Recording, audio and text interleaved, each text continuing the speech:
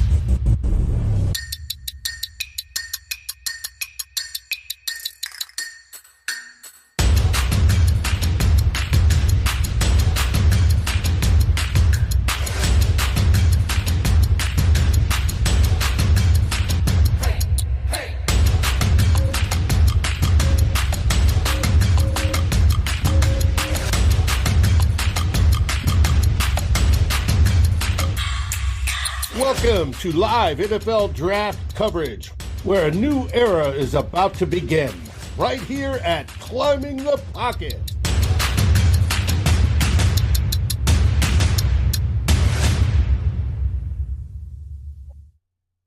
And we're back.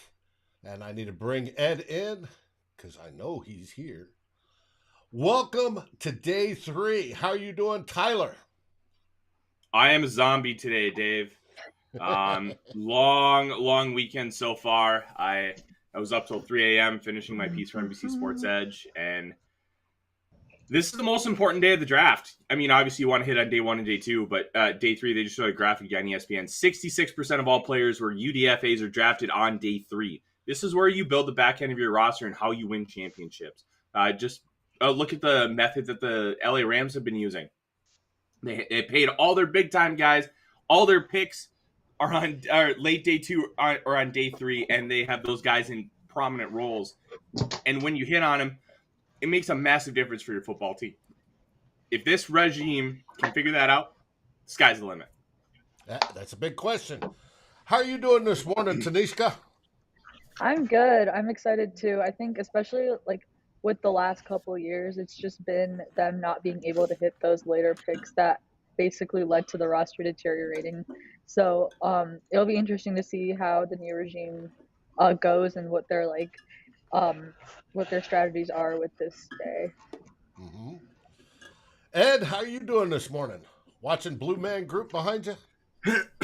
No, it's on the Draft Network or whatever they have going on, which is apparently something really weird. But I'm doing well this morning. You know, didn't really get to watch much of yesterday, but you saw the picks we made. I think we're in for much improved defense this year. It should be interesting to see what they can do with some of these new kids.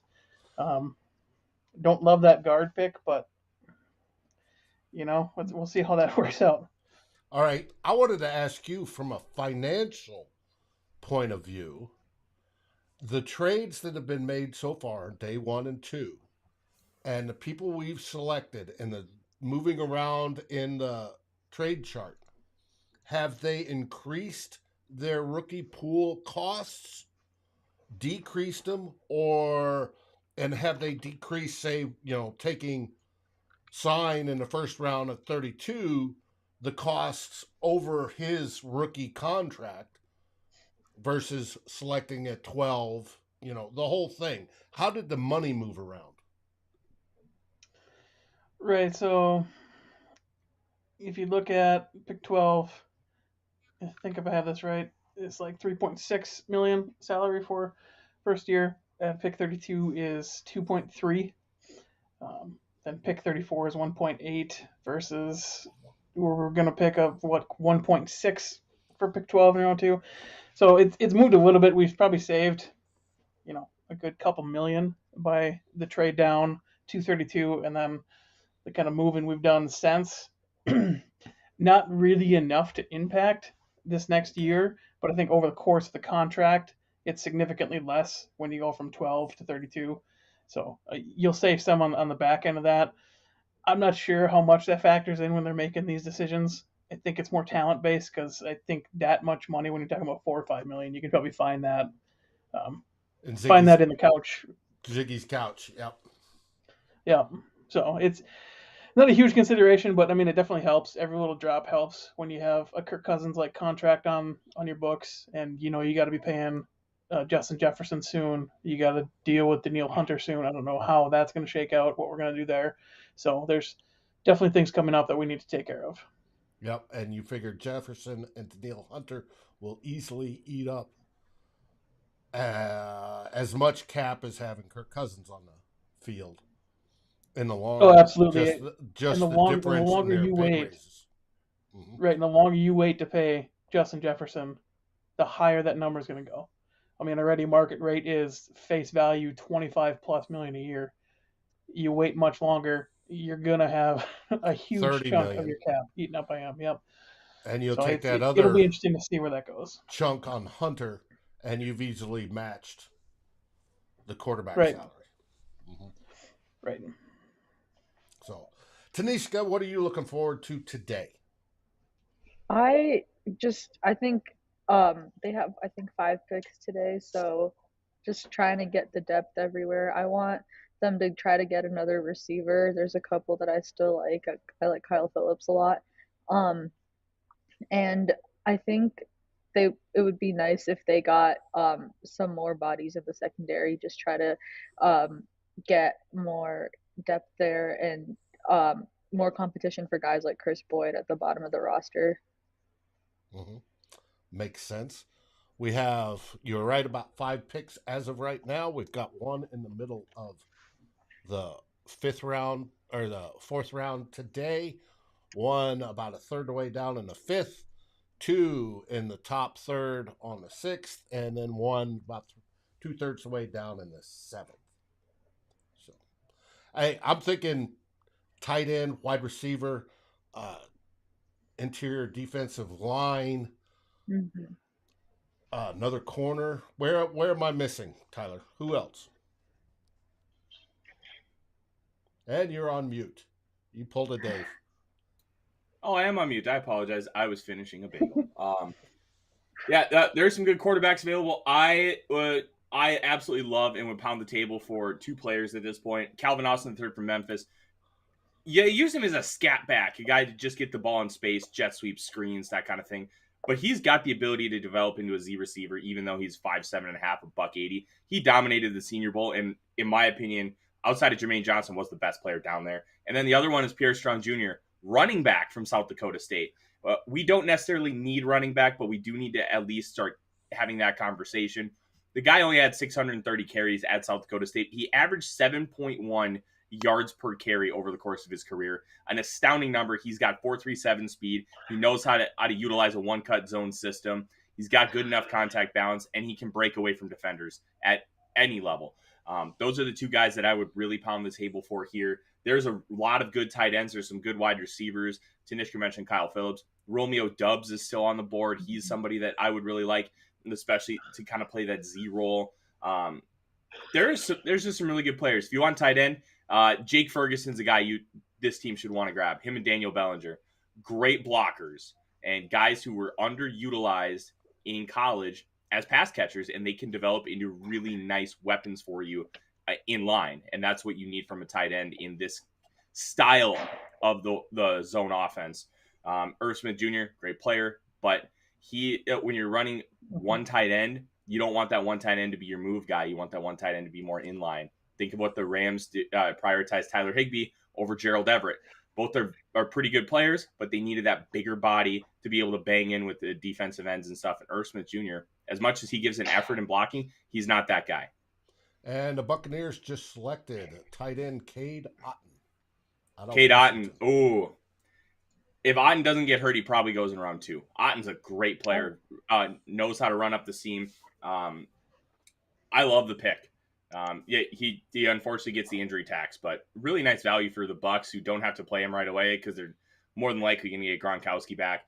Like, good teams just pick good players, and that's what the Bucs just did. Expect Gronkowski to decide in late July. Yeah, probably. Mm-hmm. Yeah, I was just gonna say, Tyler, before you snapped in there with tight ends like that. I think that's a sneaky need this team has that really hasn't been addressed in this offseason yet. You look at Conklin going, I forget where he went, but he's no longer in here. You got Irv Smith coming off of injury. You don't really know exactly what you have there still. We only have that 1 year on Irv Smith, so I mean, you hope he can continue what he was building and what we saw in preseason. But I guess you don't really know, and not having a true number 2 option right now, I think that's a sneaky need here. So I wouldn't be surprised if their first pick on this day 3 is tight end. Maybe even move up to get a guy if they see a run here with tight end going off the board, the first pick of the day. Yeah, I could really see a run. You've got Grant Calcaterra, who had like the quote unquote medical retirement, but I don't think he was forced to. I think he just wanted to, and that's kind of what they called it because he had some concussion issues at Oklahoma. But the guy is a very good football player, knows how to run up the seam, going to be more of an inline guy, kind of like I just talked about. That tight end, we have no plan for it after this year. I like the idea of trying to get that guy now. 4th round, you can get guys who can start for you. Perry and Winfrey's still on the board. I thought like he had the second best odds to go at pick 33, and he's still available. To me, that's pretty astounding, but I've heard there are some maturity concerns with him. He played 2 years at a junior college, which a lot of times that can go factor in like when you're looking at tiebreakers and stuff. So there are good players to come off the board.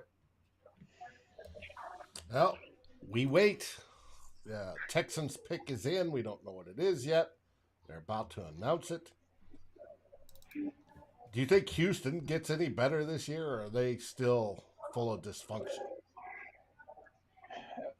It's hard to get worse, but they're figuring it out.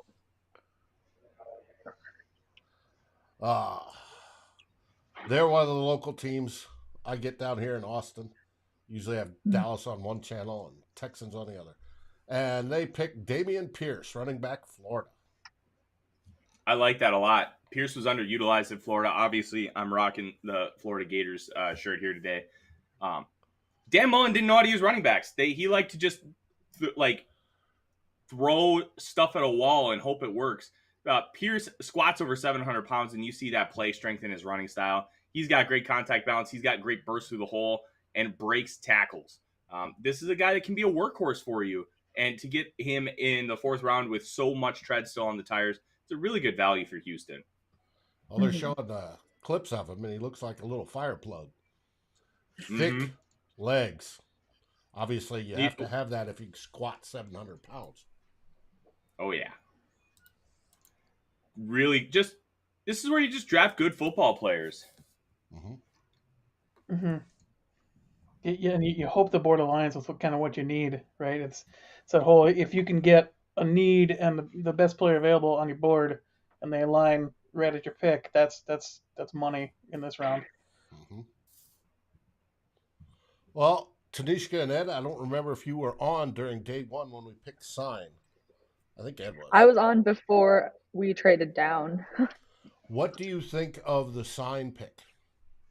I like it. I thought the trade down was a little I feel like they could have gotten a little more for that. I didn't love giving up 46, but the actual pick I liked a lot because who knows how long Harrison Smith's really got anyway, and they need to get better and younger in the secondary. They did that with Sign and with Booth yesterday. So that secondary has just been lacking talent, especially with how the Hughes pick played out, and then Gladney. So like they've invested there in the past, but it just hasn't worked out recently. So they needed to do that again. Ed, what did you think of those secondary picks? Yeah, I think I agree. safety isn't an immediate need, but you can see the writing on the wall coming forward. I don't know how many good years Harrison Smith has. I don't know how much longer you can manage that contract on your books with who you have to pay coming up. So I think you're looking at possibly the last year of Harrison Smith in purple, just from a contract perspective of you need those dollars to go to other stars that you need to pay. The trade down, yeah, I can see the argument where you probably should have got a little bit more, especially from a division rival. But everything kind of fluctuates year over year on what the kind of talent tiers are. So to me, it's relatively okay when you package in all the other two trades that we made, trading down from 34 and then trading back up to 42. I think we got overall good value.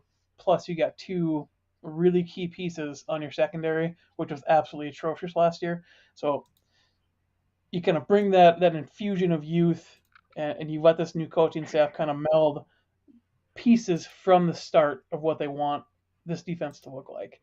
So I like that a lot, and like I said, we'll see this year. It can't really get much worse from like 32nd in the league, so it should get better.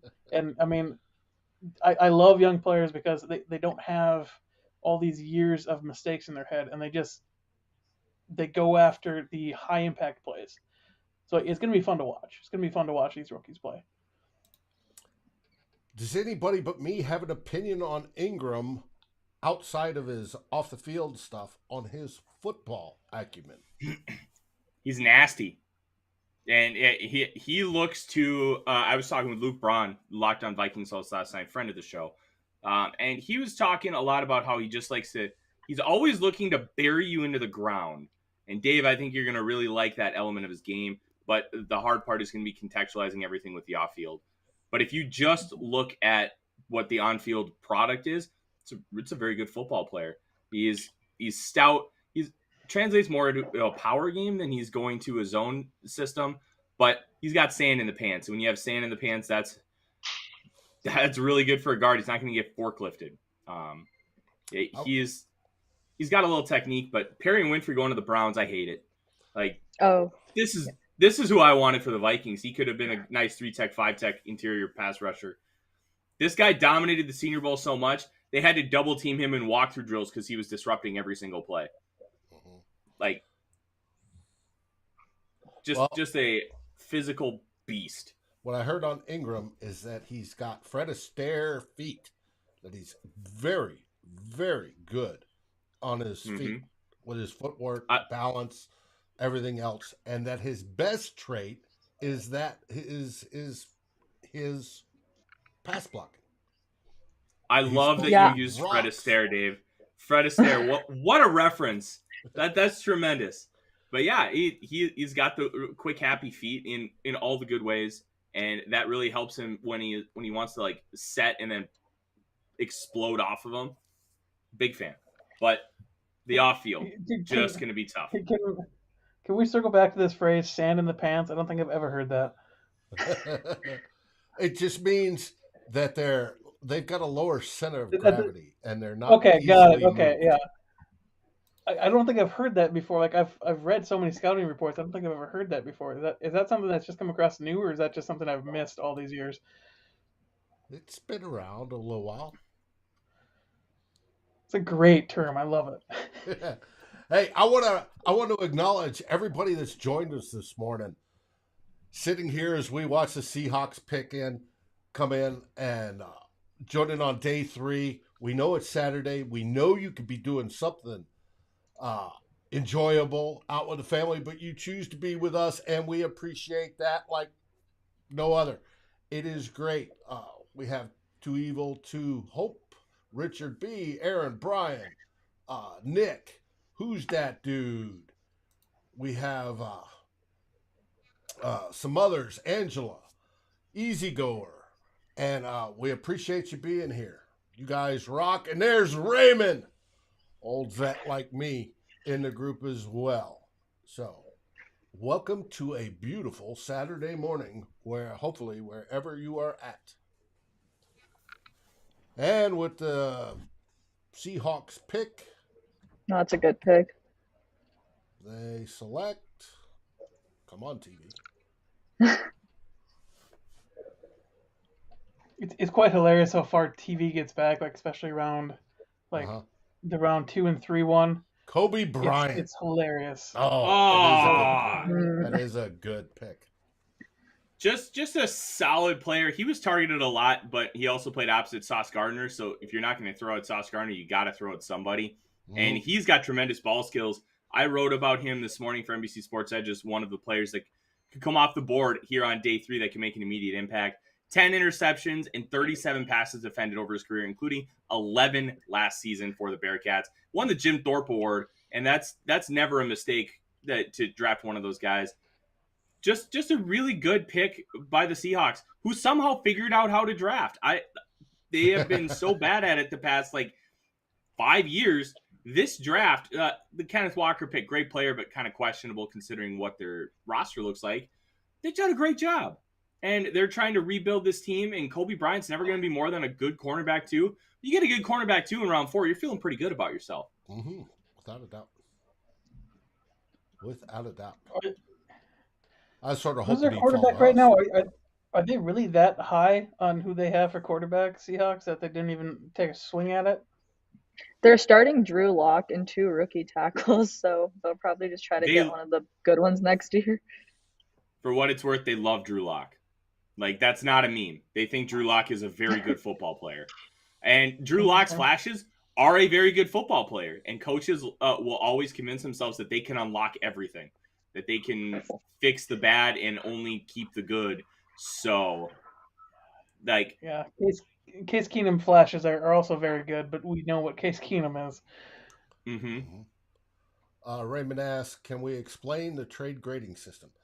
Raymond, for the majority of that, I'm going to leave it to Matt Freese here in the second block of the show because he did an amazing comparison this morning. It's on Twitter on all the different grades, but the charts go from the old Jimmy Johnson, which was based on salaries back then. That's why it's so heavily weighted in those top picks because they were making so many millions for not even touching the football. To I like to use the Harvard one.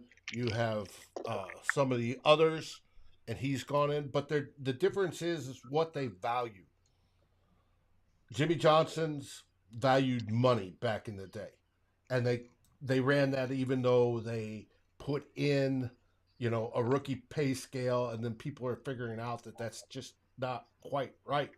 You have others that look at the history of the draft, the Rich Hill one, where normally these drafts come and they normally cost this, and they plug it all in and do their graphs and stuff, and that's how they figured out theirs. The Harvard one and some of the other ones used approximate value from what to expect from the kid's career. That one's based off PFR data and what they actually turn out to be. So if a guy picked in, say, today, the 4th round, he's got a smaller chance to have a career impact, but his career impact over time average is so-and-so. So they base that off of that graph. And then you have PFF's wins without replacement, and they look at wins without replacement for the positions of those guys, and then they base their curve off of that. And that's why you're seeing different charts out there. It's all in how they look at it. Is it reality based on production? Is it reality based on what's happened in the past? That's why you see, and some of those more production-based ones, War from PFF and the Harvard types, are. That's why we're winning some of those because we've gotten a lot more value in that. Yeah, makes sense.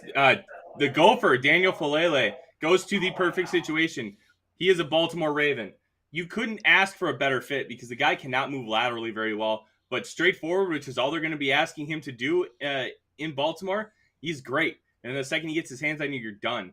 Lamar Jackson makes it easier for tackles to pass protect because of that running ability, and they really don't. They want to set the edge rather than and play contain rather than try and just loop around. So Falele, the Ravens are the best team in the NFL from a front office perspective. There is nobody better at evaluating talent, at maximizing the board, and at accumulating compensatory picks. The Ravens have 6 picks in round 4 today. So they have the ability to really maneuver up and down the board and potentially trade those for picks next year.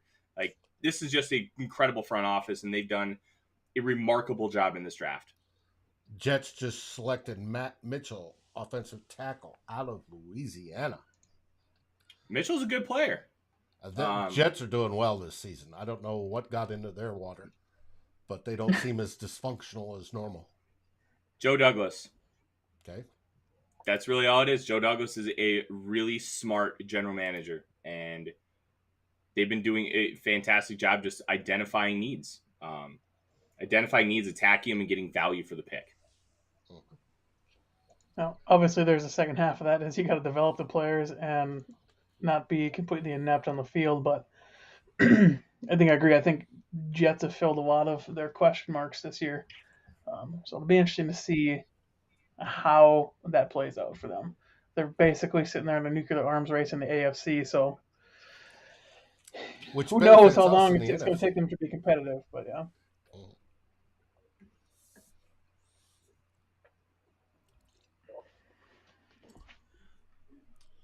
And next on the board is the Giants. Their pick is in, tight end, Daniel Bellinger. Not Bellinger. Bellinger was on my short list of guys I desperately wanted. He's a guy that's going to be unlocked in the NFL because he's going to be given the opportunity to actually catch the ball. Because San Diego State, per the great Thor Nystrom, they're basically the Wisconsin of the West Coast. They run the ball, and then they run the ball some more. Like, Bellinger at the Senior Bowl looked like a great pass catcher. He's got a 9.66 relative athletic score for the tight end position. Big frame. He's going to be a guy that can be maximized at the next level. And the tight end run is starting. The only other guy I really wanted for this team is Jake Ferguson, because K. Dotton's gone. Ruckert went to the Jets at pick 101. And then now Bellinger's gone. So if the Vikings want a tight end, they may have to do it right away. Mm-hmm. I mean, they have an opportunity, right? Because Denver's got back-to-back picks here coming up. So yep. I could see them trading up to that number 10 or number 11 fourth round here. Try to grab a guy. Too Evil to Hope asked, do you think this draft seems more oriented to win now, or per the competitive rebuild type philosophy, or is it a build draft looking more to the future? I don't think it has to be so like black and white, because I mean, when they extended Kirk, it didn't mean that it was like completely win now, as in like you need a Super Bowl this year, because the roster is still before the draft was still like it had a lot of holes. So I think, I mean, the term competitive rebuild is I don't know if I'd describe it that way either, but I think they're just trying to be the best they can right now, but while not sacrificing the future. Yeah, I think they're just trying to maximize value with their picks and then try to maneuver the board. Yeah. I think you're going to get some day one production from Scene, from Ingram, from Booth, but I don't think they were made in the retrospect that they have to play now and they have to be contributors right away. I think it's a nice balance. So, Joseph, you need to do a Visine commercial. You're looking well rested. Joseph, I'm not well rested. I am a zombie. We are going to have fun the next 7 hours. But yeah, the Kwesi's maximizing the board, and with his models that the trades have been, I'm assuming they've been relatively one-sided for the Vikings. Obviously, as Dave talked about, some of the more production-based models have the Vikings just winning. The Rich Hill model had an even trade for when we moved up with the Colts. Obviously, it was not as favorable for the Lions trade, but production models and the more analytic-based ones have us winning. So, and I think Kwesi's going to continue to maximize the board here, yet prioritize guys that they want, and we're really starting to find out how they're prioritizing just players in general, and then we're going to be able to go into the next class with a better sense of what they're going to do. And we're waiting on Washington pick. It was in, and of course they went to commercial. They're back now. We shall see. who the Commanders select. I think you look at this offseason, you look at what we signed in. We did a really good job of filling the massive voids on the roster. So we didn't have to get locked into picking any certain position. But it's tough to say you're in win now mode and you're not at the same time, because you gave a short-term extension to Kirk Cousins, so there's got to be some aspect of, hey, you're trying to accelerate what you're doing, but you get a guy like Kwesi in here, and he is going to maximize his value any chance he gets. And I don't think it's funny to see all the Twitter response to the trade. It's like, you got to assume these guys are not inept, right? So either you assume that they're completely inept and they're getting fleeced on these trades, or you don't know the full picture of the value of what's going on with the players and the picks that we're getting back. So to me, there's that second level of like, especially when you're making two trades with division rivals, they got to be getting what they feel is superior value back, because you just wouldn't do that. Washington selects safety Percy Butler out of Louisiana. That's the second Louisiana Lafayette Raging Cajun in the last 3 picks. Billy Napier built a really nice program there, and now he is at the University of Florida, where hopefully he can turn things around. Louisiana is a good program.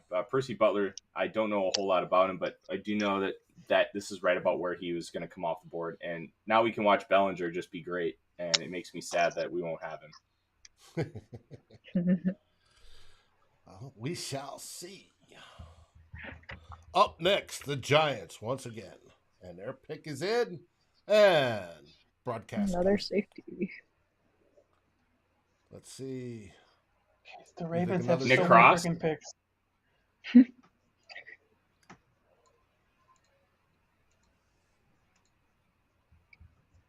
Dane Belton. Okay. Ooh, Belton, hyper athlete from Iowa. Yes. He's going to, at the very least, he's going to be a dominant special teamer. Good. Hey, that Giants are doing better. Their issue is, can they win with the quarterback they have? Looks like the Broncos are picking Damari Mathis. Ooh. Corner. Good corner. Good corner.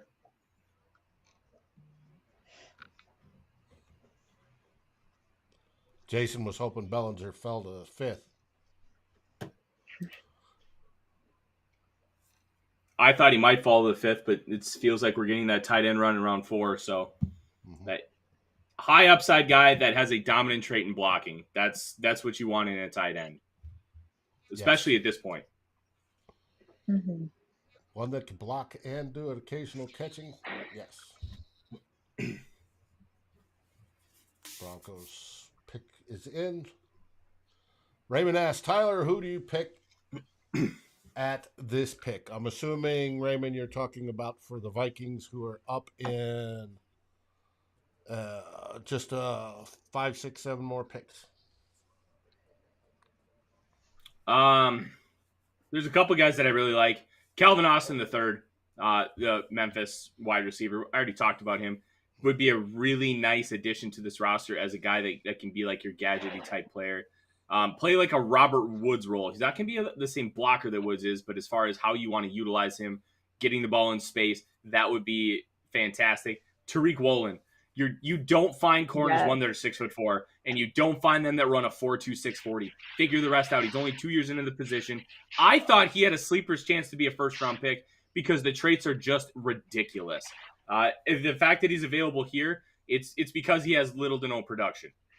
And I guarantee you teams are worried that his hip fluidity is never going to get to the point where it needs to be. But I'm taking the dart throw because that's just a damn good football player who has every trait that you would want to possess. His flashes are Darrelle Revis. His lows are Waswa Sarwanga. Like, there is a massive variance with him, but you have to teach him how to be technical at the position, period.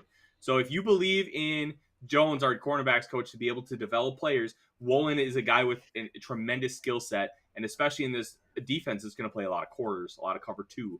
Like, he can thrive in those situations. I would stand on the table for both of those guys. There are some other intriguing options. I really like the idea of Zach Tom here, the tackle from Wake Forest, who's more likely to play center at the next level. Right. But having that position flexibility on the offensive line is so pivotal when you're a day 3 pick, because it makes you more valuable and less likely for the team to move on and really give you a chance to develop. Those are some of the guys that I look at. Jake Ferguson, the tight end, is another one. And with all that being said, they'll probably just embrace the meme on Twitter and take Sam Howell.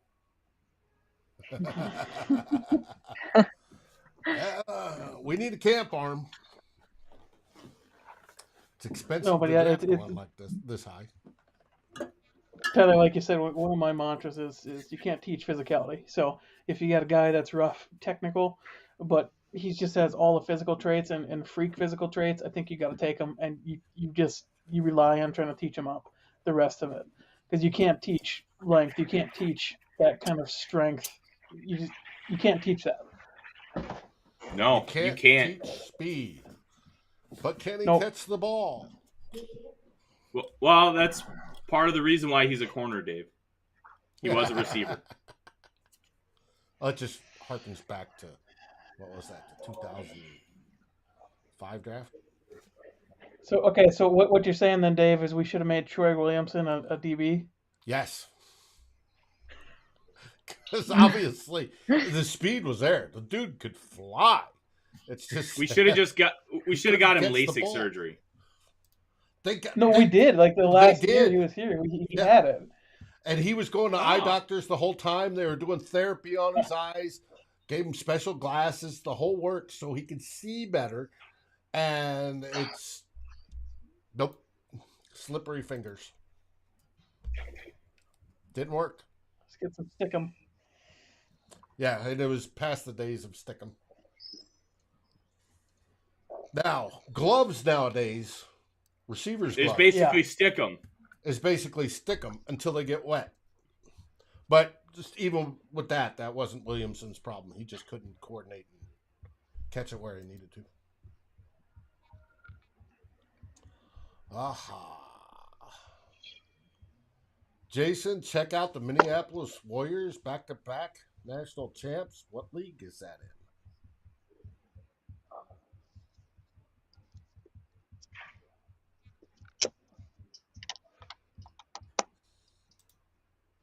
And as he types, come on, Broncos, get that second pick in. It shouldn't be pretty much a no-brainer unless somebody's trading up with you. Semi-pro. Great movie. I had a chance to play semi-pro in England when I was stationed over there. Dave, were you a running back or a wide receiver? No, tight end. Tight end, defensive end. Outside linebacker. Pick is Ioma Wazurik. I don't think I'm saying that right. The defensive line. Hyper athletic edge prospect. Yep. Really nice developmental piece in round 4. Razawike. That sounds better. Yeah. Jets are on the clock. I'm sure they probably have the pick in, but of course TV's rolling behind, and it'll probably get worse and worse as the day goes on, as we all know. I said by the time I think yesterday closed, they were like 7 or 8 picks behind what Twitter was releasing, which was Yeah. At least in the first round, it's relatively secretive, so like you don't usually get more than a pick ahead than of the broadcast. But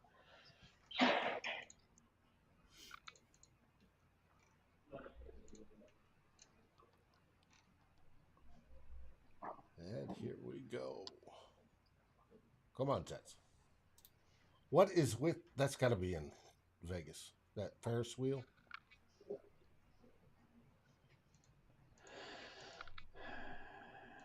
It's been a The while what? since I've been to No. Vegas.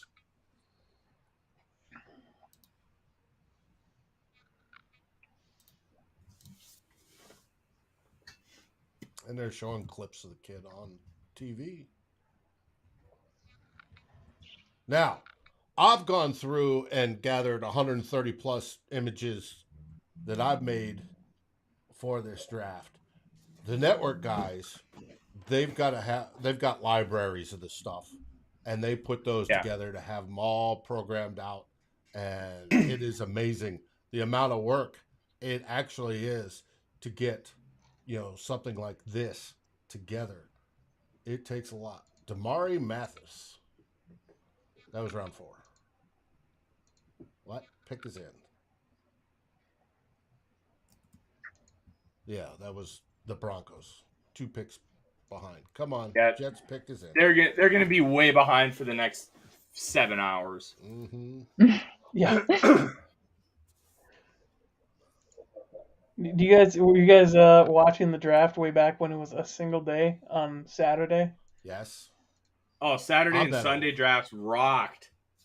Or it was like you started at like 8 or 9 a.m. Yep, it just went all the way. Oh, we traded up. We did. We just made a trade. Yeah. To the Jets pick or no, the Browns. Jets picked. We made a move for clock. 118. To 119. So that'd be That's the Ravens. No, 118. No, 118. 118. That's so we traded with That's this might be a tight end, 6th round pick. I don't know what it could be. You could argue receiver, running back, edge, corner, even to really keep fortifying the room. There's a myriad of directions they could go with this pick. The one that I don't think it'll be is quarterback. Yeah. Is Kingsley the edge from South Carolina still on the board? I don't know if he went. He is, Okay. but I don't see them prioritizing him. He was not athletically impressive at all. Ran like a 4.93 40 as like a 250-pound edge. Good football player, but with how Kwesi seems to be approaching this draft, I think he's probably going to be off the board, even though I think it would be a really nice value. We traded 156 and a future 4th. Yeah. Oh, we still have 122. 156 and a future 4th. So we still have 122. Woohoo! Okay, so we got 2 picks in the next 5.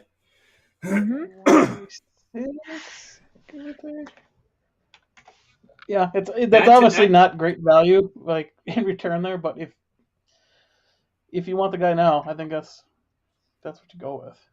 That tells me that the guy on the board is probably like a 2nd round grade, somebody that they have incredibly valued really high. That's still there after the Jets pick. Yeah. 156 and a future 4th. Yeah, but you're definitely paying a premium, but we'll see who it is. No, when you think about it, basically we're just losing 156 is what it is.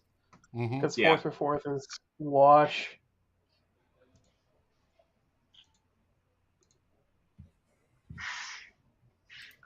And it's no worse than what the previous administration did. Well, if this was still Rick Spielman, we would have about 2/3 of the 7th round right now. Oh, yes. We'd be trading down. And we'd go through today going, and the Vikings trade down again until we got to the last segment where we close it out. Yep. Ooh, Michael Clemens is a nice pick. Did we pick? Not yet. Pick is in, though. Oh, I thought we got him. I was like, wait. No, the Jets took him. That's a really nice addition to their defensive line.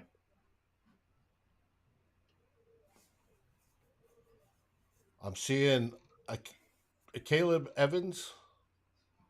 A Caleb Evans? Yes.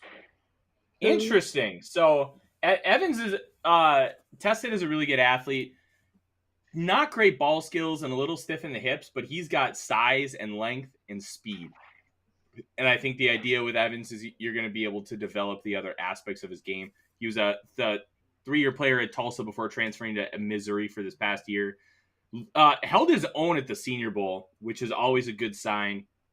But you wish that ball production was any kind of substantial. It was not. So what position? I think he's a corner.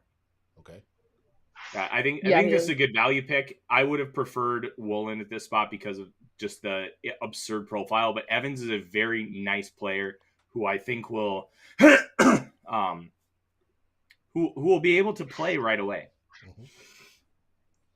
Sports boys, yes, Is we this did. We traded up. Got another is this pick. telling at all of what we think of our secondary? That 3 of our picks so far have been secondary based. Mm-hmm. Well, we had one cornerback signed out on a contract after this year, and that was Cameron Dantzler. It did need some work, but I'm just surprised they've put so little into the offense considering how much of a strength it is. Like, Ryan, yes, we did already draft a corner. This is our second one, but the cornerback room needed some youth in it. So if they turn out, this will be fantastic. I think Booth will. This kid, you're looking for depth, special teams. I mean, and going back to what you said, Tyler, about the offense. I mean, let's break down what the offense is right now, right? So Kirk Cousins, fine, that's set. You probably want to take a late round flyer, see what you got. Running back, relatively set. I mean, Cook is still on a contract for several years. You got Madison back there too. O-line, you could arguably say with the guard pick, you're probably pretty set there. Your entire left side is set. Center is a question mark, but that'll work itself out. You get right tackle, lockdown, wide receiver.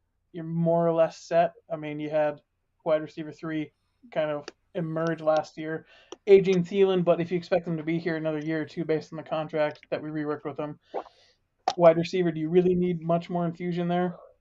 Yeah, yes. You could argue maybe a late round pick here, but I mean, no, I think I argued the first round pick because you're talking about running 11 personnel consistently.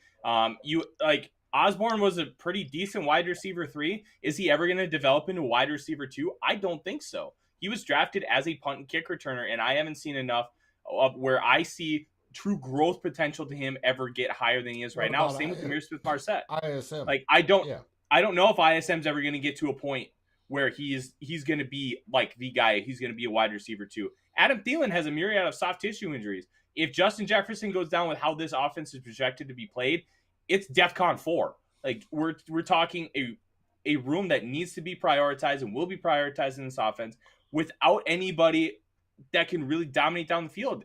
We're past that point with Thielen now, unfortunately. Great secondary piece. Like he's a top end wide receiver too, but he's on the downturn. So you have to plan for the future, and it's also a plan for now because you're going to be able to utilize him. He's not going to feel that pressure right away because he's going to be your third guy. And then all of a sudden, if Justin Jefferson doesn't re-sign his contract, you have a guy to slide into that top spot. If Thielen gets hurt, he can step up and be a wide receiver too. So I think it was a much bigger need than a lot of people were anticipating. That's why across every platform I had, I kept talking about it because nobody was talking about it. Then all of a sudden, starting last week, all the mockers started putting receiver to the Vikings. Like nobody else had done that yet. So I think it's a much bigger need than anybody wants to at least outwardly express just because of all those things I just mentioned. Steve mentioned we need a tight end because if Irv can't stay healthy. Yes, there's another spot that it's one deep on Star. I have a tough time with that language because I mean we've seen 2 years of him. I mean you have a freak injury. I don't know if he can or can't stay healthy at this point in his career. If he gets significant injury this year, then yeah, we can have a conversation for Irv. But I think he's too young yet to make that kind of determination. And they weren't related.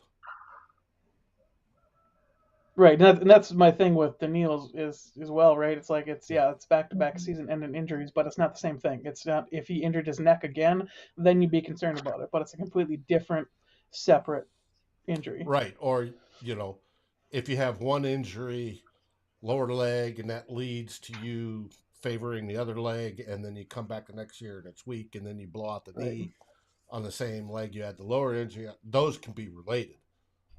Right. The ones they have so far are not. Ravens selection is Jalen Armour Davis, cornerback out of Alabama. Your second tier corners or third tier are coming off the board. I like Armour Davis a lot. He had some injury concerns coming out of Alabama, but he's got the athletic profile, the size profile that you want in a corner, and with the scheme that the Ravens are going to run with a really heavy press man and a lot of creative blitz packages. Armour Davis can play in man coverage, and that's something that I think is going to be really nice for them. Nice developmental piece because you still have all pros in Marcus Peters and Marlon Humphrey.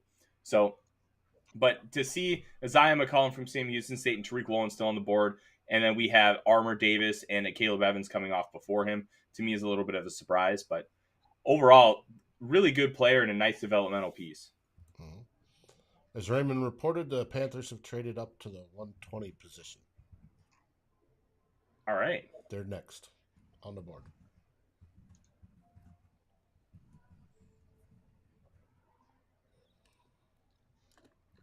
Skull Jerome, glad you could join us today.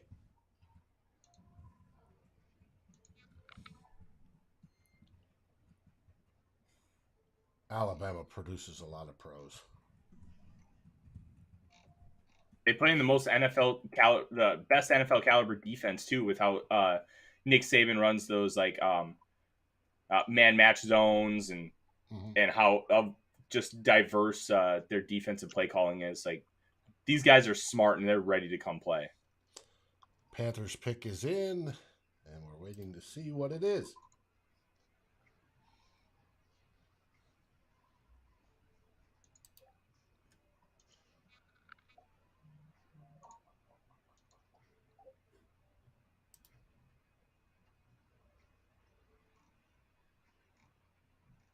Nick saying the Ravens having a sneaky good draft.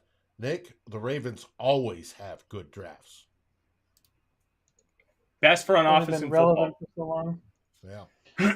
Arguably the best front office in American sports. Like, they know how to maximize value. They've mastered the compensatory system. When they made the Hollywood Brown trade and they sent a third, it was not their third. It was a compensatory third. They have 6 picks in round 4. Like, this team knows what they're doing. They understand how to maximize value.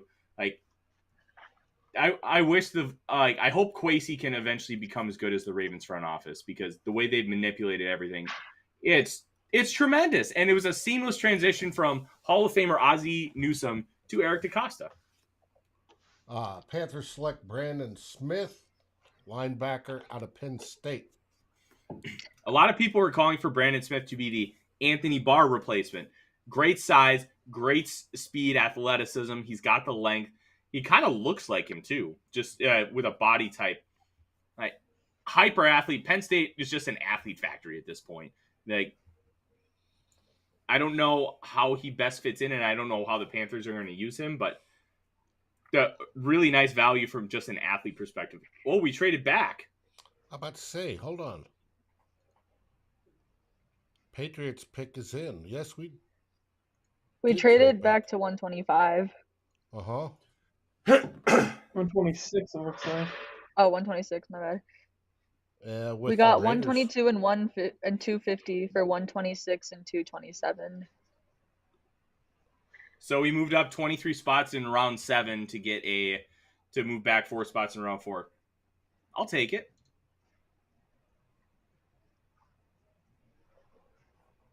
I thought maybe that trade back would net us a round 6 pick, so we can maybe move back up in round 5. But a better round 7 pick is better ammo to potentially move up.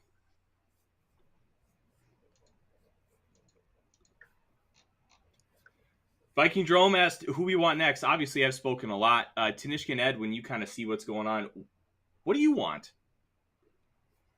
I want a receiver or tight end. I guess it depends on the board, but I really like Kyle Phillips, and I know you talked about Romeo Doubs earlier. When I was watching Carson Strong, like in like November, when I thought that was like a possibility, Romeo Doubs kept popping out. So honestly, they still need receiver depth. Like, they're not gonna get someone for that can be like a number 1 or 2 for the future at this point. Probably not, but like behind ISM, I don't really think they have anybody, so they need at least a 5th receiver. So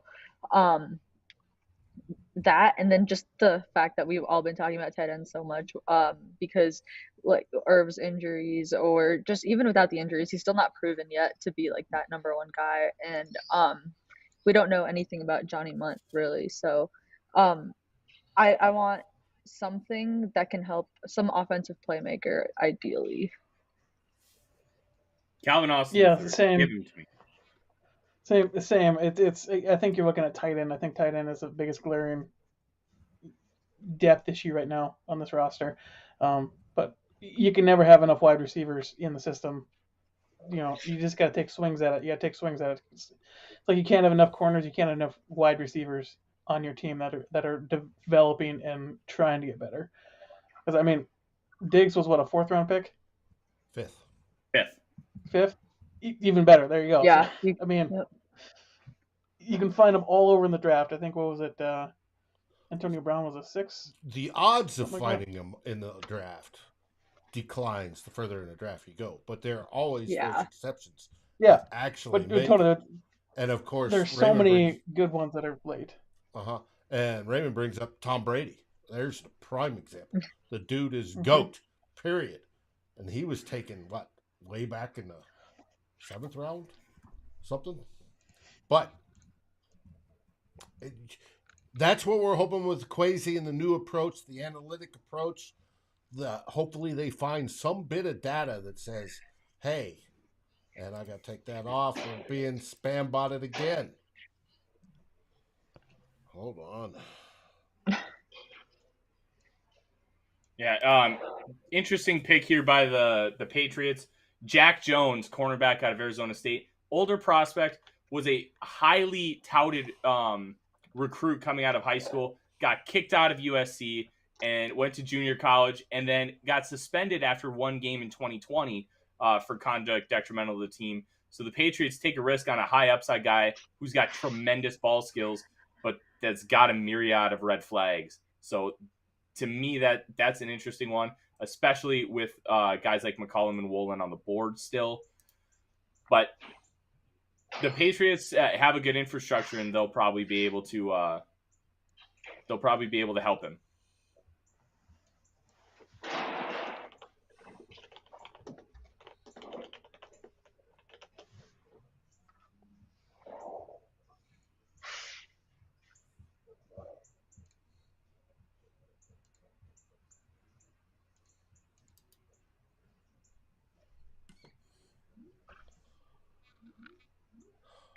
John Randall, Adam Thielen, best examples. Yes, Joseph, they are. Wide receiver, tight end next round. I prefer tight end, but let's see who's on the board.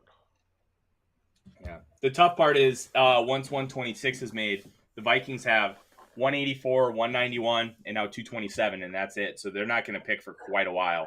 Mm-hmm. Viking Dromas, why is Carson Strong falling? The knee and the lack of mobility.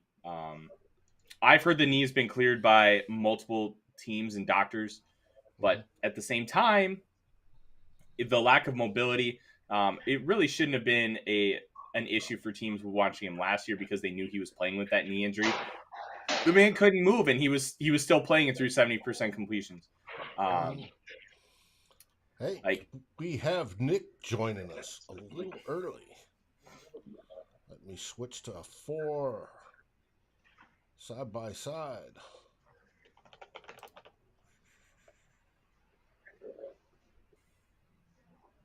Boom, kill the 3. Boom. There's Nick. Got to bring Tanishka back in. Come on. There we go. How you doing, Nick? And you're muted. Seems the story of the day. You're muted, Nick. There we go. There we go. Loud and clear?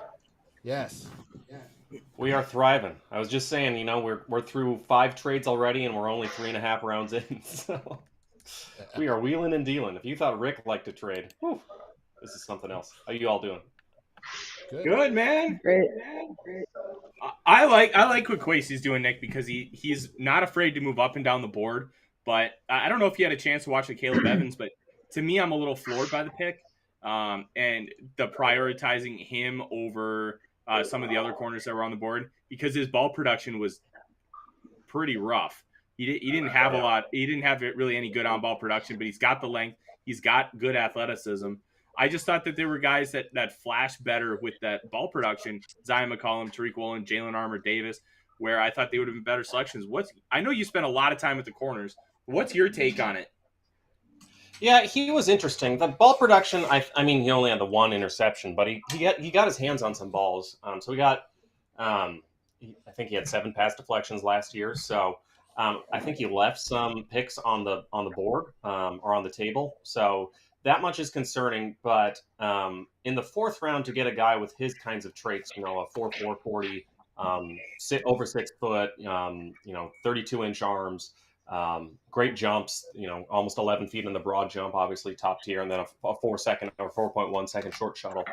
That's all, the athletic package is really good, plus the size. And he did play in the nickel a little bit at Missouri. So I wonder if they see him as somebody who can compete for snaps, whether inside or outside. I think his athletic profile probably, you look at the size and you look at the speed and the length, and you probably want him more as an outside corner. And I also think he's a little, despite his agility testing, I think he's a little tight-hipped. So I'm not sure you necessarily want him in the nickel, but maybe they see him as, this is another guy who has a chance to earn rotational snaps as a rookie, has a chance to earn a starting spot maybe inside at the nickel in a way that I'm not sure Andrew Booth, you'd necessarily want him inside at the nickel. And you definitely don't want like Dantzler or Patrick Peterson in the nickel at this point. So maybe they saw him as like an impact player for them right now. And at the very least, I think long-term they see him as somebody who is not far away from being a starting caliber corner and certainly has the traits for that. So I hated that they gave up a future 4th rounder. That seems like a really steep price, like a 5th and a future 4th rounder for a current 4th rounder. That's highway robbery by Andrew Berry. But trade aside, I think he's a good player. I think it's a good ad. I like that they're really refueling the secondary. I was really concerned heading into the draft about the secondary. So walking away with Seen, Booth, and now Evans, I think is a pretty good package. I agree with you though, Tyler. He's not the cornerback I would have taken. I'm a little surprised they reached up. They probably could have waited, and maybe they had intel that somebody else was going to take him. But I don't hate the player. In fact, I like the player. I don't love the trade. So that's kind of where I'm at with it. Yeah, I'm kind of with you there. Since we haven't talked since the pick of Lewis Sign, what do you think about the lack of offensive players? Obviously, defense was something that needed to be prioritized, but you could. I've been arguing that you needed to add to the strength, considering you want to focus building around Kirk Cousins, and that's the direction that this team is taking currently. How do you feel about the only player being guard Ed Ingram, who in itself has a lot of off-field baggage? Yeah, it's interesting. The Ed Ingram, you can't divorce that from the, I won't call them rape charges, but they were essentially, some states don't have rape, they just have aggravated sexual assault as the highest charge. And that's kind of what I don't want to go into the lurid details, but it was bad. And granted, he was, I don't want to say he was a kid, but he was 15, 16. This was almost a decade ago. And we don't have enough to like make a judgment call there. It sounds like the Vikings did their research, but we've also seen lots of NFL organizations do their research there and come away, just look at what's happening with Cleveland's quarterback right now. So that aside, I think he's a day one starter for the Vikings. So I understand wanting to shore up that position because it was a clear position of weakness heading into the draft. It's kind of the only spot on the offensive line. As far as not going offense with any of the other picks, I think it makes sense. I mean, we kind of knew this is a really talented offense. We got Justin Jefferson, we got Adam Thielen, KJ Osborne's a really solid wide receiver 3. Kirk Cousins is the guy. They extended him. Dalvin Cook, Alexander Madison, Kenny Wangwu. They've got a lot of tool. Irv Smith at the tight end spot. They've got their tackles booked up. So we're not that surprised they haven't added more offensive talent. I think we kind of knew when Kevin O'Connell was brought in that like this is an offense. This is a really talented offense, and it's this is an offense that should have done a lot better than it did last year under Clint Kubiak and Zimmer. So with that much talent, kind of blue chip talent with your Justin Jefferson, your Dalvin Cook. Thielen, Irv Smith, positive contributors as well. You got your tackles in place. You got Kirk Cousins, who's a plus starter. They should be doing better than 16th in EPA per play, which is where they wound up last year, and 16th in offensive DVOA. So I'm not surprised because this offense is already talented. It's not necessarily a position they need to shore up. That said, it is interesting that if they had stayed put, it sounded like Jameson Williams would have been the pick there. They were thinking about it long and hard about taking Jameson Williams, and ultimately they decided, no, probably better to shore up the secondary. We really like some of these secondary guys who fell, and they wound up getting 2 of them. So I think that's probably the best move in terms of needs. It is a little interesting they haven't taken any weapons, but like I said, I think this team's got weapons aplenty, so I'm not too concerned about it. The Browns took the first kicker of the draft, Cade York, out of LSU in the 4th round. It's a head scratcher, but okay. Don't draft specialists ever. I agree with you, Ed. 100%. Before punt god, that's also a surprise. And it's also a surprise seeing it coming from, the analytics gurus in Cleveland, Andrew Berry. That's not the team I would have expected to take a specialist in the 4th round. But hey, I guess when they just got a future 4th rounder, maybe they're feeling themselves a little bit of house money there. So yeah, that's a surprise. We'll see what happens. But I guess the Browns didn't need a kicker, so from that perspective, but we'll see I guess the Vikings are back on the clock here. So we just traded down with the Raiders again. Again? Yeah. Oh my gosh! This is like the 6th trade. Hilarious. Well, oh wow! You haven't seen how far. So they must have. This is what I love about the draft is you get weird things like Las Vegas to Minnesota to Las Vegas. They just traded back for their pick that we got from that. I love that. It's so fun. All right, so here's what we got. We got 165 and 169. For 126? 165 and 169? Yeah. So we got 2 fifths. Not bad. Okay, I like that. That's actually quite good value. Yeah, that's good value. Very good. And on the Fitz Spielberger model, it's we gave away 549 and we got back 812. That's insanity. So there's your 5th round pick back from trading up in the 4th. 2 of them. Wow, yeah. They can't handle themselves. This is hilarious. With we did not know what Kwesi was going to be, but there's been so many trades. It's been insane from him. Yeah, reminiscent of Rick Spielman. Anyways, with that, I'm going to take a quick break. Old man Bladder's here. Tyler, you got the show. Absolutely. I want to talk this Dolphins pick, Eric Ezekama. I think he could be a real problem in the National Football League. I wanted him on the Vikings, but that obviously did not happen. Guy that played in an air raid, and they started using him in kind of like that multiple role, like the Deebo Samuel. I love that pick, but I'm very interested to see who comes off the board in kind of the next few picks and why the Vikings prioritize getting 2 in round 5 instead of 1 in round 4. Because we knew the depth of this class was between 15 and 90. Do they just not trading up for Evans, giving up that future pick, and then all of a sudden we just trade back with our other one? It feels weird. It's so funny. Clearly, they came into this draft with a very defined board, a very set list of here's where we think these guys are going to go. Here's where we think the talent pools and the cliffs. Here's where we think there are thick bands of talent and thin bands. The trade down in the 1st round was kind of we think a lot of these receivers are going to go. We don't necessarily need a receiver. It's a luxury pick for us. We think that's going to push down some of these cornerbacks, some of these safeties into the top of the second, end of the 1st. And so they were able to that. Clearly, this is all a grand strategy, and they must have done their intel as to know where everybody else is probably going to end up taking these guys. So very interesting. I other than trading, we've already traded a future 4th, so I don't love that. But getting multiple 5th round picks for 1 4th round pick is a pretty great trade. So I like what they're doing overall. If you thought Rick Spielman was Trader Rick, we need whatever the evolution is beyond Trader. That's what Kwesi is. So, I mean, we're up to 6 picks and we're not even through the 4th round yet. So insanity. Certainly has the entertainment value, if nothing else. And what's interesting about Kwesi versus Rick, Kwesi's moving up and down the board, and he's not afraid to take advantage of falling players Whereas outside of 2017, where Rick traded up for both Dalvin Cook and Pat Elflein, he really wasn't willing to move up the board consistently. He wanted to move down and accumulate picks. Think of the Alexander Madison selection. I think he moved down in the third round 3 separate times before he ended up making the pick. So it's really nice to see that he's willing to jump up and get a guy rather than just keep falling down the board. Not only that, but I think Rick's ups were way significant moves. Like he moved up for Teddy Bridgewater in 32, moved up for, I believe it was Cordero Patterson, and giving up huge chunks of capital to move up in those spots. So those were big defining moves.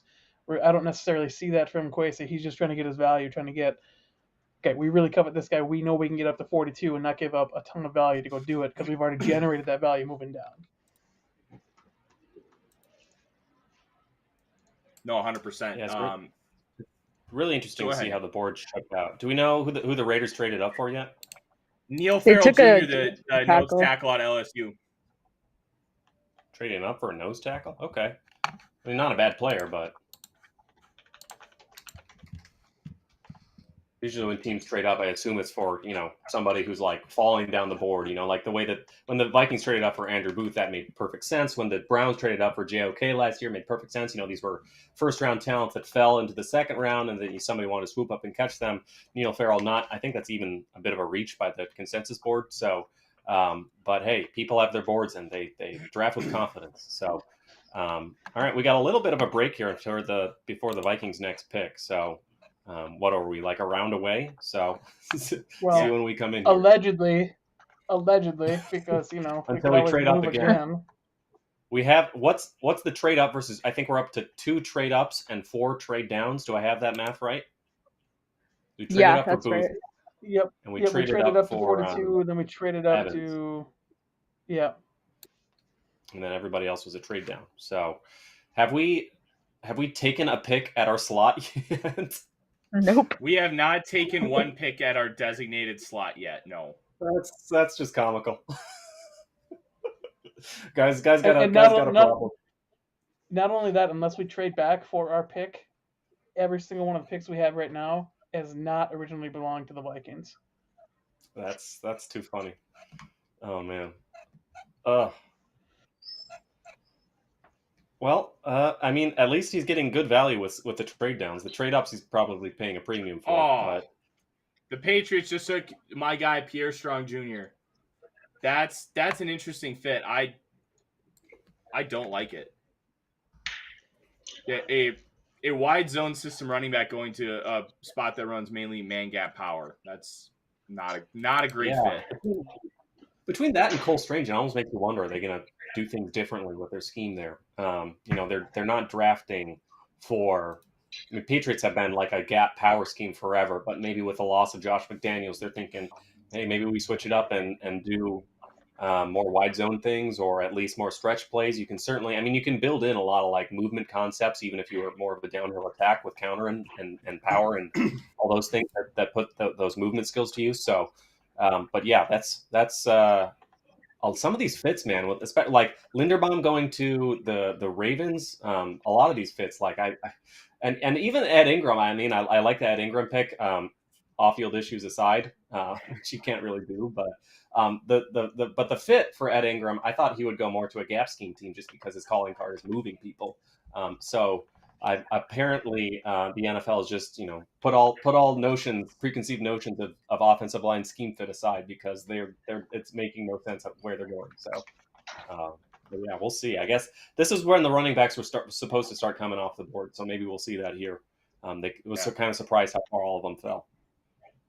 Yeah, it's also interesting that Isaiah Spiller, who on a lot of boards is the number 3 running back in this class, fell to the early round 4. And then you had guys like Tyrion Davis-Price go to Shanahan, which just tells you that he's going to be a stud. Because if Kyle Shanahan takes you, it just makes sense. And Charlie Kolar to the Ravens. Wow. The Ravens are just... He just makes sense for the Ravens. Kind of think of what Todd Heap used to be. Like, Kolar's a great inline blocker. He's going to be great inside the 20s. Think of a Kyle Rudolph, but he's more upright and stiff. That's kind of what Kolar is.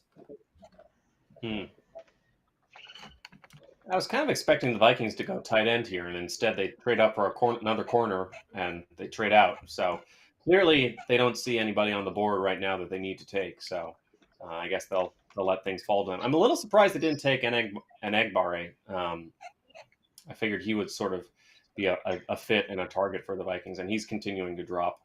Damon Clark, obviously. I'm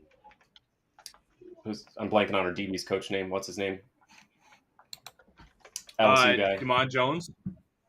Yeah, Durante Jones. Obviously, he knows him. So, obviously, Clark has the back issue, so he's not going to contribute as a rookie. But I would not have thought he would have fallen this far too. So, I guess there's some of these late round sleepers that they've done their homework on, and they probably have circled, and they know they're going to keep falling. So, that's kind of what Daniil Hunter was. It was actually a little funny because you think of him now, and he's obviously like such a blue chip guy, but when they had him, they didn't take him with their original third. They traded down and just took him. So it's a little funny when you leave guys like that but when you know they're going to fall, that's why you trade down, because they're guys that you love that are going to still be there. So yeah, it's interesting draft strategy.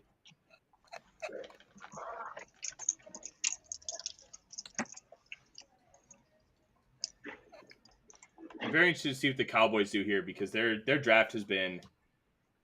I don't think any team hates their drafts more than Cowboys fans hate theirs.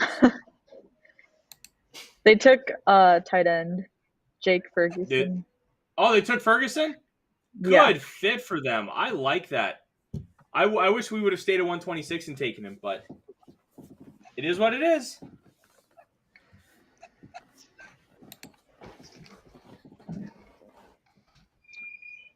Yeah, so the tight ends are starting to go. Yeah, we've already seen, I think, 5 go. I've seen a lot of talk in the chat about Enagbare from South Carolina. Here's the issue with Enagbare. He's not a great athlete. And obviously, I don't think a guy like Kwesi, who's obviously prioritizing great athletes, is going to – he doesn't necessarily have to stick with it right here. But you run a 4.9 340 as an edge rusher, and your main part of your game is, like, bending around the edge and getting speed and quickness. Like, that's not a good number. Yeah, but he's got the length. I don't know. He's got some explosiveness to him. So I feel like he's got the potential to be a contributor at least. Especially like he weighed over 270, I think, at his pro day. So if he bulks up, I feel like he's got some potential to be kind of that 5 tech or maybe even a 4-eye, depending on how much weight he can add on. So I feel like that's kind of why I liked him. I didn't see him with starting potential, but I saw him with strong rotational potential. But I guess maybe the lack of athleticism. He's tight hips, so he's kind of a low upside player. So maybe maybe you go with more of like there are a lot of like more athletic upside guys later on in the draft. So maybe that's why he's falling. No, that makes complete sense because I know there was a lot of talk of him potentially going in like round 2 early in the process before all the athletic testing came in. Yeah.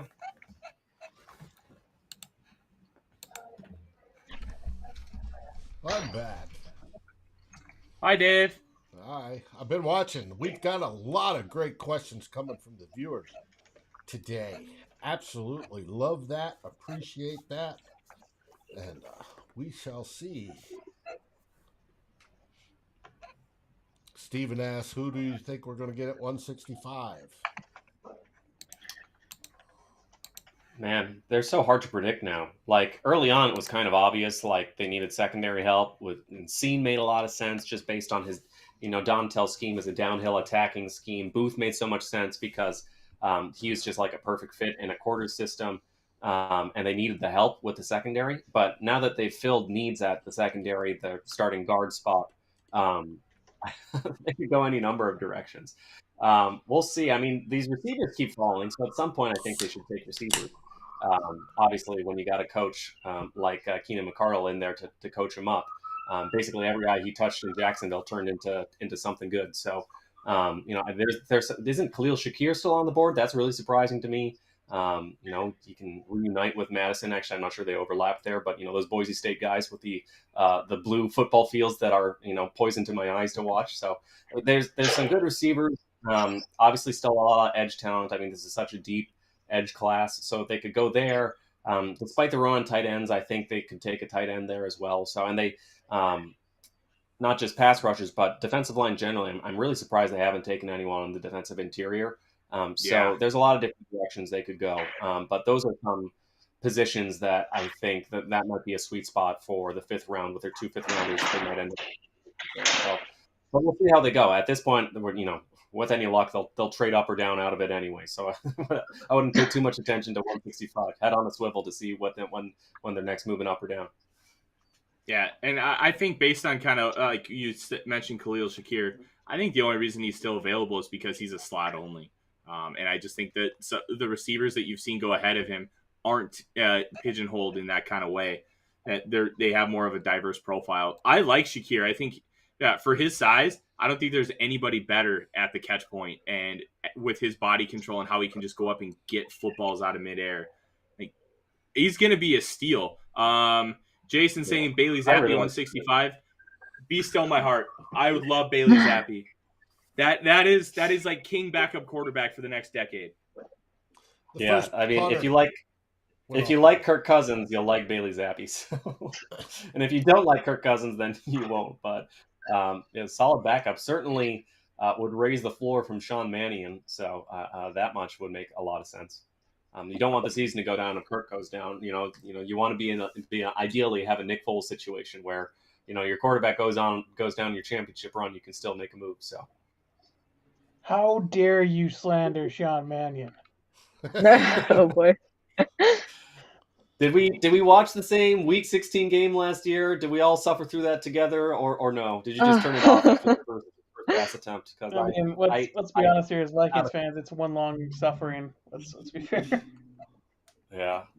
Although maybe they don't take a quarterback. Maybe they do like Kellen Mond. We'll see. It's a little bit surprising. I mean, they already passed on Ritter and Malik Willis and everybody else like 7 times. So, oh man, I guess the Ravens took the other specialist, but not punt god. They took Stout, who, we're seeing the specialists start to come off the board. That probably tells you what the NFL thinks of the depth of this class, that they're already drafting multiple specialists in the 4th. So, yeah. Well, I'll say this much: the Ravens have 6 4th-round picks, so whatever. I think I'm less concerned about them taking a specialist just because they have all that glut. But it is very interesting. Like Stout, a lot of people liked over punt god. I'm still a big punt god believer because I think you can teach him a little bit of the technical element. And at San Diego State, just go kick it 80 yards, whatever. But he does have that booming style leg. Raymond wants to fight me over EJ Perry. Okay. You can have EJ Perry, that's fine. I'm a Bailey Zappi truther, and I like if you give him a system where he can master, that's where his technical prowess, and he has no problem making some of those big boy throws. Yeah, he doesn't have the arm to always to make them, but he has the mindset where he's willing to do it. Ooh, here's a good one. Hassan Haskins to Tennessee. That's a very nice fit. A little bit of a bigger style back, can run in an outside zone, really good at breaking tackles, a nice piece to have behind Derrick Henry. Yeah, between him and Malik Willis now, and Derrick Henry, obviously, that's there. I don't know who they're going to throw to, but that's a lot of dynamic rushers. So, Tanishka, don't you have to depart here shortly? Yep, 1:30 or 12:30. Okay. We'll get you for 5 more minutes. Make the most of it. Yep. Tanishka, how'd you feel about the first 2 rounds, or the first 3 rounds, first couple days of the draft? I liked just about everything but Ed Ingram. I don't really know how to feel about that. I guess if you ignore the off-field stuff, even without that, I wanted Dylan Farm before the draft, so I didn't really know much about him in general, but I loved the first 2 picks. The trade down, I didn't love that much. I wanted to keep 46, but I get that. I get why they did it. The trade with the Packers was an absolute fleece. And I guess I like the linebacker pick as well because they have, after Kendricks and Hicks, they have a bunch of athletic, raw people who haven't really done anything other than special teams. So they needed more there. So I like everything so far. I just need them to get another playmaker on offense soon. whether that be Calvin Austin or Kyle Phillips. They need another receiver and definitely another tight end. Yeah, I agree with that. I mean, they do have. I like the receiver depth that you could always upgrade it, and I think it always give the wide receivers coach as many prospects as he can, given his track record. But at the same time, I like Amir Smith-Marset. I like KJ Osborne. They've got some other guys in that room, but the tight end depth in particular. They signed Johnny Munt out of LA, and we'll see. I don't know. They seem to like him because they signed him to a 2-year deal, even though it was basically vet min or a little over $1 million. So, but between Johnny Munt, Irv Smith, who has looked really good, I think, when he's healthy, but when healthy is kind of an important caveat to any NFL player. So they can't really. I don't think they can go into the season with those being their only tight ends. So. A little surprised they're continuing to move down and not take some of these other weapons off the board. So, and I could see them adding running back depth as well because his contract's almost out. Dalvin Cook, he's still really good, but running backs age more quickly than other positions. They can't take the punishment as much. And Cook himself, injury concerns. So Kenny Nwangwu I like, but I still think of him more as just a pure specialist, pure returner than he is like a running back. So I don't think Nwangwu ever has like the potential to be your between the tackles rusher either. So will be interesting to see if they add some offensive weapons. Obviously, they came in knowing that they were pretty set there. But I'm a little surprised they haven't taken anyone yet. But I guess maybe they will. I mean, I do like the depth of this receiver class, like last year's class, I think is great. So the fact that they've got 5 picks left in the next 3 rounds, we'll probably get somebody. So see how it goes. The Packers just took Romeo Doubs. Really good value. Really good value. But the one thing that with Romeo Doubs is he struggles catching the football. Just like Christian Watson. Watson doesn't really have that big of drop issues. But he had like a 13% drop rate. Yeah, that's not ideal. No. Although, to be fair to the Packers, Devontae Adams had a drops problem coming out, and now he's got some of the best hands in the NFL. So maybe the Packers just they know how to fix that. But Dobbs is definitely good value, but I don't know. The Packers draft in particular has perplexed me. Taking the linebacker, reaching on a linebacker in the first round. The Wyatt they got, he's going to be a good player, but I'm going to not premium defensive players with their first 2-round picks. They did get Watson, but I'm not sure he's a big contributor as a rookie. So it's fair. It feels the Aaron Rodgers restructure made it feel like they are all in for 2023, kind of how the Saints were with Drew Brees. Like we're all in, and après mode le deluge. Like after this, we're all going to blow it all up, and who cares? So, but then their draft strategy has been not that. So,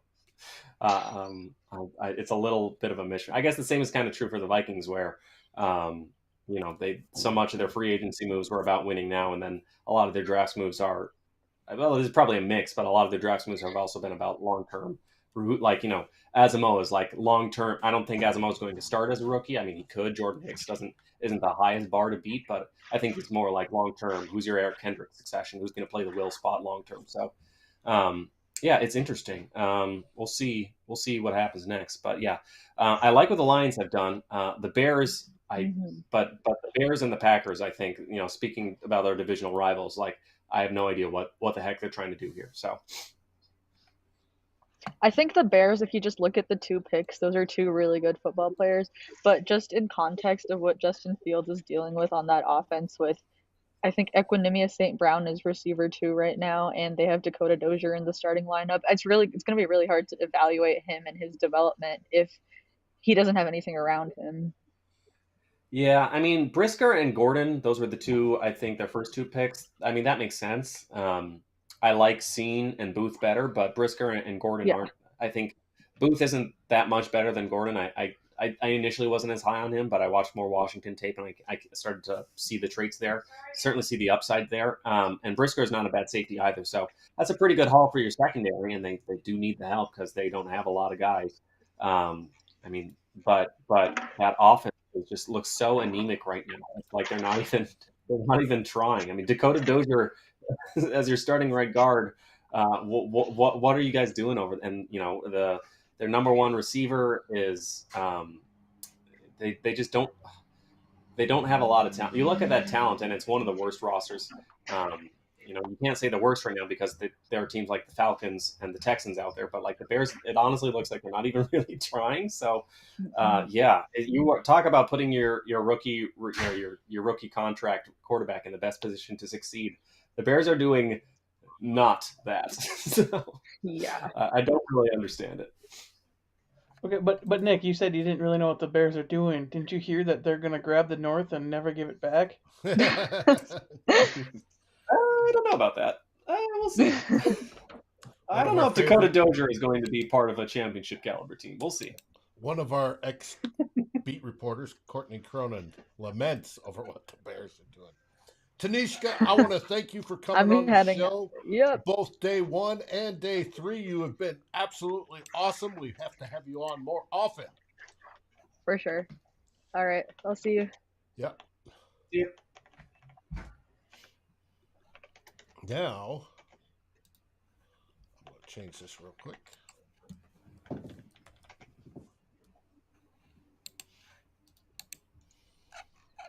We have a mystery coming up soon.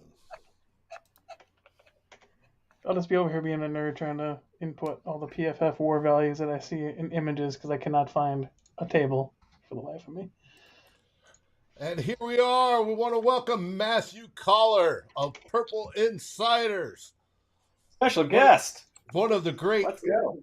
independent Vikings beat writers here, to help cover the team. Hey, Matthew, what do you think of the draft so far? Hi, thanks for having me. Sorry, I'm on the phone here, so I can keep an eye on the computer. Hopefully my audio's okay. But you sound good. Yeah, well, I guess I would say that eventful is the way to put it. I think that we're going to be, for the next few days after this, hunting through trying to figure out how it was different from a Rick Spielman draft and looking for maybe all the ways that we could parse through to convince ourselves that it was different.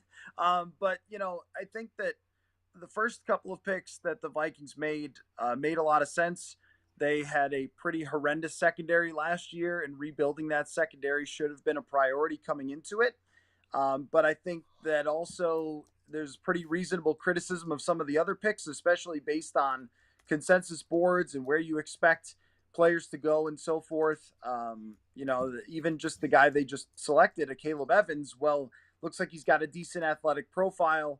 NFL.com had him as a 6th rounder. PFF had him as a 6th or 7th rounder. And that's the third guy, at least the second or third guy that they've reached on. And usually reaching is, kind of a pretty dangerous thing to do in the draft. So, I think that you can look at them as adding a good number of players and making a lot of moves to do so, but also kind of wonder, did you do anything in this draft that's really going to, move the needle or change your fate? Well, did they? Did they change their fate or move the needle? Yeah, that's the question. I mean, probably not. Lewis Cine, I think, has potential. And I think that when you pair him with Harrison Smith for the next 2 years, presumably, you have something there that they have not had, which is somebody who's dynamic next to Harrison Smith. I mean, even Anthony Harris was more of the deep guy. Lewis Cine could probably do a lot more. He could certainly do a lot more than someone like Xavier Woods, who was a little bit limited, but a decent and smart player. Andrew Booth, I think if he hits, you've got something there as a potential starter, but some serious injury risk. When a guy says, I haven't been healthy since high school, you worry about that quite a bit. But, if they'd stayed at 12, you draft someone that you think is the potential needle mover, potential Pro Bowler, and so forth, like Jameson Williams or like Kyle Hamilton. And just based on the history of the entire draft, when you move down to 32, the expectations change for that pick. I don't think it's a terrible idea to try to pick more players, but then they decided to move up to pick Andrew Booth, so they really didn't get that many more players. And I guess I as I'm trying to figure out, what was the strategy, where were the analytics, what was Kwesi doing to hack the draft, I'm not sure that I really see something where you go, okay, wow, all right, they really did something vastly different here, and they changed their future. And if this guy hits, then everything's different. Like, I think even the best version of Lewis Seen or the best version of Andrew Booth or Ed Ingram or, a Caleb Evans probably is just guys. And they need guys because they are short in a lot of positions.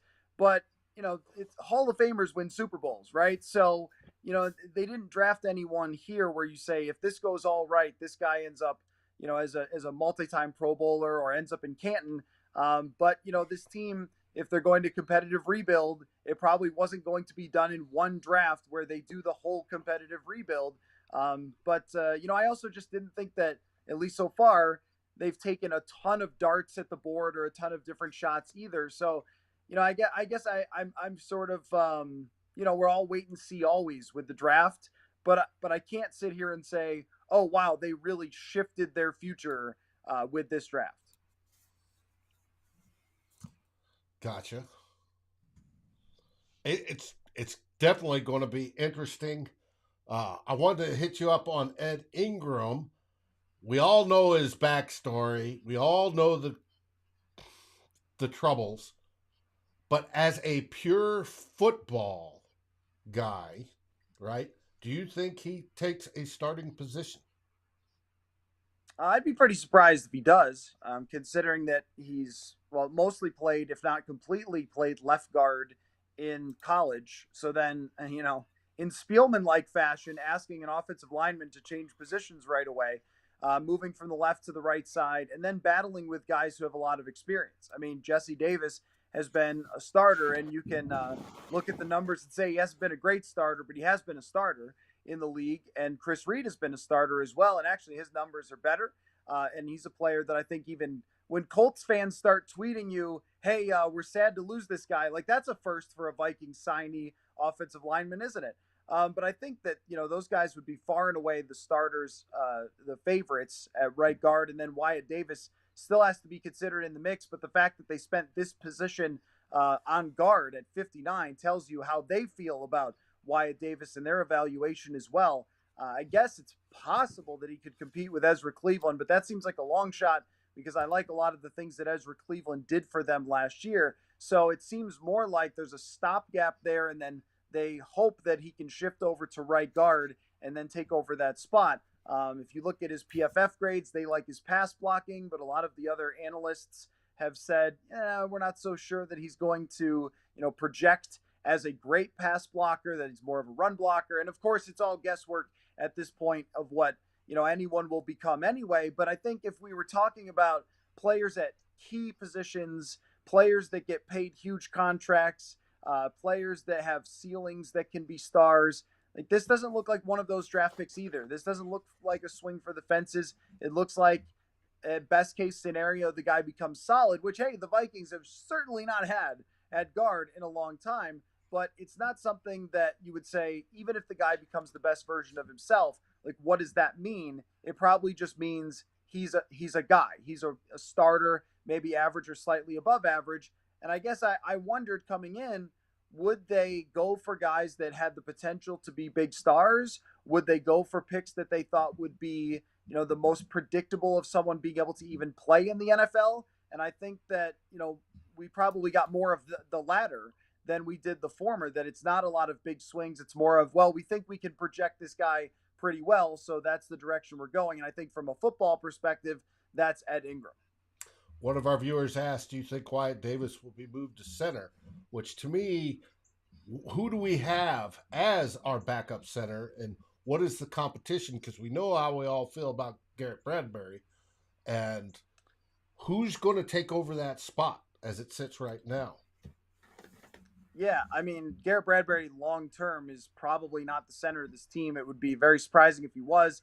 I know that there hasn't been a report that they're not picking up his fifth-year option, but that's a pretty safe bet that they won't be picking up his fifth-year option. And so then, yeah, right, is somebody else the long-term? There's no one on the roster who is.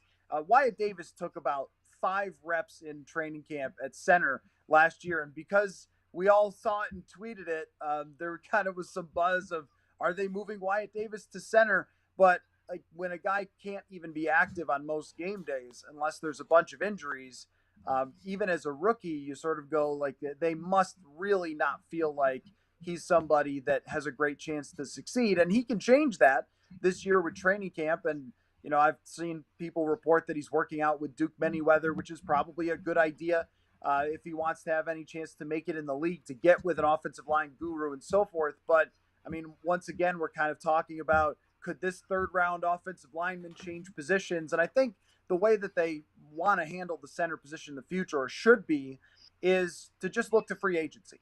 Because every year there's a good number of free agent centers on the market. Even there's one still remaining right now in J.C. Tretter, who has had a really terrific career. That always happens every year, that there are available centers in free agency. And that's one of the reasons why you would say, hey, why did you draft one in the first round? And I see one of your commenters brings up Chris Reed as well. And I know he's never played center in a regular season game, but somebody who's more of a journeyman and has a lot of experience might have a chance to compete at that spot. I could see that. They also brought in another guy from Denver that I'm blanking on his name. Maybe someone can help me out there. Yeah, but he's going to be lucky if he makes the final 53. Yeah, if he makes the final 53, he might be the backup guy. But, now the room is pretty loaded. So, yeah, I mean, that position seems to belong very much to Garrett Bradbury for this year. And if Kevin O'Connell can get more out of him than previous offensive coordinators, which I think is pretty questionable considering he's been one of the poorest pass blockers in the NFL. But if he can, then maybe there's a contract extension. But I think it's just generally a better plan that when you need a center, you just go to free agency and get someone who's experienced. Tyler, no, I completely agree. Yeah, I completely agree with you there. Getting a center in free agency just seems like the best possible outcome, especially because this team has historically just not done a great job of developing a guy that could play that position since John Sullivan was drafted in the mid-2000s. Have you heard anything along the J.C. Tretter front? I know that there have been reports that he didn't practice a whole lot because of his knees, and he is being at 28 years old, having those kind of projected knee issues is not necessarily the best. Is that the reason why he's still available? Because I know he doesn't count towards the compensatory selections, and because he was cut by the Browns. It just feels like that would be the only reason why he doesn't have a home yet.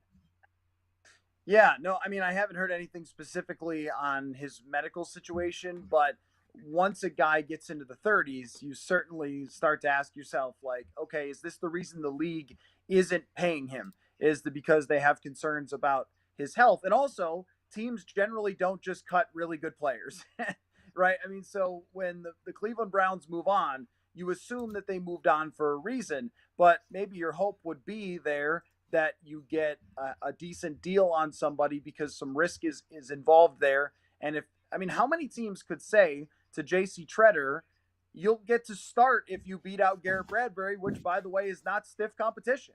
I mean, so, I think that if he's looking for, that last contract or something like that, he's probably not going to get a huge one.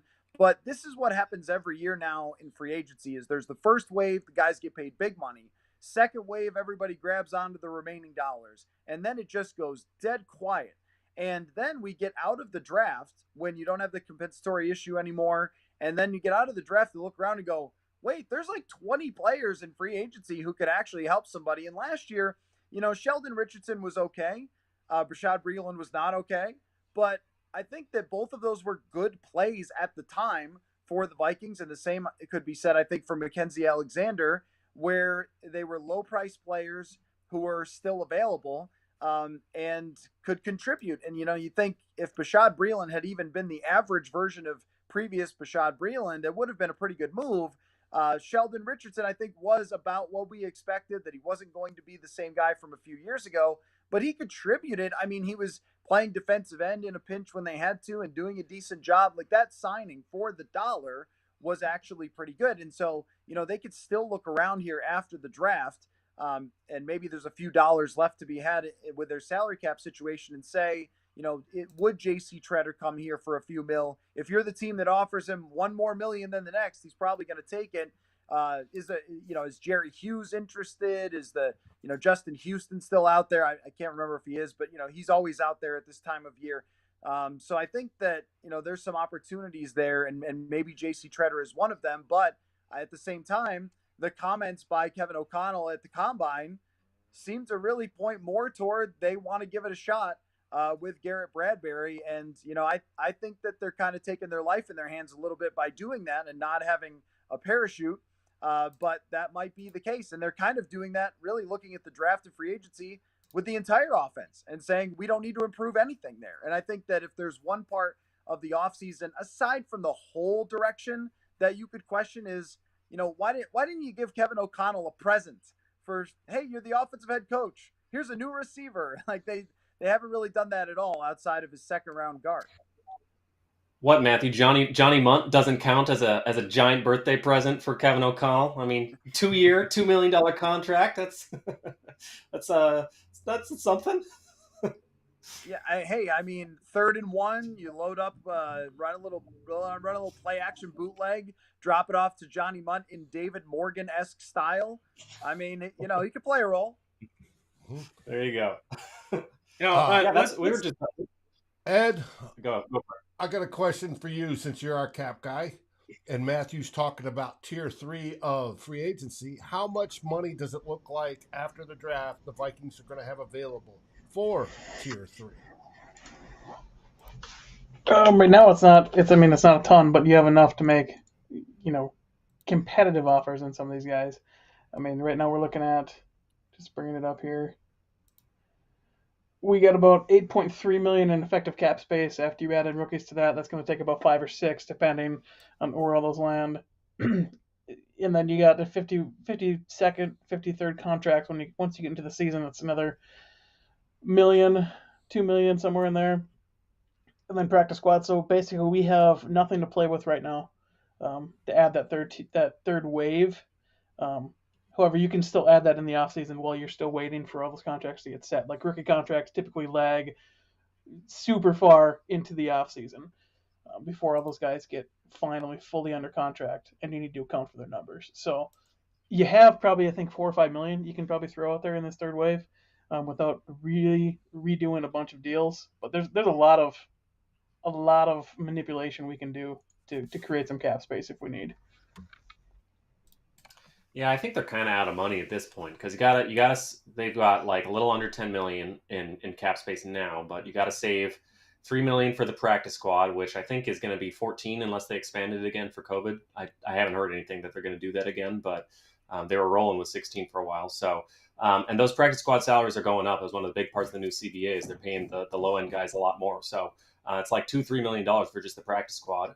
You have to set aside some money for all that funny tinkering they did with the contracts, like take Zadarius Smith. So all those per game roster bonuses are not likely to be earned. But then once you earn them, they actually count for the current year's cap. I found apparently that's like one of the things buried in the current CBA. So it's like a $3 million cap hit right now, but it'll go up to I think $6 million if he plays every game. So that's another like $3 million. Patrick Peterson is the same way because he missed a few games last year, and they use those per game roster bonuses to get his cap hit down right now. So you add that in, you add the 52nd and 53rd contract.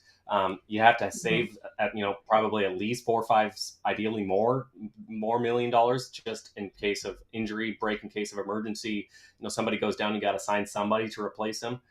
So yeah, they could tinker with the contracts more if they wanted to, but they've kind of already maxed out their credit card between Adam Thielen, between the other restructures, Kirk Cousins. So I don't expect them to make another splash with like a JC Treader because I kind of think they're out of money. They're trying to win now, but they've maxed the credit card, so I'm not sure they do make much more movement.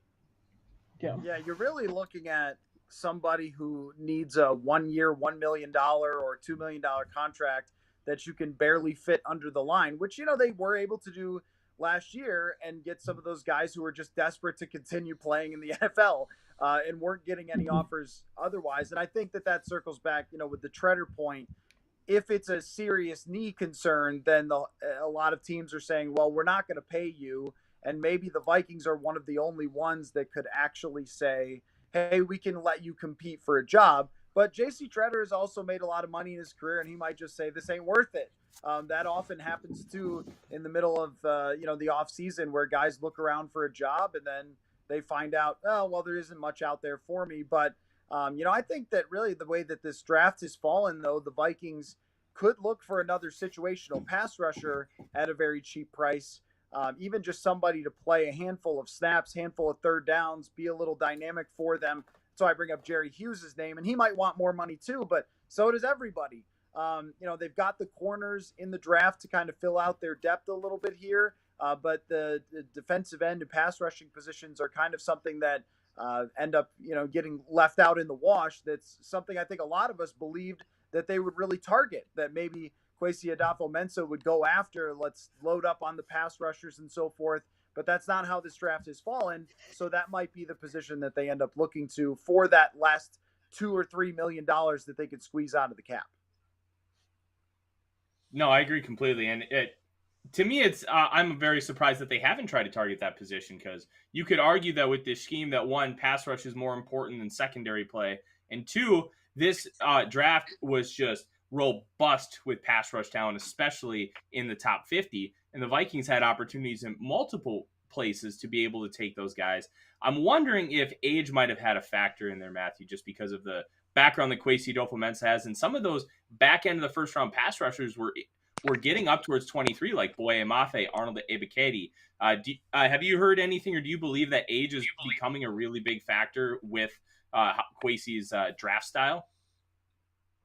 I thought it was going to be going in. I thought that we were going to see 90% of the guys be 20 or 21 years old, although there weren't a lot of 20-year-olds to be had in this draft.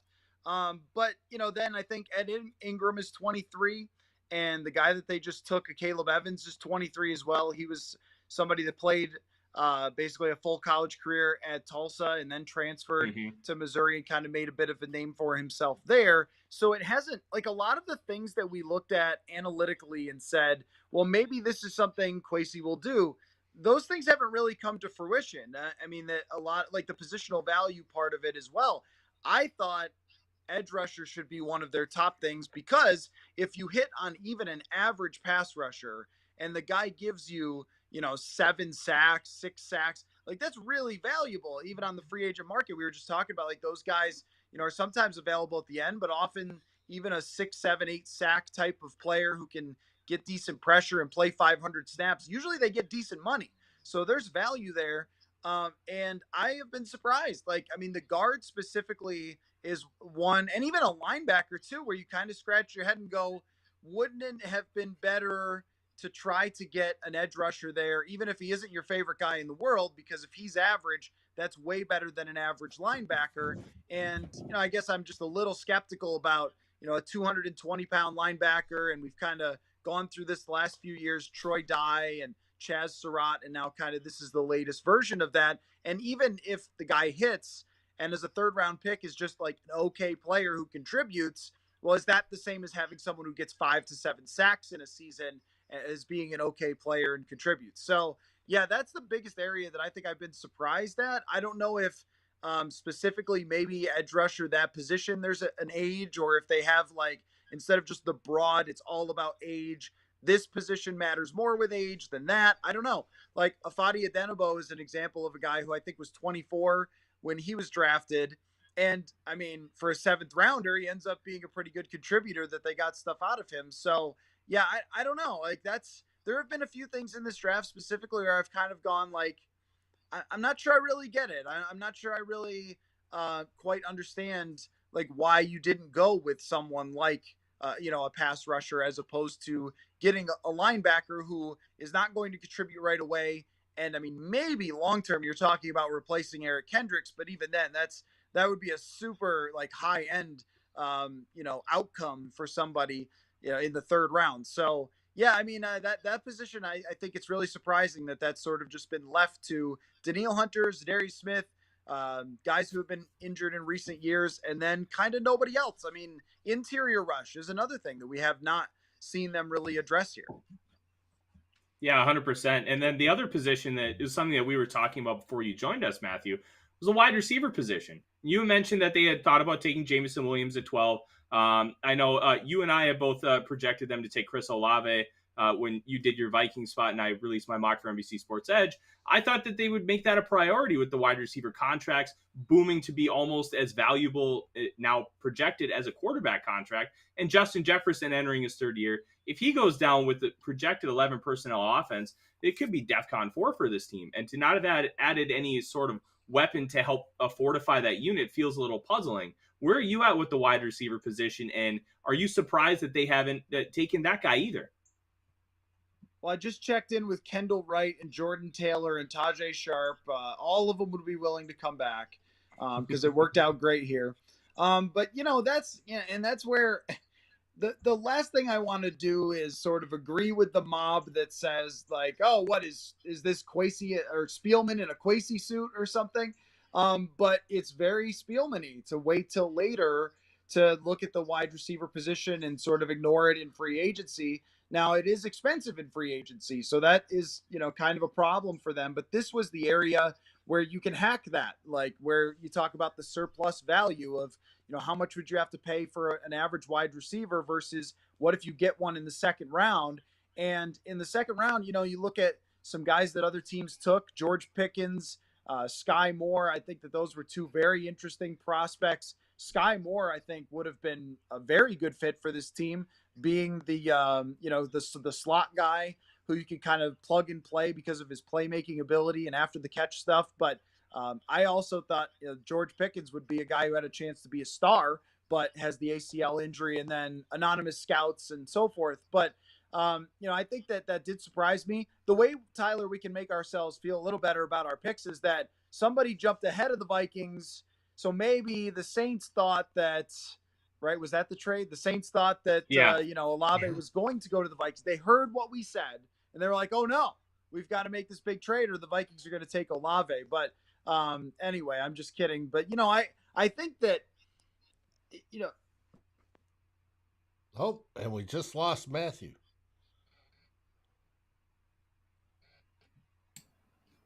Just while we wait for Matthew, I think one thing that to put a bow on this is we're seeing that, for this draft, it kind of takes a village. And the name of the game that Kwesi's been repeating in all his pressers has been collaboration.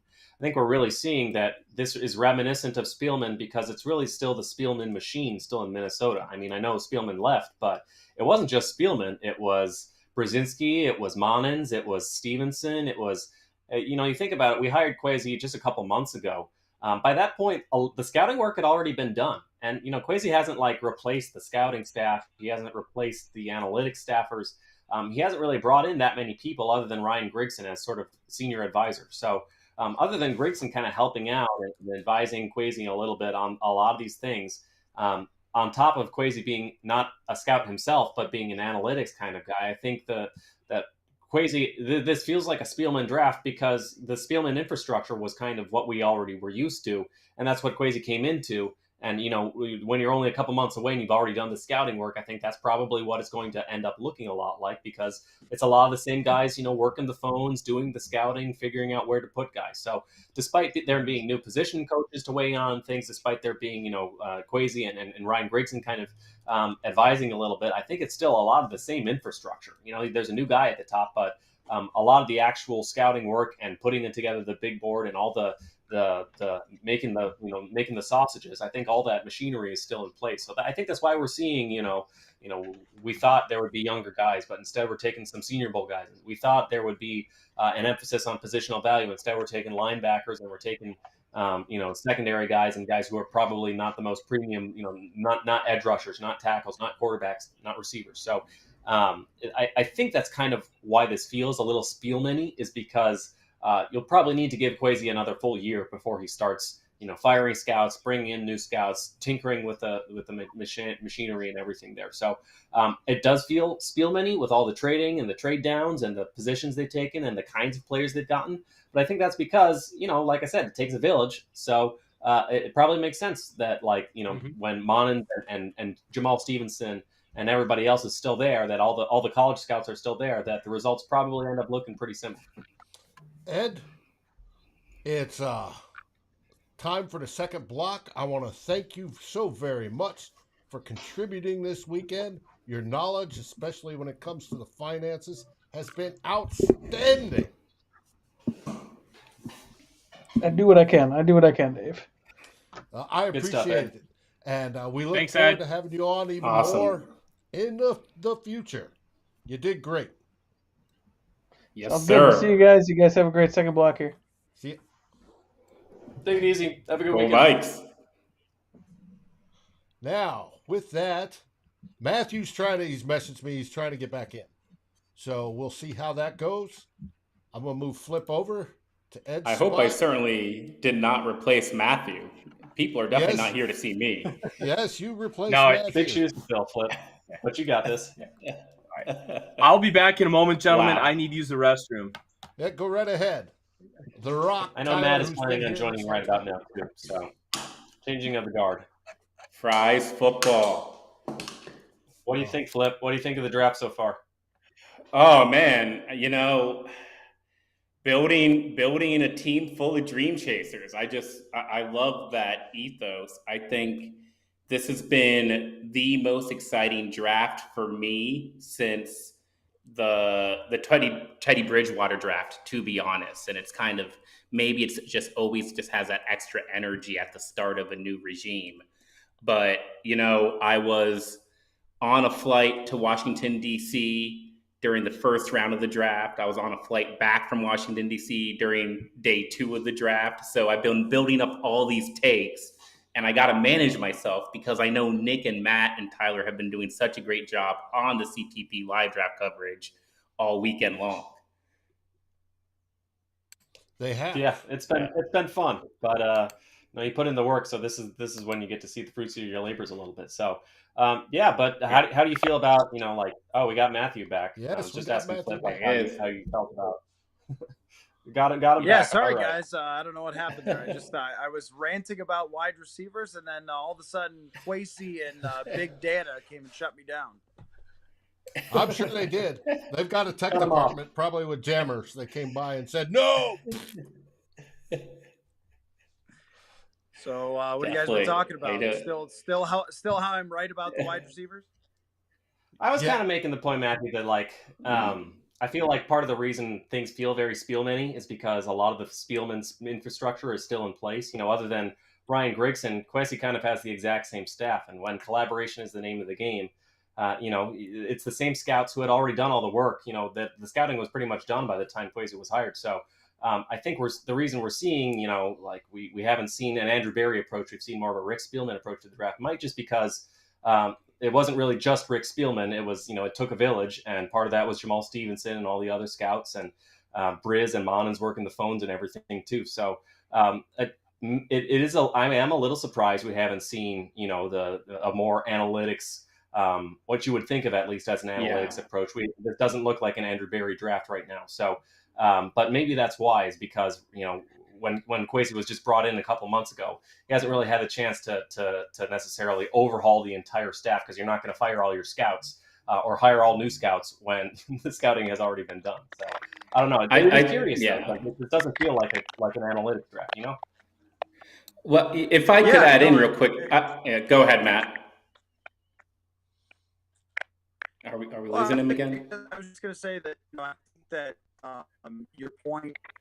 Oh no, is my head frozen? My head's frozen. Well, you live in Minnesota, so. The internet in Minnesota is not great. I think that that might be the case, but at the same time, Kwesi must have come here with an entire plan, right? It wasn't like the guy was actually hired from Wall Street and then said, okay, here's all of our scouting reports, look over them and see what you could do. I mean, he was working for another team that was preparing for the draft in the same way. So, he must have had an idea there. And I think that, another part of it is, at least some of my understanding from just chatting with people the last 2 days, is that, Kwesi Adofo-Mensah really wanted to move back.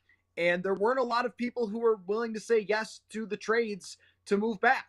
And so, Detroit was the team that was willing to say yes, but maybe some other teams were like, no, we're not going to help you analytics the draft, or we just don't think there's anything worth it, which is probably more likely what it was. and then it ends up kind of looking similar because of that. But I wouldn't let him off the hook for this because he's got the same scouts. I mean, at this moment, it has not been, and we never know long term, it has not been an impressive draft. It has not been a draft where we would say, wow, they really changed their fate. Wow, they've got a new sheriff in town.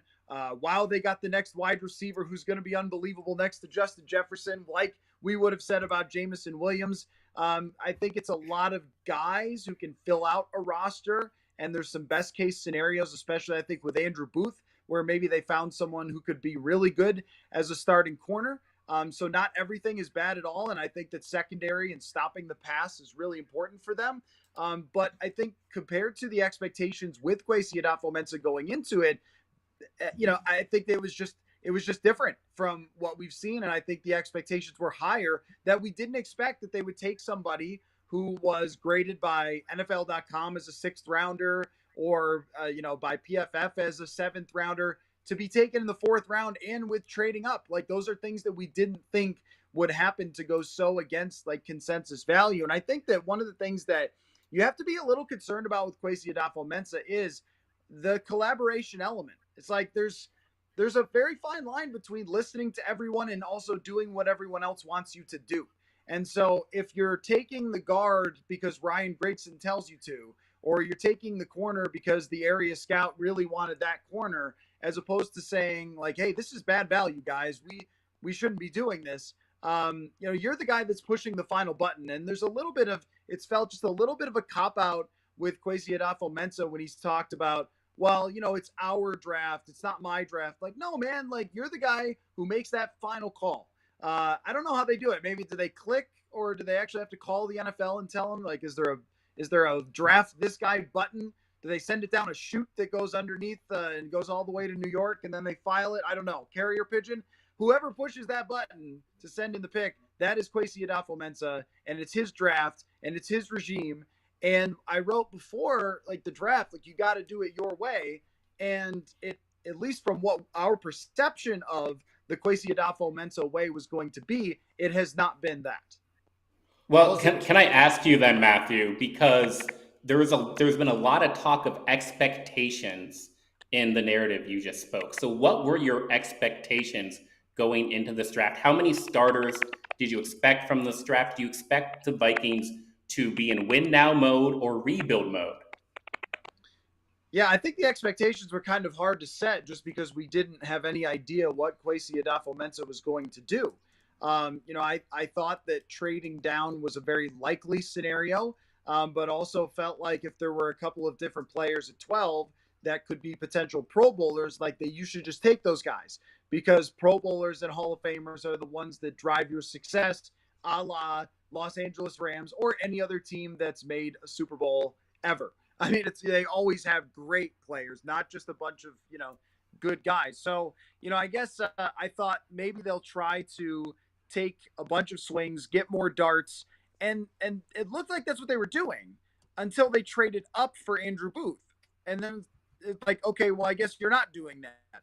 And what I expected was to walk out of here understanding it, to really get it, to go, okay, I see the plan. The plan is clear.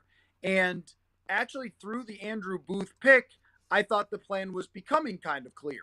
Like, okay, they're really going to focus on defense and shutting down the pass and improving, that side of the ball in the secondary where it's most important. Maybe Kwesi believes in the studies that have said that, it's more valuable to have the coverage than the pass rush. Okay, then I'm in. All right, I get it. And then they take a guard with the 59th pick, a guard with a serious background problem, a guard who everyone thought was a 4th rounder and might not have a very high ceiling. And then you go, okay, all of a sudden I don't get it. So I guess that's the way I would define my expectations. Was I really expected to walk out of this draft going, okay, Kwesi is your GM. This is his MO. This is his signature or what he does. And I guess I'm not in that spot today. I guess that's interesting because I actually do have that clarity. I mean, one of the biggest pieces of Kwesi's time has been finding that head coach, and they have bet on Kevin O'Connell and the Rams scheme throughout this offseason, with focus on the defensive side of the ball in free agency, and again, focus on the defensive side of the ball in the draft. So it's just interesting because betting on a scheme means that we think we can coach up the offense, you can improve the offensive side of the ball, and that will enable us to get a crazy amount of talent on the defensive side of the ball. And then you also see a trading strategy that has been more aggressive than Rick Spielman, more targeted than Rick Spielman, both moves down and moves up, more reactionary to the board that's in place. So I see a difference, and I think I have clarity that they're not searching for value at every pick. They're searching for value at every second in this draft. Yeah, I mean, I guess that doesn't really explain the guard at 59 then. I mean, Of course it explains the guard at 59. It was a need. They felt high on that player. They focused on big schools as well. They've only drafted from SEC and Big 12 schools. So is there going to be an exception? Are there going to be people who don't fit exactly in the overall strategy? Sure. But overall, again, the focus on defense is there. The focus on trading is there. And the bet that Kevin O'Connell can increase this offensive performance is there.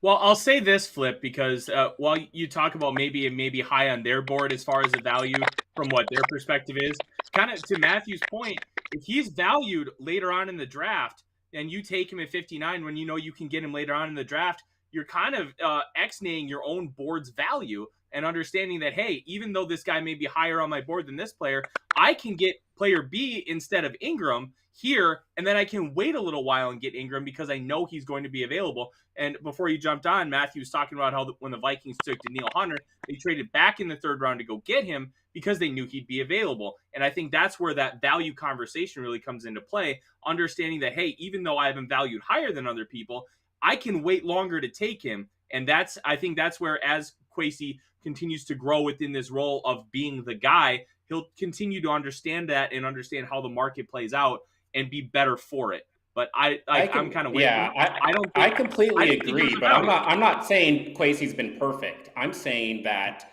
we can look at that Ed Ingram pick, we can see the deficiency in it, and we can weigh that with they fleeced the Packers for 2 second-round picks for the Packers to go and overdraft a wide receiver as well. So he's playing both sides of the coin here. It's not about perfection. It's about a strong start for a first-year GM who's adding talent on the side of the ball that he thinks needs it most.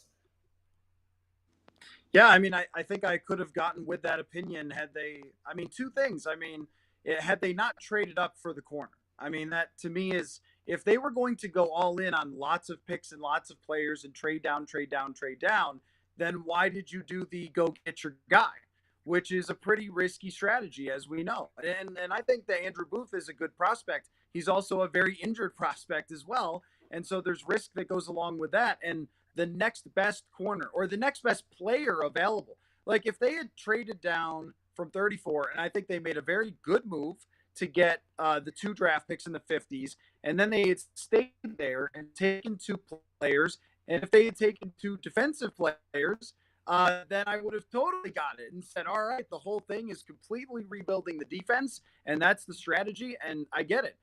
That's where, drafting the guard, who is a massive reach on pretty much every board, that's where it just doesn't really fit into this entire thing, and neither does the trade up. So you went down 20 spots, and then went down trade ups make sense. Went back up, and then are we saying they should never trade up? When should they trade up, if not for a player like Andrew Booth? No, that's not what I'm saying. If we're saying there's going to be a conducive draft strategy that we can pick out and say we understand what Kwesi Adofo-Mensah is doing, then everything has to add up to a conducive strategy so we can understand what he's doing. I'm not saying nobody should ever trade up. I'm saying that when you trade up, then you go against what you just did trading down. That is the point. And then taking a guard that no one thought should be there and has serious background issues doesn't really fit with any of this either. So that's the point. I mean, I know that you get very defensive, Flip, about the team. So I get where you're coming from. I'm not being defensive about the team. I'm challenging that. You could also see it as being defensive about the team, isn't it? As you can trade down in order to trade back up. Trading down gives you more ammo to trade back up. One of the things I wanted to see in this draft, which I did not get to see, was an ability to accumulate future draft capital so that we could possibly trade up next year. And we didn't get to see that. So the point of trading down is to do several different things, and trading up is one of those things. Yeah, I mean, I guess so, but I thought that the point of trading back was to get more swings, and instead of getting more swings, they sacrificed other possible picks to move up to get someone who has a risk. So my whole point wasn't that they screwed everything up. It's that I wanted to understand the strategy and see this is how Kwesi Adofo-Mensah is going to draft, and we haven't really gotten that understanding.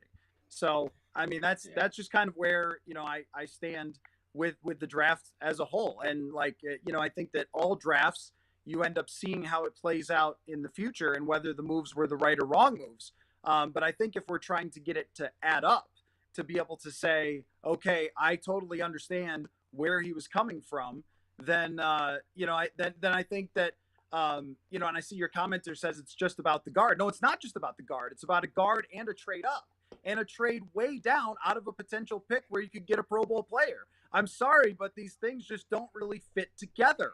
And so if my expectation, which was your original question, was to come out of this fitting together and understanding it, well, then I didn't meet the expectation. That's my point. My understanding, and it could be wrong because we're still getting this draft put together. My understanding, as far as my interpretation of what the strategy here is, Kwesi feels that the offense has the talent it needs, and I think that's an understandable approach given they got what 5 Pro Bowlers on the offense last year between Jefferson. I guess Cook probably didn't deserve it, but Cook was a Pro Bowler.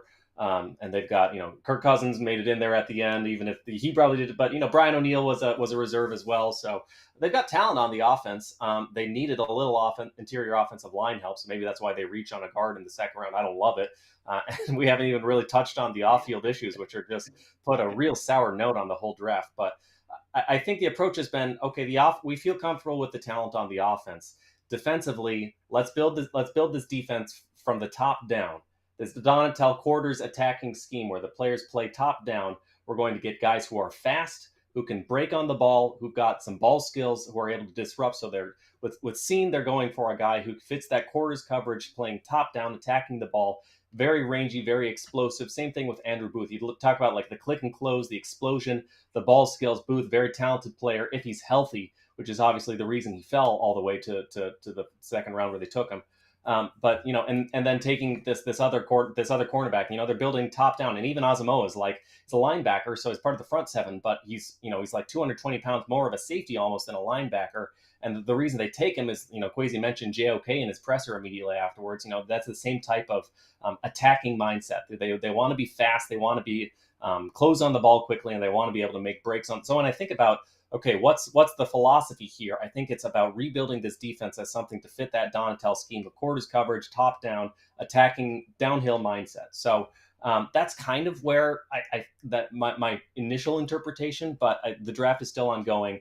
There have been some real head scratchers here. I think Ed Ingram is the one that really sticks out like a sore thumb. But I mean, ever since Andrew Booth, it's been reach after reach after reach. So it's a little bit of a head. I mean, Ingram was taken a 4th round grade, take him in the 2nd round. Asamoah is like a 4th round grade. You take him at the beginning of the 3rd round. I don't love the value they're getting here. It helps when you trade down, you get a little bit more value back, but then you trade up, and for the cornerback they just took, they traded a future 4th rounder. That's a lot. A 5th and a future 4th rounder for a current 4th rounder. That math doesn't really add up. So I like some trade downs, but it is a little confusing what they're trying to do. It feels like they're trying to play the draft board. I like what they did initially, but all the reaches later on doesn't feel like they're necessarily playing good value. You look at some of these teams, what the Ravens are doing, what the Chiefs are doing. They're letting the board fall to them, and they're taking good players, and they're getting a lot of value that way. That's kind of what I expected to see Kwesi doing, because that's kind of what the Browns did for the last couple of years. It's not what's going on right now in this draft, at least. So that much is a little surprising to me. See, I think what's really interesting to me here is it's not so much about who they're taking where. I'm questioning if they're stacking their board properly and they're valuing these guys just inherently wrong, rather than like the trades up and down. Like if you look at it, the 2 trades that they made today, the values are about equal. Like you get the 2 5th-round picks, you get the 4th, you move up in the 7th, but you give up next year's 4th. Like it all balances out, but it hurts just the one trade you give up next year's 4th. I'm worried that they're stacking the board just improperly and valuing these guys completely way off base rather than taking reaches per se. Do you understand where I'm going with that? Yeah, I think I understand that, Tyler. And, the draft, what ultimately comes down to, this is something Matthew was saying earlier, is it's partly judgment and it's also partly learning. So compared to the consensus big board, there's no way I'm going to sit here and say that their value is better than what the consensus big board works. That's just not the way the NFL works today. But what I will say is that I, again, am learning by the focus on premium schools in this draft. The focus, they have a lot of Texas high school players also that they're taking in this draft. And they are also incredibly focused on speed across the board in this draft. So we can take away those lessons. Is it going to pan out? Are they going to, is it going to be a dream scenario simply because they're focusing on those things? Maybe not. Should they be more focused on the consensus big board rather than a focus on big time SEC and Big 12 schools? Yeah, that's a great argument. But I do see how they're branching away from the consensus. And I guess we'll learn to understand why. Well, I mean, here's the thing. So, if you look at any draft as being the most important players are the guys that you take at the top, right? The first and second, maybe the 3rd round, but even the 3rd round, you're still kind of stretching to how often that matters. This is where the one particular pick, it's hard not to fixate on with the guard because it just doesn't really fit.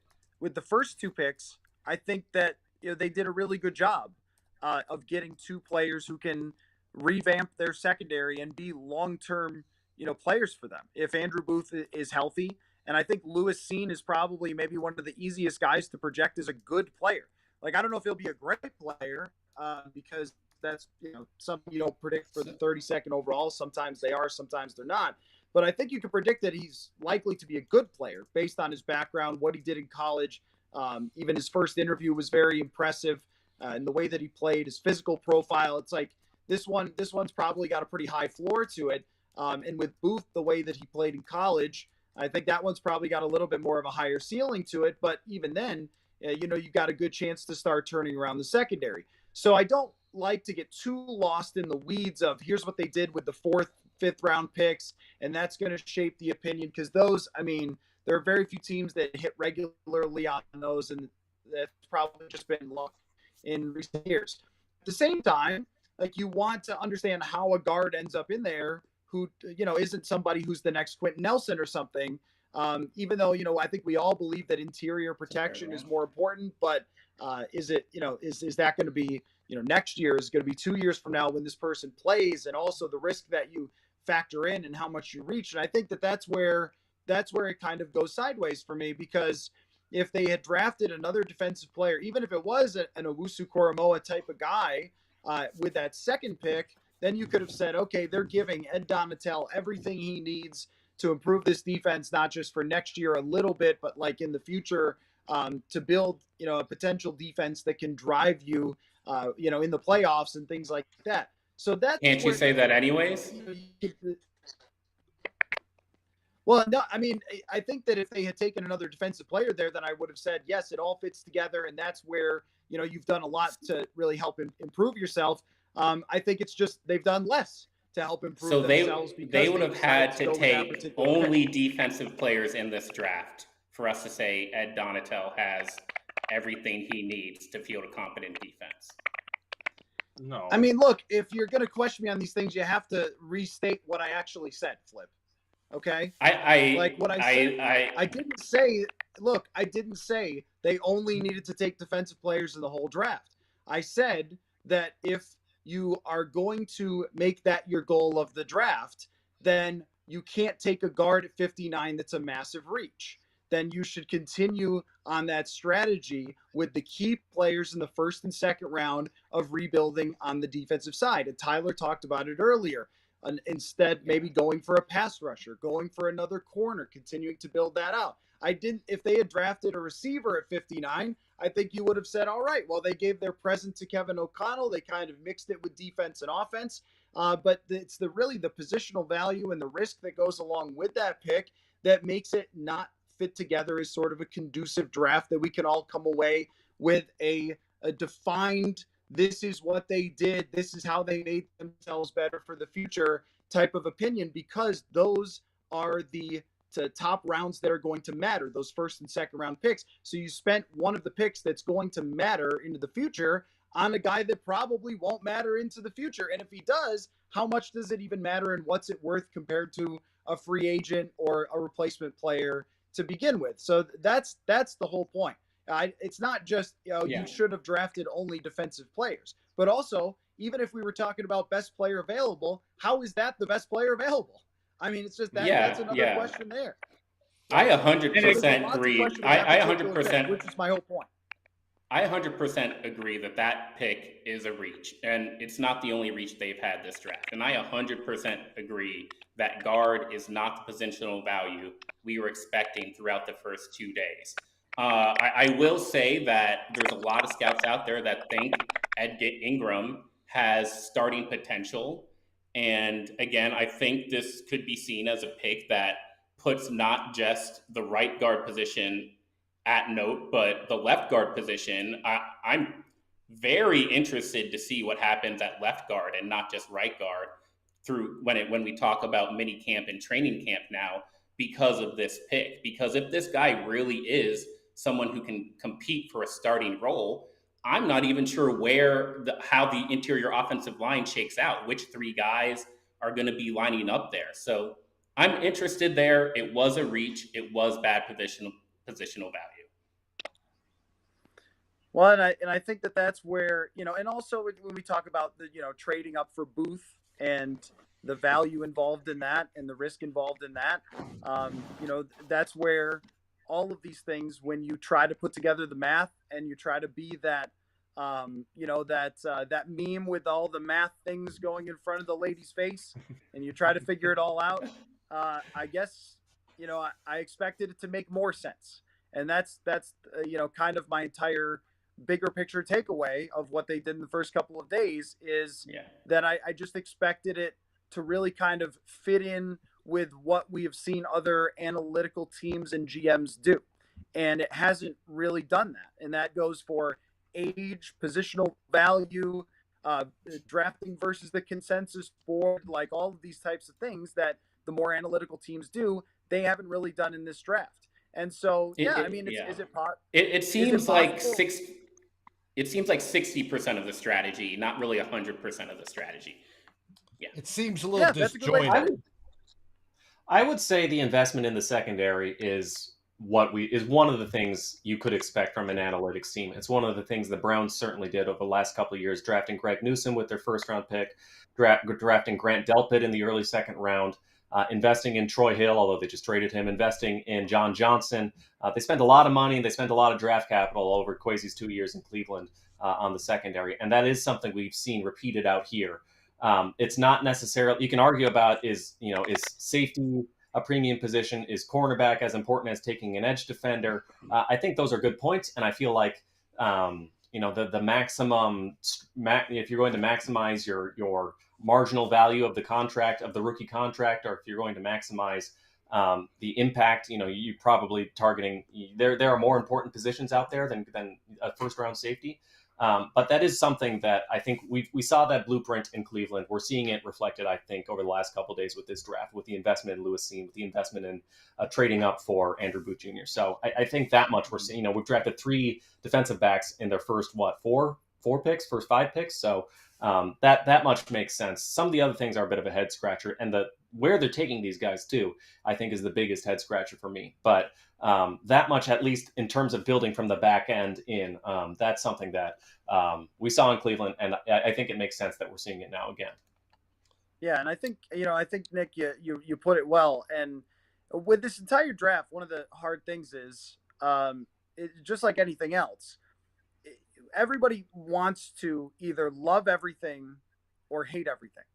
And I think that, when you try to do that, you end up being pretty wrong, right? And so I think with this draft, what we can say pretty reasonably is that there were things that they did that fit. There were some serious risks they took. And I think giving up Jamison Williams to another football team is a pretty serious risk to take.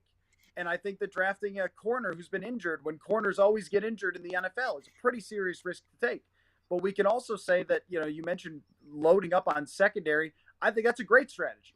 I think that, when it comes to someone like Tampa Bay, they took a ton of shots on corners and safeties, especially in the second and third rounds and fourth rounds, and it worked out really well for them to build a very good and deep secondary. And I think that's where I stand with this. And so it's like, as we try to do draft grades and everything else, it's like we have to kind of, on most drafts, unless somebody, takes Andrew Luck number 1 overall, most drafts, you kind of have to say, all right, well, there's some things that they did here that put them at risk for blowing this. And there's some things that they did here that put themselves in a better position for the future. And I think that's where we come away. I do think that, we had more, maybe an expectation that when you get an analytical GM, he's going to do some of the things that increase your odds that they didn't do. That doesn't mean that it's not going to turn out. So I guess that, to me, that's sort of the bottom line of how I feel about it. Well, Matthew, I want to thank you. I didn't anticipate having you on this long. We figured 15 minutes, 20 minutes tops. You've been here an hour. You've been absolutely great putting up with Flip or the viewers. I want you to keep doing your great work. What have you got coming up for us on Purple Insider? Well, I appreciate that. And, I thought the Vikings would be picking more as we were talking, but instead they haven't. So I'm in between conference calls here with the pick. So I had time. And I appreciate you guys, having me on and having this discussion. Just, the usual stuff for me, writing at purpleinsider.com. And we'll have, as always, a recap of day 3 where we attempt to have opinions on guys who we didn't see play at Missouri, for example, and we'll see if they draft a punter. So I guess that's what I'm looking forward to. Well, we appreciate it, and we look forward to your new hires. Luke Spinman's back, and you're bringing, trying to remember his name, from Sports Illustrated over. Will Raggis. Will Raggis. Yes, yeah, Will's Will Raggis great. is going to do a weekly show, yeah. Yeah. You're doing fantastic. I love the growth. Keep it up, and we'll talk to you online. Thank you for your time, guys. Matthew. We appreciate Thanks, it. Matthew. Awesome having you. All right. Okay. Who is typing? Who is typing? That was Matthew. I was trying to mute it. He was typing the whole time. For the viewers, I apologize. Yes, I was hearing that, but I was bouncing back and forth on the controls between muting him and putting up your posts.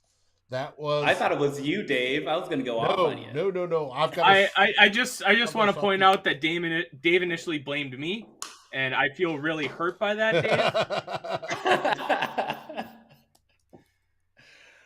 Oh, man. It's just, no, it was. See, I'm typing now and you're not hearing it. It is funny talking about, we try to make educated guesses about this stuff, but if you think back to last year's draft, the one pick that everybody loved was Wyatt Davis, who looks like he might not even be on the roster this year. And the one pick that everybody hated was maybe the biggest reach of the draft, Kene Nwangwu, comes out. And other than the injuries, has the best kick return season of anybody since Cordero Patterson. Looks like he's got a lot of upside potentially to contribute, not just on special teams, but as a running back. So as we criticize these picks and as we praise some of these picks, it's important to keep that perspective in mind that the best we can do is make an educated guess. And, maybe we're right 60% of the time instead of 50-50, but that still means we're going to have a lot of hits and misses. So. Yeah. I think it's interesting. The way I phrase it is that Kwesi is drafting both with his mind and with his heart.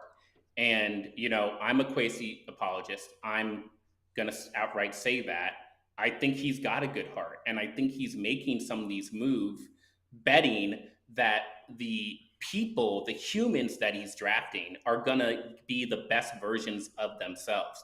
You cannot make the Ed Ingram pick unless you are very confident on the culture that you're putting in place in Minnesota.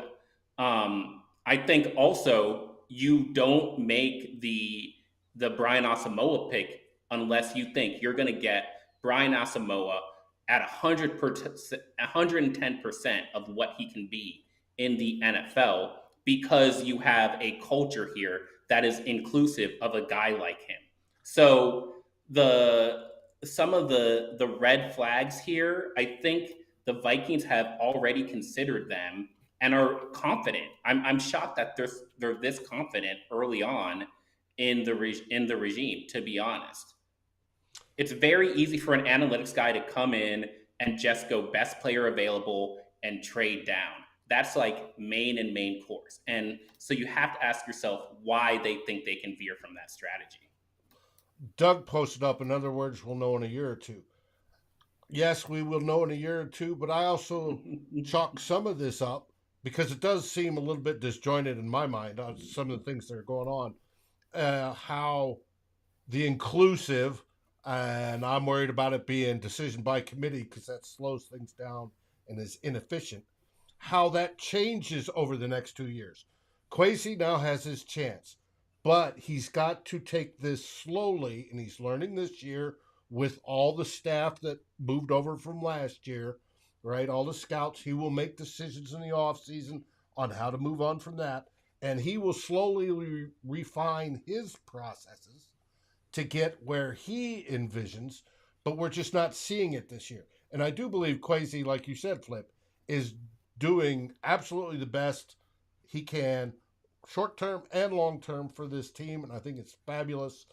And I think the picks that we've got so far can pan out. We'll find out in 2 years whether or not there's that something extra, special sauce that he's gotten an analytics somewhere that we don't see, right, on him, that turn out, like the corner Booth, right? With his issue, he's played with it for all those years. Now he's getting surgery. Didn't realize it have. Hopefully it's fixed and we don't have that issue anymore. Stuff like that. That turns out that this is a bonanza draft and we hit like we did back in 2015. Makes sense. Hey Matt, how are you? Yeah, I'm doing well, guys. Doing well. Hanging out on a Saturday afternoon, watching the draft, loving football. So living the dream. Could be worse. Living the dream. Are we even close to picking again? We're like 10 picks away or so. 7 picks. 7 picks. 165 and 169. Right. By the way, Zion McCollum went to the Bucks, so both Tariq Woolen and Zion McCollum off the board in this round. Obviously, taking a Caleb Evans kind of is our developmental, really good athlete corner as opposed to those guys. So once we take him, I doubt we reach back for either of those two guys. But I know, Tyler, you're probably a little bit disappointed in that. So. I am disappointed because I thought both Woolen and McCollum were better athletes than Evans, and obviously his relative athletic score is 9.56. 95th percentile athlete's pretty damn good, but he felt like a Seattle-style corner, kind of stiff in his hips. Really would have been good in like a half turn, but like I struggle with taking a guy who has pretty poor ball skills and trading that kind of capital to go up for him at that spot. I wouldn't have made the pick, but I'm willing to give it a chance because obviously if Durante Jones feels that they can kind of fix those issues, because he did play well in his 1 year at Missouri and played well at Tulsa, even though he had some injury issues, like it can be a really good selection. I thought there were players with more upside on the board that I would have preferred. Yeah, I mean, for me, I think once you get down to the 4th, 5th round, the differences in value for players gets to be kind of minimal. And obviously, like media, especially with the combine performances and those ridiculous RASs for both McCollum and Tariq Woolen, kind of they were hyped up as players, right? And I think that the tape on both of them is like very, very bad. To be frank, right? They're guys you're taking as developmental upside. I agree with you just from what I've seen on Caleb Evans. I haven't really watched him deep, so this is not a full statement that the ball skills are a concern for a corner, right? Because that's a really difficult trait for people to be able to learn. But I think with him playing like he was a functional and maybe even a good corner in the SEC, which is a lot different than being a bad corner at Sam Houston State or a bad corner at UTSA, right? So I think your starting point with him is a little bit better, even if he doesn't quite have the upside. And just to go back to what we were talking about as I got on, right? Just kind of looking at the Vikings draft overall. And I'm sure Nick's talked about this as well. I'm a really big fan of the draft so far, simply because of our first two picks. I loved both Lewis Cine and Andrew Booth.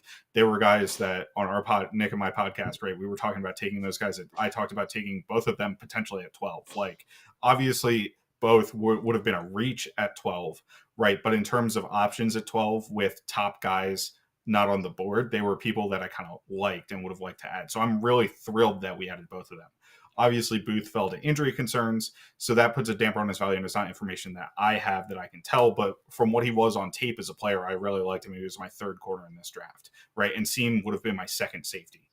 I preferred him over both Daxton Hill and the Baylor safety that people like too, and Jaquan Brisker. Jalen Petry's the Baylor safety. So really happy with those trades down. And I think the combination of trades, at least on day one and day two, if you look at it comes out to be really, really good value for the Vikings. Trading down is value, period. They did lose a little bit of value overall based on like the historical trade charts and, the Jimmy Johnson trade chart, which isn't really relevant to today's NFL, I don't think. But if you look at the trade charts that actually evaluate the results of picks at specific spots, the Vikings gain value significantly in all of them, like 10 to 20% if you combo those trades together. So I like the moves. The picks on day two for myself, Ed Ingram, Brian Asamoah. Ed Ingram, obviously the off the field issues. Like if people are out on Ed Ingram all the way because of the off the field issues, I have absolutely no problem with that. Obviously, who's a reach compared to consensus as well. I think that maybe that story in terms of who he is as a player isn't as fully told by being 101 on a Reef's consensus board. I think he was probably in the same range as a Dylan Parham, who I think people maybe would have liked to have over him. Brendan Thorne, who I really trust for offensive line evaluation, had him as like the tied for the best interior offensive lineman at that point in the draft with Jamari Salyer from Georgia, who I don't even know if Salyer's gone yet, or maybe he went late in the third round. I think he's still available. Yeah. So I really trust Brandon Thorne's evaluations. He works with tons of NFL players as part of OL masterminds. Like he's a really good offensive line mind, and he liked him a lot, had a third round grade on him. So end of the second isn't a huge reach to me for that type of player. Brian Asamoah, I think for me, the one thing I will say with Ed Ingram is I thought there were edges on the board, particularly Drake Jackson and Nick Bonito, that I would have much rather had at that spot, which is kind of where I get into a positional value question, which for a quote unquote analytics GM for Kwesi, you'd expect him to kind of be looking at edge rusher instead of interior offensive line. With that being said, I do like adding competition to the interior offensive line, right? It's clearly something that we needed to do. We needed a guy who could play center, who could play potentially guard, because while we signed a couple guys in the offseason, like it's not totally settled there. And then Brian Asamoah at linebacker. Yeah. And then Brian Asamoah at linebacker, like I think he's a fine third round draft pick, maybe a mid to late third round draft pick. It's just if you look at the guys who are available on the board there as well, including Nakobe Dean, which I know Nakobe Dean had injuries, right? So that's a question mark that you don't really understand the medicals. But even with the injuries, if he needs to miss the season because he needs to get surgery on a torn pec, I don't care. He's the most talented on the field linebacker in this draft. I would have wanted to take him in the third round, no question over that. And then I slightly preferred Christian Harris from Alabama over Brian Asamoah, and like Chad Muma too had great athleticism. But at the end of the day, like I'm not going to complain too much about the Asamoah pick. Like I think they were both okay. Yeah. So Nick, how many day one starters did the Vikings get in this draft? I would say 3 right now. I think Seen as a starter. I think he starts over Bynum. I think Booth is interesting because, I don't think you move Booth into the slot, so maybe it's only 2, but Booth, I think, is ready to go. Maybe he's like a CB4 and you just rotate him in. And it'd also be interesting to see, like, is it Patrick Peterson right now, who's the Vikings' best corner? Is it Cam Dantzler? Who's the odd man out of those 3 guys? I think they're all outside. You could theoretically throw Booth into the slot. I think Booth is probably actually a better nickel than Chandon Sullivan now that I think about it, but I think they kind of have a plan with Chandon Sullivan too. So Booth is an interesting one. I think long term he takes over for Patrick Peterson, but we'll see. He's certainly got tougher competition for a starting job on the outside compared to some of these other guys. And then I think Ed Ingram is a starter at right guard. I don't think you invest a second round pick into a guard, especially one that was going up against those defensive tackles in the SEC for so long. And coming away with such clean passing sheets. So I think that was a pick specifically to keep Kirk Cousins upright. I think when you just look at the investment, Chris Reed, $1 million, who was Jesse Davis, like $2 million. And then Ed Ingram, a ready to go SEC second round guard who's played left guard last season, but was right guard before. So I think he's ready to step in right away. So Asamoah, I think he's got a little bit tougher climbing because they did sign Jordan Hicks, who's that's a little bit tougher. So I wouldn't expect Asamoah to step in right away, especially when he's already pretty undersized.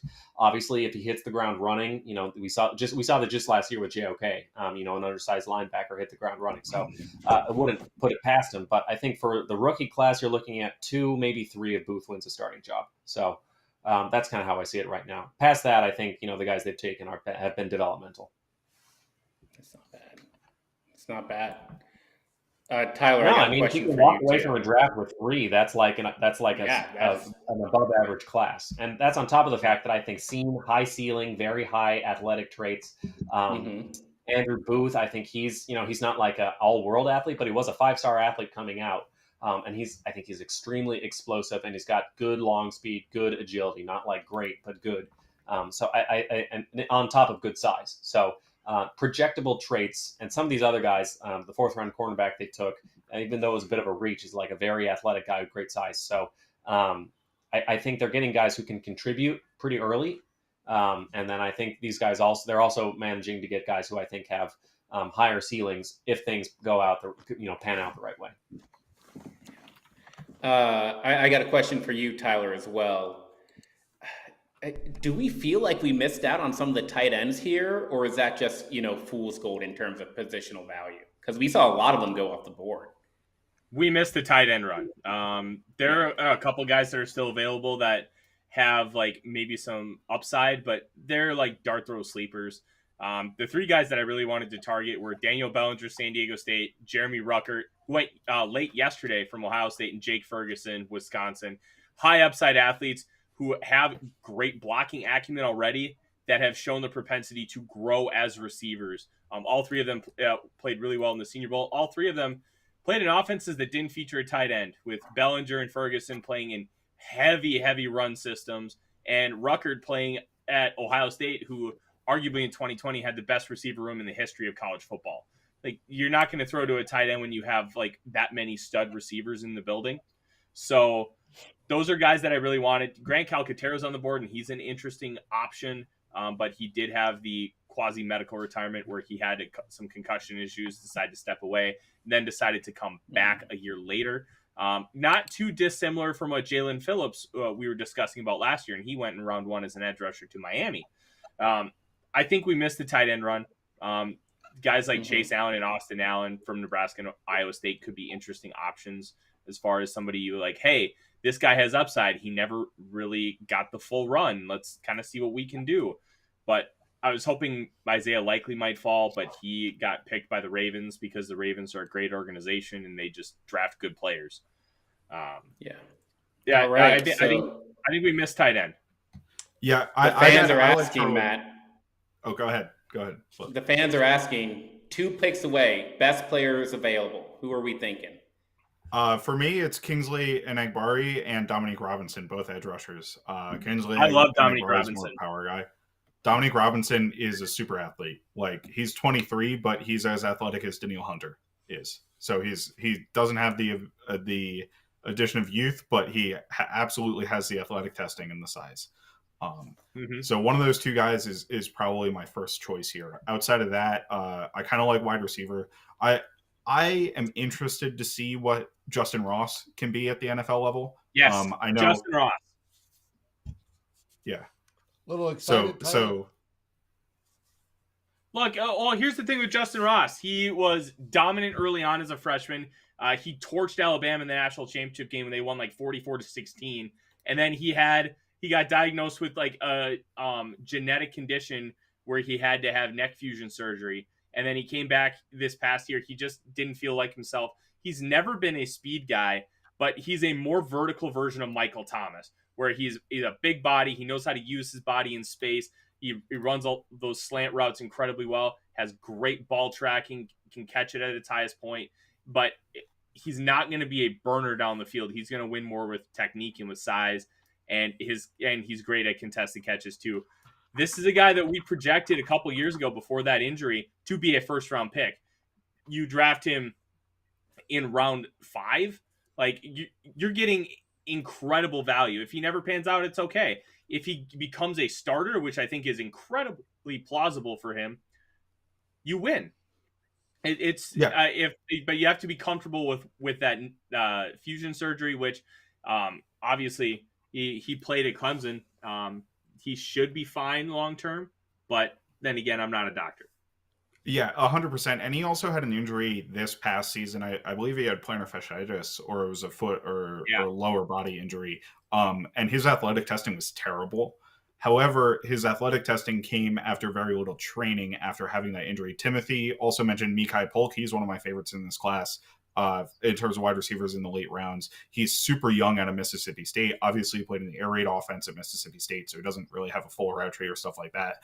But he's super young, and he has the athletic ability, I think, to develop into an NFL wide receiver. But going back to Ross a little bit, like Tyler said, absolutely dominant early on in his career. Injuries and medical concerns are the reason that he didn't continue to be dominant at Clemson, and also, the question for him as he enters the NFL. So it'll be interesting to see what teams do with him. But like I said at the beginning, edge rusher or wide receiver is the pick for me. I think those are the two needs on the team that we haven't really addressed. Yes. Flip, your guy Kyle Phillips just went to the Titans. Of course.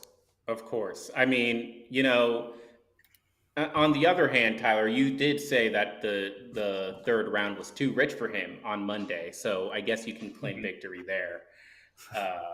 But I just think the third round is too rich for somebody who's a slot only, unless they possess some form of dynamic athleticism. Like if Calvin Austin was 3 inches taller, that guy might have been a second or first.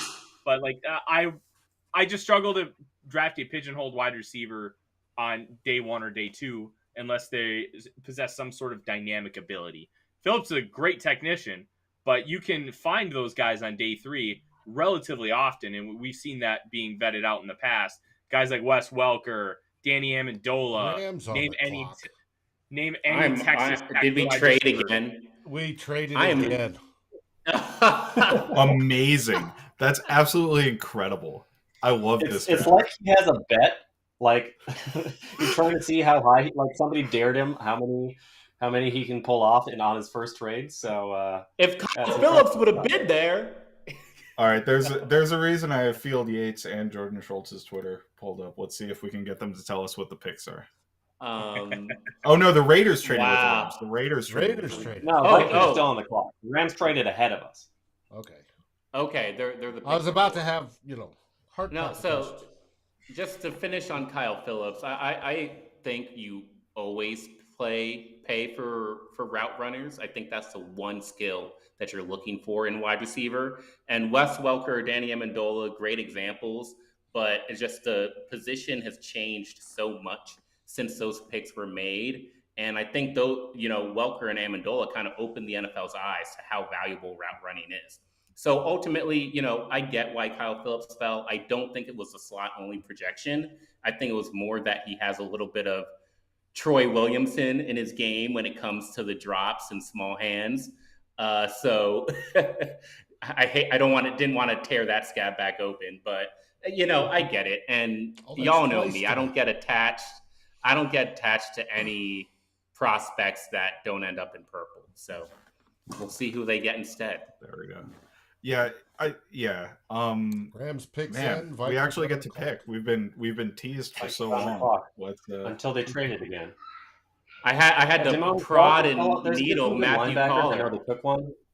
There's some good defensive line in addition to the guys we mentioned. Amari Barno's still on the board.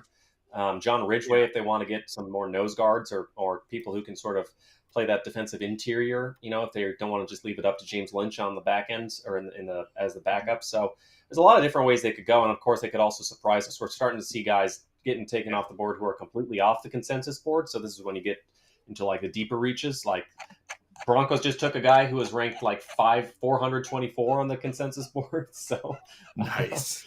Yeah. I would love Amari Barno here. 100th percentile, 10-yard, 20-yard, and 40-yard splits. Like, you're not going to get that kind of an athlete, but the problem is his film was very inconsistent. He, outside of speed, he doesn't really have a lot going on for him, but if you can develop him, considering you have that 100th percentile, like, quickness and speed, that's a very, very intriguing piece for the back end of day 3. And he's like undersized for defensive ends. What is he, like 230 something pounds? He's like, let me pull it up because I think he's like 245. Okay, so that's not that bad. And given the switch to the 3-4 and using in a wide 9, like it's a little bit easier than in Mike Zimmer's system, right? To live with that undersized player. Definitely interesting. I think Matthew Butler from Tennessee is still available through Technique. Yeah, him too. Some good defensive linemen generally all over, whether it's 1 tech all the way up to 7 or 9 tech probably. So a lot of options there. They could go a lot of different ways here. So looks like Kyron Williams went at 169. What draft pick is this? Kyron Williams, rather. Do the Vikings? That was interesting. Okay. Do they stay with pedigree? Do they stay within the Power 5, or do they actually go with some of these smaller? We did not trade out. Sorry, Philip. Excellent. We actually made a pick this time. We made a pick. That's a good question. I think that's another part of the draft that hasn't been heavily discussed. I haven't discussed in the 10 minutes I've been on the show, right? But how we've taken, all Power 5 players, 3 SEC players, 4 if you count Oklahoma as an SEC school now, and then Clemson as well, because they're coming into the SEC, right? So right. So, but yeah, so all Power 5 players, all programs that like make it to the college football playoff. So that's definitely a interesting component to this for sure. Matt Barno, 6045, 246. 34 stars. What's the Kwesi Adofo-Mensah. He was one of my draft 34. crushes. Oh, I'm really from Minnesota? Or yeah. Really? Yeah. Okay. I like that. He's got some local. He can play inside and outside. I really wanted to see him at the Senior Bowl, but he had to pull out because of a soft tissue injury. Like, this is a really nice pick. Yeah, I'm excited. I really liked him. I thought he had potential to do a lot of different things on our defensive line. So they do end up taking a defensive lineman. It is somebody with high upside. I do think this is somebody who's not an early contributor, but is somebody who could develop into something, I think, a meaningful contributor down the road. So I like this. Obviously, he was playing opposite Boye Mafe, who got all the attention, went, I think, in the second round, was kind of a first-round talent. But Kwesi Adofo-Mensah was long arms, very explosive, good get-off. He just kind of needs to put it together. He's also a little bit of an older prospect, but very I liked him. I especially liked his potential as that sort of 5 technique spot for the Vikings because he weighed in a little heavy. I think he was 280 or something, but good explosion, long arms, 35-inch arms. So He's got some real potential to be a power rusher, I think, for the Vikings. Kind of along with James Lynch, gives them somebody who slots in for that 5 technique or 4-eye role, who they didn't really have on the roster unless you wanted to kick Zadarius Smith in or move James Lynch out. So I like this pick. African AF. So this is a guy who's going to, like you said, Nick, compete with Armon Watts. Yeah, compete with Armon Watts, compete with James Lynch. So just information on him. Nick gave you the height, weight, 35 and a half inch broad. I'm sorry, 35 and a half inch vert. Not as great of a broad. Decent agility drills actually for his size. 7.21 in the 3-cone, 4.37 in the short shuttle. So like Nick said, I do think we needed to add competition at this spot, right? Kingsley Enagbari was interesting to me because he was more of a power player than an edge rusher. And this is somebody that we can use on the inside with Danielle Hunter and Zadarius Smith both on the field, I think. And that's kind of an important component to adding a defensive lineman if we want to go with a heavier package, right, which is something the Bears did back in the day with, you know, all of their guys, Eddie Goldman, Akeem Hicks.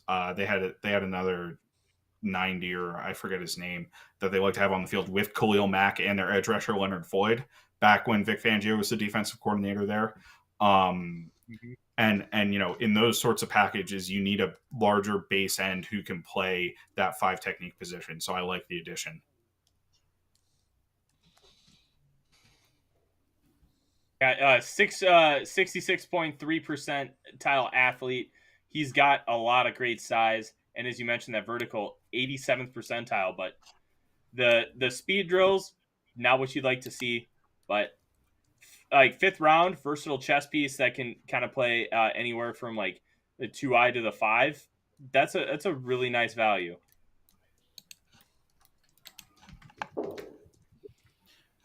Yeah, absolutely. Yeah,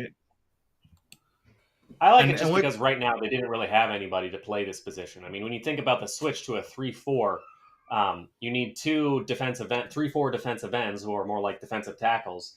And right now they just kind of don't have it. I mean, Armon Watts is a really good rotational pass rusher, kind of in the he's different than Tom Johnson, but he's got really good hands and he's pretty quick and nimble. And I think he's good at getting after the quarterback. I don't think he's good at maintaining his gap. I don't think he's good in the run game. I think his arm length kind of gets after him a little bit there. This is somebody who I think can hold his gap in the run game. And he's still kind of learning to put it all together. And he might tap out as like your rotational 5 tech guy, but that's great because right now the only guy I think on the roster right now who has a chance to do that is James Lynch. And the problem with James Lynch is they moved him to nose guard because he was like a 3-4 end in college. But they moved him to nose guard, but he's like undersized for a nose guard. So he's kind of like a tweener. Asezi Otomo is actually somebody who slots in and is a very natural fit at like 5 technique or 4-eye. Minnesota used him that way a little bit. They also used him on the end. He has the length. We talked a lot about Enagbare as like somebody we liked, and that was because I love, he's not a plus athlete, but long arms. That's the same way Asezi Otomo is. He's just, he's a giant man. Gophers fans are obviously very familiar with him, but I think he's got a chance to contribute as a rookie, which is rare to find somebody day 3, this kind of in the 5th round to be able to do that. But I think he can slot in, and I think he's got some upside down the road to develop into some sort of a rotational end, some guy with the flexibility, whether it's 5 technique and rushing on the outside or maybe 7 technique. He's not like his get off isn't the most explosive, but I think when you are that big and you move that well and you have 35-inch arms, you have some pass rush potential down the road just because of your levers. So I like the pick. I feel like this is an upside pick, but it's also an immediate impact fit because when you play base downs, we didn't really have anybody other than maybe James Lynch for that 5 tech spot, and now we do. Now we know it'll be Zadarius Smith, Dalvin Tomlinson, and James and Harrison Phillips as your defensive nose guard and your defensive end. This guy, Asezi Otomo, can slot in as the other defensive end. Then you have Danielle Hunter on the other side. So that, I think, gives you a picture of what your base rundowns against 12 personnel will look like. So I think it fits in really well. Yeah, so could you go over that a little more, Nick? Because I know Zadarius is pretty interchangeable between the defensive end and outside linebacker spot. So where do you see Zadarius primarily lining up? Is it at that 5 technique or is it outside linebacker? Zadarius Smith is an interesting guy because I see him primarily lining up like wide as like the wide 9. Donatello likes lining his pass rushers up wide and giving them that runway to sort of stretch the offensive tackles basically as much as you can. And the more you can spread out the pass set, how many 5 guys there are there, the more room you have to attack guys. And that stresses obviously, if you line them out at a 5 tech, it's a shorter line, it's a straighter line, but when you stress them on the edge, that sort of opens things up. But the interesting thing about Zadarius Smith is, as much as you want to line him up that wide, he's at his best when he's rushing from the inside on like third downs. So I see him as a guy who you line up as like a wide 9 and let him sort of get after it. He's like a very aggressive bulldog mentality to him. But then on third downs, I see him lining up, standing up over the guard or something as like your 3 technique or 1 tech, your interior pass rusher on pass rushing downs. But that's not what you would want to do with him, just because although he's a little bigger, it's his gap integrity isn't his calling card. He's not like a terrible run defender. It's not like some of the other pass rushers we've had in the past who don't know how to defend the run. I think Zadarius Smith is just a little undisciplined and a little overeager at shooting his gap as opposed to holding his gap. So I wouldn't kick him inside too much on base downs. But Asezi Otomewo is somebody who you could kick inside as like a 4-eye. He's 280 pounds. He carries his weight well, and he's got long. I mean, he's over 6'5". He's got 35-inch arms. So you're just talking about a very big, long guy. So those are sorts of levers you can put to use. And the fact that he doesn't have the athleticism kind of limits his upside, I think, to be like a long-term starting defensive end. But I do think, or at least pass rusher, starting edge rusher, 3-4 outside linebacker. But what it does allow him to do is sort of step in and very early be able to control gaps, because if you can maintain your posture, the being able to control a gap with 2 35-inch arms on a 6'5" frame, when you've got the kind of the weight and the strength that Otomewo has, that is something that should translate, I think, pretty easily to the scheme. So that's kind of why I thought he would be a great fit. So the one thing I will say is I thought he might be available even a little bit later on, but I just like the fit a lot. So, I'm willing to reach a little bit if it means a guy who's able to contribute on rotational snaps right away. All right, we are on the clock again. Kwesi made us wait and wait and wait and wait and wait, but we've got 2 picks here, almost back to back. I'm going to be honest, I'm going to have to get out of here after this pick, but it's been fun, guys. You knew I was going to get into Matthew a little bit, into Collar a little bit, so don't hate me on that. I hope it led to some great conversation, and all the fans in the comments, from Freddie Mitchell, the game changer, Nick Howard, all the familiar faces. It's been a pleasure, and we got some new young guys in purple. So the Bears actually just made a pick. They've traded back like 5 times today. They're pulling the Rick Spielman. Yeah. Well, they need help. Which NFC North team has had the best draft? Lions, yeah. Yeah, I think based on the Lions, honestly. I can't argue for the Vikings. I like what the Packers have done too, but I think I'd go Lions, Vikings, Packers, then Bears at the bottom. But the Bears also had the least capital, so that's kind of a The Bears had a really weird approach taking Kyler Gordon with their first pick, considering all the needs on their team. Adding to the cornerback room was relatively low on the list, so I'm very intrigued to see what kind of leash Poles has, and then how next offseason is going to play out, because that team was very void of talent, and they really needed to maximize Fields, and they chose to go in a different direction early. I think the Velus Jones Jr.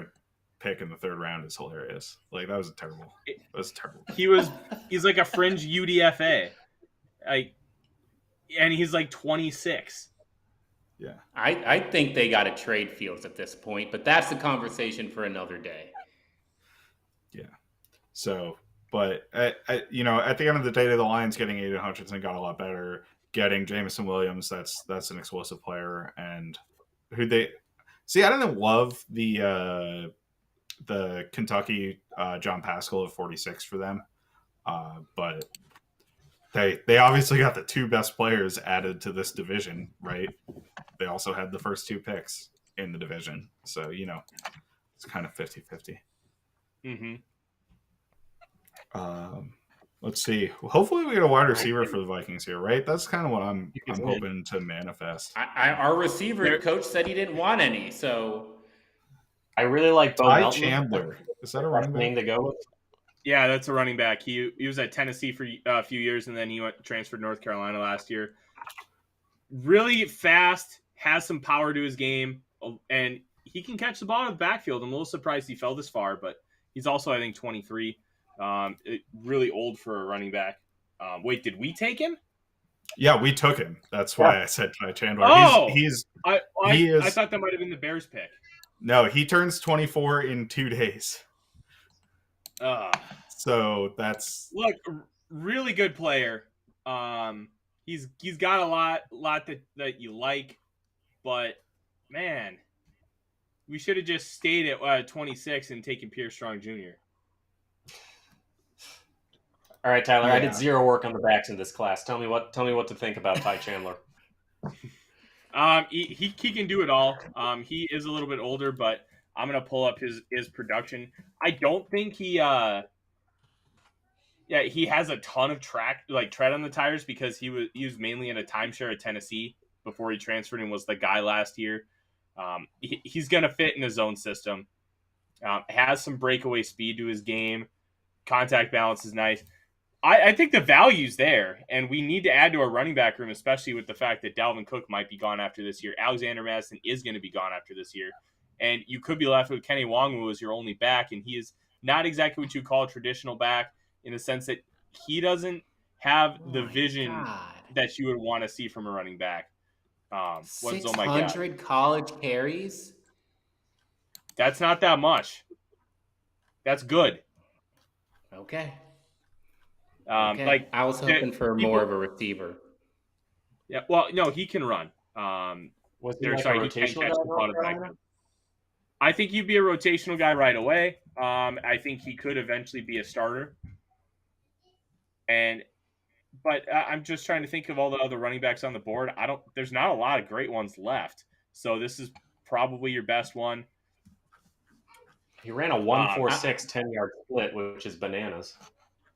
Yeah, very bananas. Athletically, otherwise, not great, obviously. 7.4 3-cone, which is honestly terrible for a running back prospect.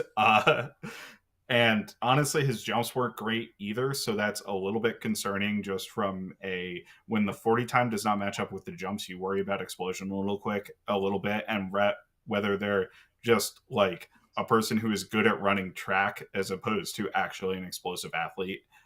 An explosive fast athlete.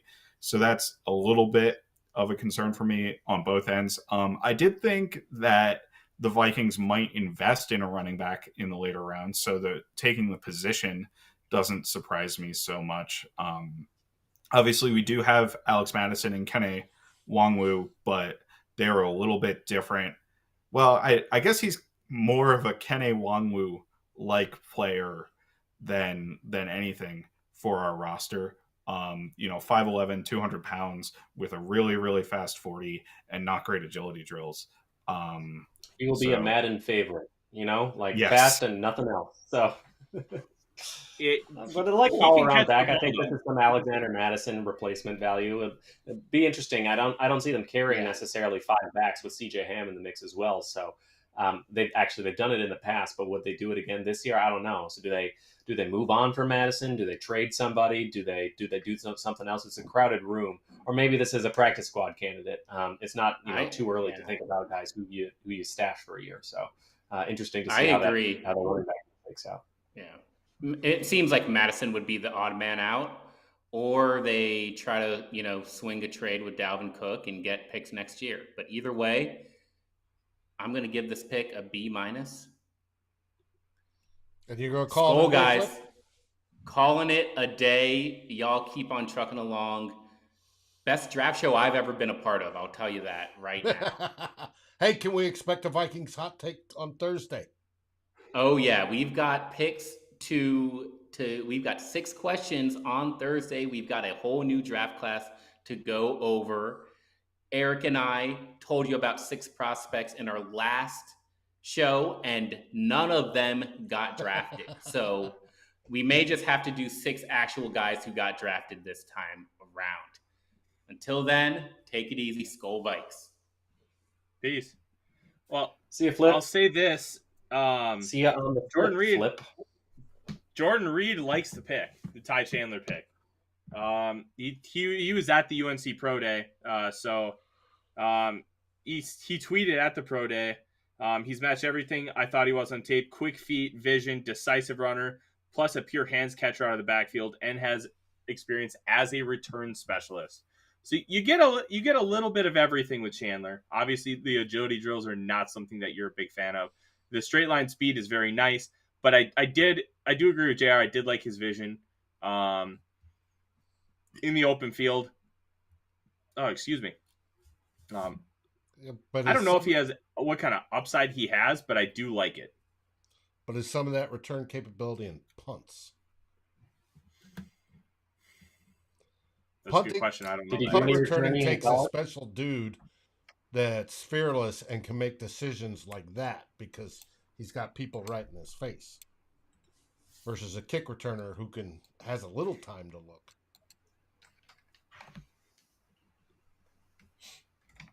I guess he was a kick returner in college and did actually a pretty good job there, but not punt returns. But maybe they think they can mold him into that.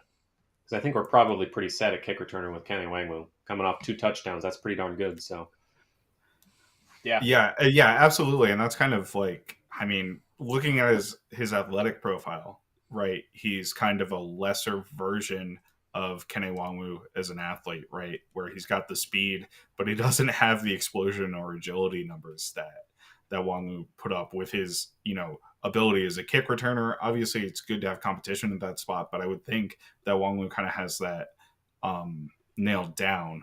So it'll be interesting to see. Obviously, depth running back, is something that I think you should constantly be rotating in the NFL. I think you should constantly be taking guys, and if one hits very well, that's a positive because you'd rather have guys who are on cheap rookie deals, especially late round pick cheap rookie deals, than be paying Dalvin Cook, $12 million a year or $14 million a year or whatever he's getting ultimately from an analytical perspective. So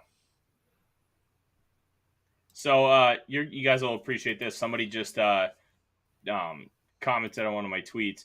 They put Adofo as a defensive tackle, 93.1 percentile athlete as a D tackle.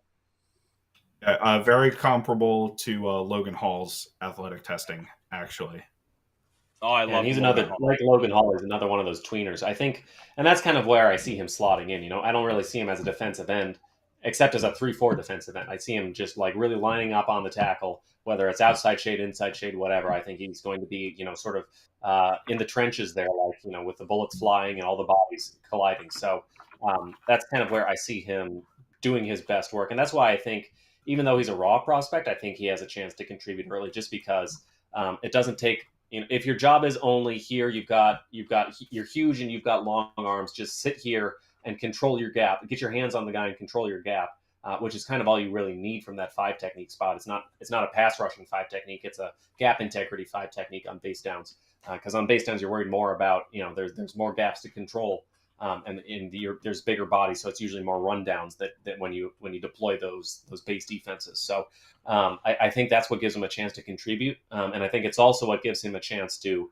I don't want to overemphasize the upside because the athleticism limits his upside there, but I do think it's when you've got kind of the same thing I was talking about some of these other pass rushers. When you've got that kind of frame, that kind of size, it gives you an ability to win in ways that other guys can't, because just 6'5" and 35-inch arms is something that that's a God-given gift that a lot of guys don't have. So I like that pick. And then I kind of expected the Vikings to take a running back at some point. So Ty Chandler, I think at the very least you see the speed and you see the versatility, and you see him as somebody who can be sort of a change of pace back early, and if nothing else, probably a special teamer But not again, the real question there is, who's the odd man out of those four? Or do they carry four?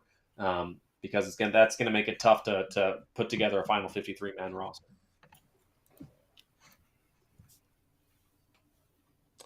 I apologize for all the spam bots. YouTube should pick those up, but they're not today for some stupid reason. They weren't picking them up last night either.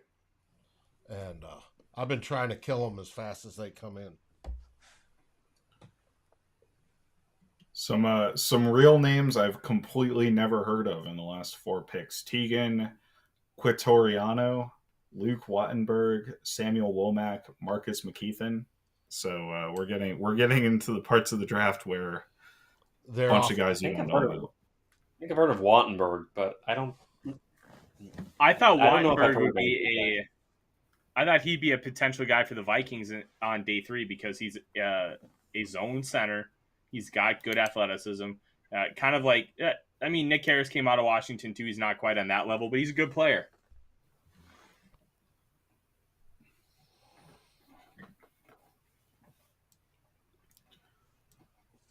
Sure, let's see. So the Vikings are up in about 10 more picks. I think the Bears are on the clock right now at 174. Vikings have 184. We did get our edge rusher 5 technique kind of interior player. We've talked about wide receiver a lot. Nick, any other position you're thinking about targeting here, or just general thoughts?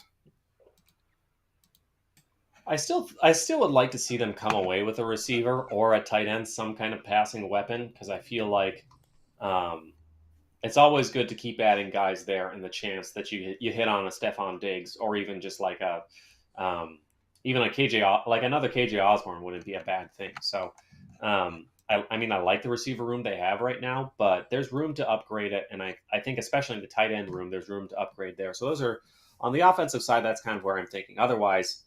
They could probably get tackle depth as well. We've got a lot of interior offensive linemen between the 2 guys or technically 3 or 4 guys we signed if you can consider Schlottman, not just Jesse Davis, but also Austin Schlottman and the other guys. So, right now they've got Ole Udo as the swing tackle, but they can I think it's Blake Brandel is the 4th tackle. You could probably upgrade from Blake Brandel at this point. So that's kind of where I'm at with the offense.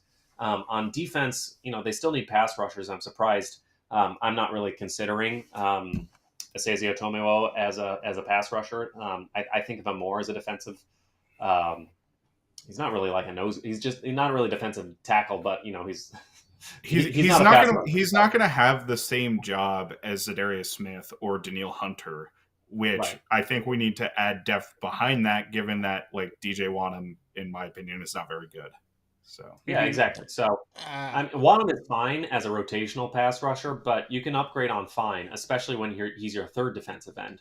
And I don't even know who the 4th would be. Patrick Jones, Janarius Robinson, but we didn't get to see any of Janarius Robinson, and he was raw coming out. So it's hard to. I feel like there's room to grow that room, and I'm a little surprised that given how good this sort of edge class was, they haven't addressed that there. Obviously, the secondary was my biggest concern going into the draft, but I think they've done a really good job shoring that up so far. They got 2 cornerbacks. They could probably still find a nickel, and you might be able to find. That's one of the few positions you might be able to find on day 3 where you can find starting or even rotational talent. So maybe that's a place they go. But otherwise, I feel like a lot of the other positions are fine. At the same time, though, like late in day 3 is not when you draft for need. It's sort of like best player available, and if they end up contributing, like great. So that's kind of where I'm thinking at as far as positional needs. So Dominique Robinson just went to the Bears, which is somewhat disappointing. Bummer. Yeah. I liked him. Day 3 is also where they look for people that they can make into special teams gods and punt gunners and stuff like that. Yeah. It'll be interesting. I know I've seen conversation about people suggesting we draft the punt god Matareza, and I first of all want to say that I love Matareza as like a personality and a person, but first of all, drafting specialists, in my opinion, is not smart. The regularity of which you can get specialists, outside of the draft in UDFA, is like you can get them all the time. A lot of the best specialists in the NFL were UDFAs. Half the time, drafted specialists don't work out. It's just not really a valuable use of resources for that position. And on Matt Araiza specifically, like his style of punting does not mesh with the NFL. He very specifically rejects like NFL punting dogma, if you want to call it that, right? Where he literally just tries to kick the ball as far as he can every time and does not care about hang time, period. And in the hang time portion of things, like the NFL very much cares about hang time on punts. They very much care about that. You're going to have a team that says we are totally okay without having any hang time on our kicks at all, and we want to adopt the strategy that San Diego State used last year to have Matt Araiza even draftable. Like, it doesn't shock me that he wasn't the first punter taken. It was pretty obvious to me that he wasn't going to be the first punter taken based on what he's literally said about punting, like, because it just doesn't mesh with what the NFL wants. Yeah, I know, but I love the punt god. He rules. So, right, like I love the punt god, but I can't take him in a draft. I don't expect him to be taken in a draft. Matt, you did totally call this. Now. Everybody was drafting Matt Araiza with their mock drafts, but Matt, you totally called it. The NFL wouldn't love him. We've already seen 2 other punters go off the board, so props on calling that one. Well, he's right. It's a matter of if you can't get the hang time and placement, you're not good. I mean, trajectory is one thing, and if you're punting for distance, your trajectory is low, and the hang time's low. So it's like artillery. I think the Bears could use them. They'll be doing a lot of punting, and they don't have to worry so much about touchbacks because I don't think they're going to be crossing the 50 very often. So you don't have to worry. That's probably a good fit. Hey, somebody tweeted this out earlier, so I won't take full credit. That they could try and set the NFL record for most punts of 112 if they drafted Matt Araiza. Just make the most fun guy on your team your punter. Let's just make this the USFL, baby.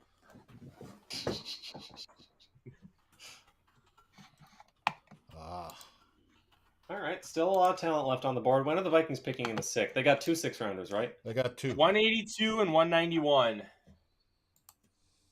We're coming up here.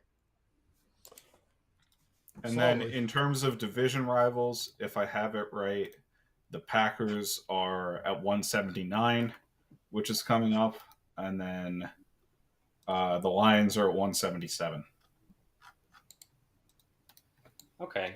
So 184 and 191. What are we on? Like 175? We're actually not that far away. Yeah. No. 2 guys that I really want. One far away. It's like 10 picks. One of whom we've already talked about, Amari Barno. I just think the athletic upside with how Ed Donatel likes to use the wide 9 just makes too much sense. At receiver, Love that. Kevin Austin Jr. from Notre Dame is a really interesting guy. Tested athletically superior, yet was only really used as a deep guy for Notre Dame, mainly because his quarterbacks were Ian Book and Jack Cohn.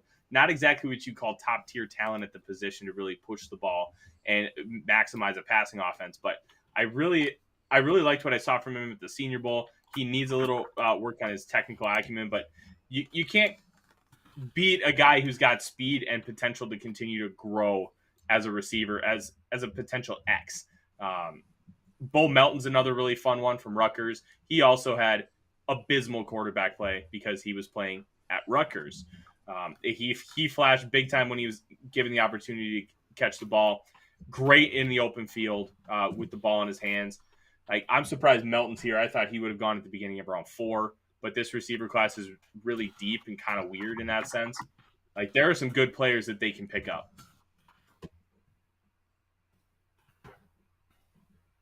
Yeah, no, the call out for, elite tester Kevin Austin is obviously there, and he's a relatively there's relatively limited tape on him. Like, he didn't play a lot in college due to a variety of reasons. So I think there's hope for development there with a great athlete, because you did not see that athleticism on tape.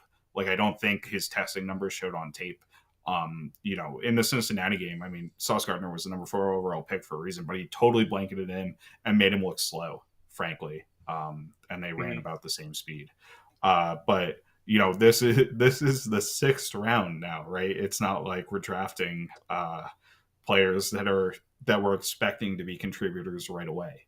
So totally reasonable to bet on the upside with that pick. I will say one player I'm disappointed went before we were able to take him, in that 5th round, was also Khalil Shakir. I thought he was going to potentially be a steal as a wide receiver. And he goes to Buffalo. That's just a great fit. Yeah, there's your Cole Beasley long-term replacement. Yeah, I really like Shakir. So And there's ESPN showing the Raiders big board. Nice. High definition. You'll love it when that happens. I think they showed the Ravens big board or somebody on day one. Yep, they did. Oof. That's funny. Well, it hasn't hurt the Ravens draft at all. So maybe you want your big board shown. They've done a fantastic job. Well, they always do a fantastic job. They're kind of crazy. Matt Butler, who we mentioned as a potential interior defensive lineman, just went to the Raiders. So, can you imagine guys, somebody's in one of the war rooms right there, filming from NFL Network, and they're going, all right, we're going to cut to your war room in 15 minutes, right? And then some intern is, all right, let's throw up the fake big board. That'd be awesome. That sort of intel would be fantastic.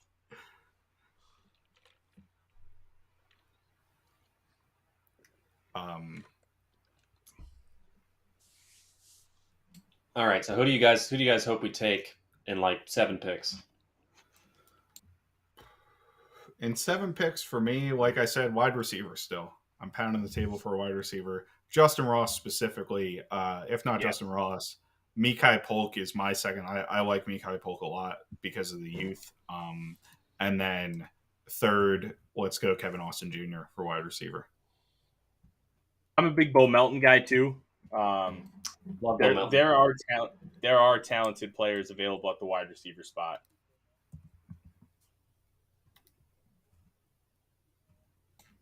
Yeah, I actually felt like that was one of the best bands in terms of like I feel like the receivers, anytime you do your fun little mock drafts, the receivers always fell into the 6th, 7th round. We still see a lot of really good receivers still on the board just because it's such a deep class. So, if they do end up taking a receiver, I don't think they can go wrong. So that would be a lot of fun. I still think they've got a chance to add to their pass rush, and there's some guys out there. So I don't know. They could go a lot of different directions. They've got 2 picks, so it'll be interesting to see what happens. Oh, fun fact. Our next selection is the selection we got back in the Jets trade for Chris Herndon. So, memories, right? Future Vikings Hall of Famer Chris Herndon. Let's see who was taken. Michael Clemens from Texas A&M was taken in the spot of the pick we sent for Herndon. But we could have avoided trading a 4th round pick for a Caleb Evans if we still had that pick. So, you win some, you lose some. Cowboys select Damon Clark, linebacker. Oh, the Cowboys. There you go. You can always count on them to take guys with massive injuries or massive off-field issues. And they've done both this year. And taking Damon Clark here, I think, is a great bet.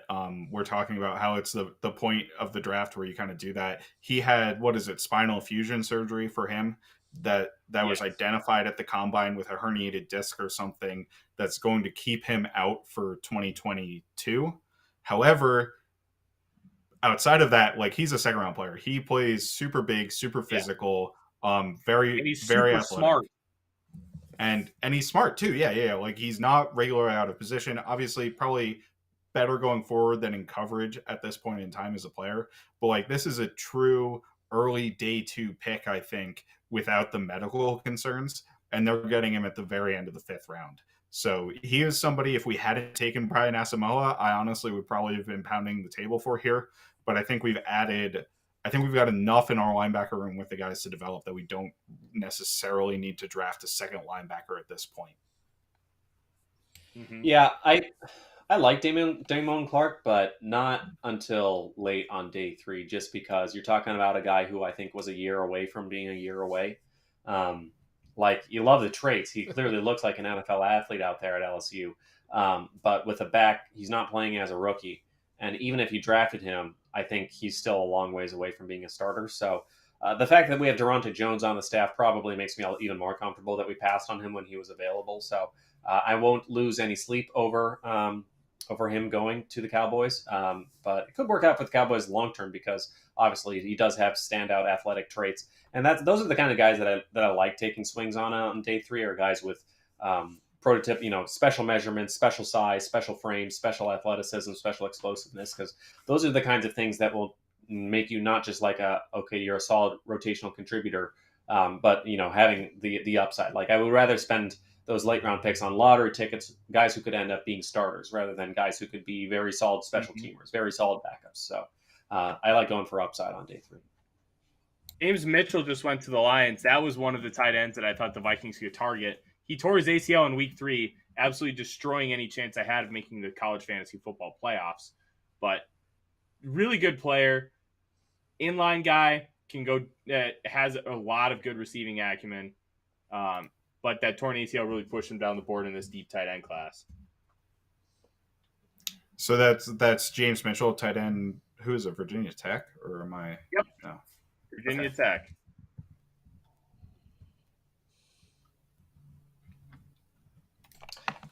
Tyler, are there any tight ends left on the board that you like, or you think the well is dry?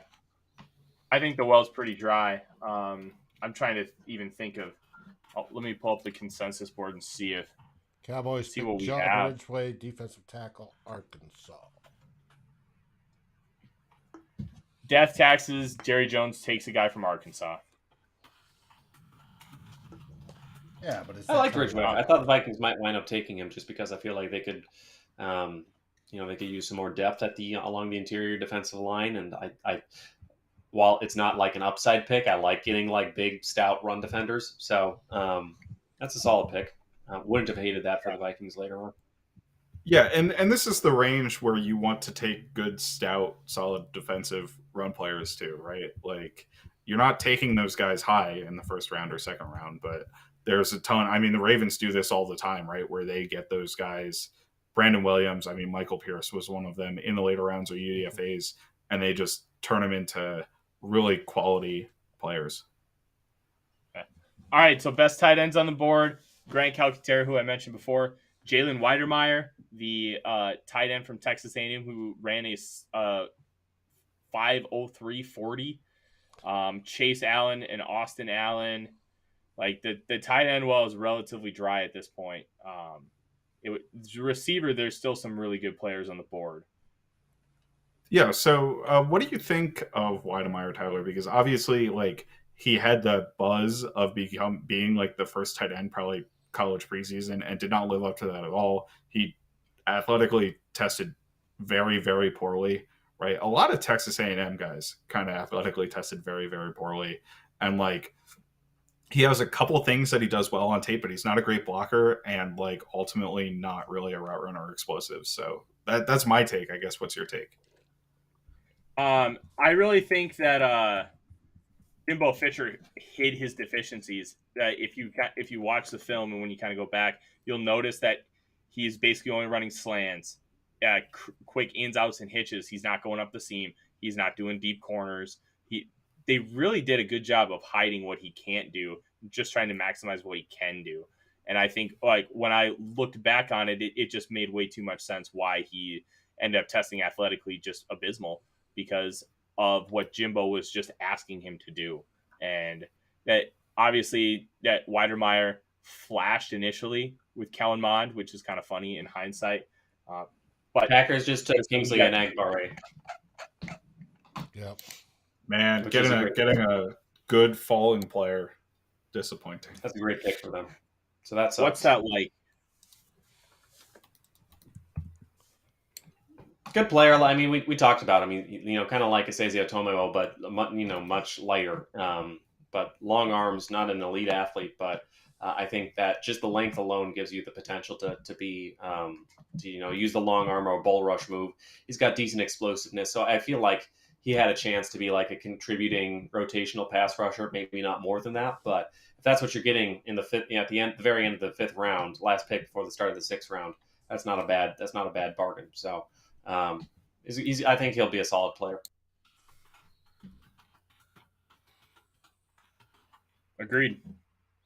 Mr. Shadow, because they went in other directions so far.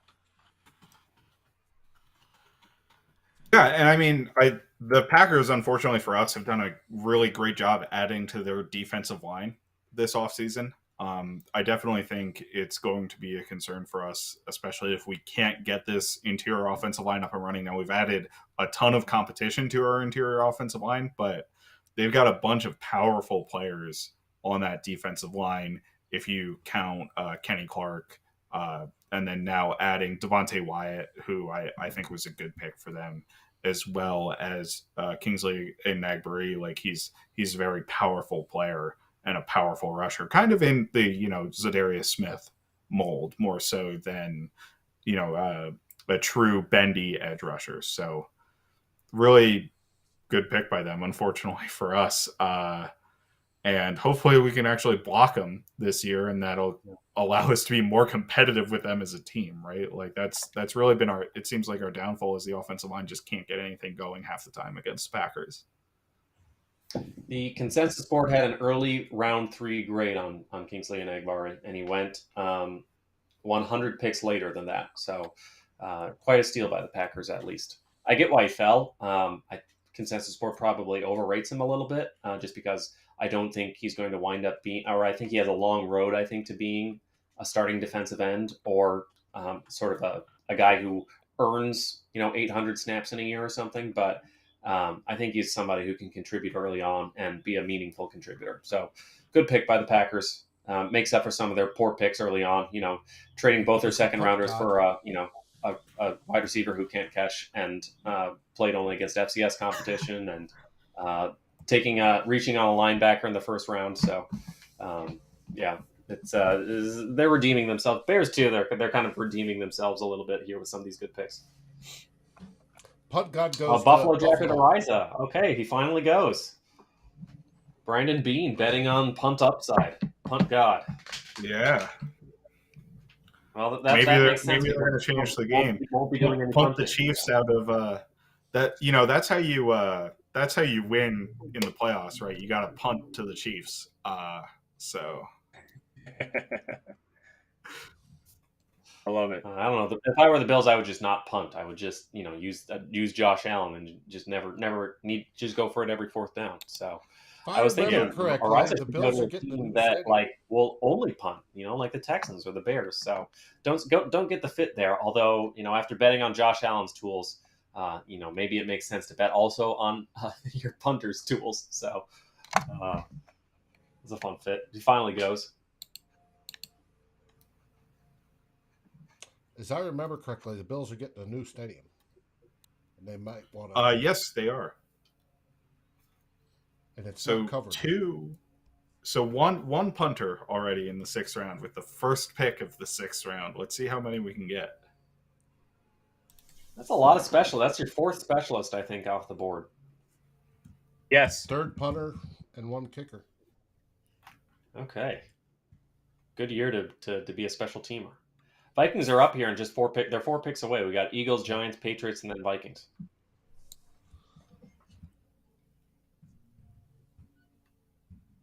And then they're 7 picks after that too. They're 184. 7 picks after that. So tons of picks in the. Hey, at least we don't have back-to-back picks in the 6th round. Like that would have been. Kind of glad we did before we made the trades. I know. I'm kind of glad we leveraged that one a little bit, to be honest with you, because. That's like the volume of making 6 picks in the 6th round, as opposed to the, 1 pick in the 4th and 2 picks in the 5th, like that. You're getting more value with those better players, in my opinion. Mm-hmm. Well, and we talked about that beforehand. Even Kwesi alluded to it about quality versus quantity in the whole. You can have the whole 7th round, and it doesn't equal the first pick type deal. Mm-hmm. That's why we're hoping he finds quality everywhere, that he has that secret sauce. Absolutely.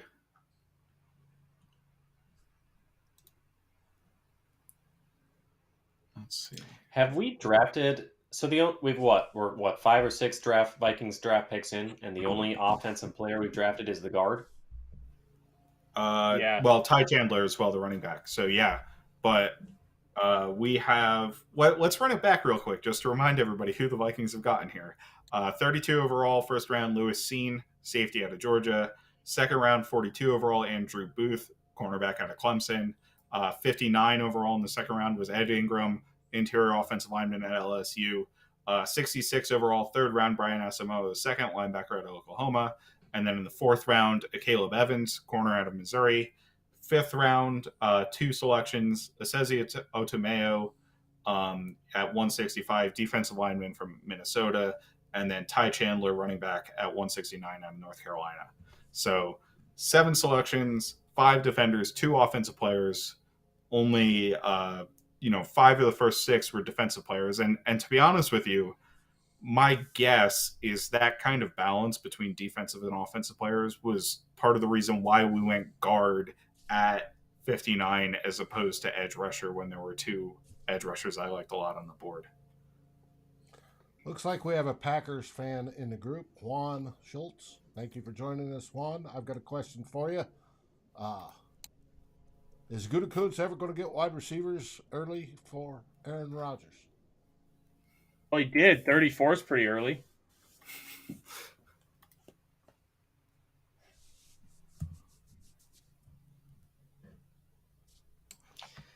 Eagles pick is in, so now we are three picks away with the Giants on the clock. We wait. I will say the investment, the fact that they haven't invested almost anything into the offense, like they didn't really sign many free agents on offense. The ones they did were bargain bins, Jesse Davis. Who else was it? Jesse Davis, Austin Schlotman, Chris Reed. vet minimum. Chris Reed was like close to vet minimum, not quite. I'm not sure they brought in any receiver. There might have been a couple like very back end of the roster guys, but like they've invested almost nothing into the offense. Free agency, come into the draft. They do spend a late second round pick, which is not nothing on a guard, but clearly they saw they needed to add more competition to the guard room. But otherwise, Kevin O'Connell came in here and was like, this offense has the horses to go, and I think that's actually right. Like an offense with, I said this earlier on the show, but an offense with Kirk Cousins, Justin Jefferson, Adam Thielen, Dalvin Cook, Irv Smith, and the offensive line shaky, but like bookend offensive tackles, one of them a Pro Bowler and Brian O'Neill, should not be middle of the road, should not be 16th in DVOA, should not be 16th in EPA per play. So I feel like they're betting on Kevin O'Connell to unlock something in that scheme there that Clint Kubiak wasn't able to. And the fact that they've invested so little, I think, is a bit of an indictment on the scheme and the play calling last year on the offense, which I think we could probably agree wasn't great. I think Clint Kubiak had his moments, but overall, I think there's a lot of room for improvement there. So it does kind of put a bow on that analysis that like Kevin O'Connell is very confident that he can unlock a lot of value here with the offense just through his scheme and his play calling. At least that's what we hope.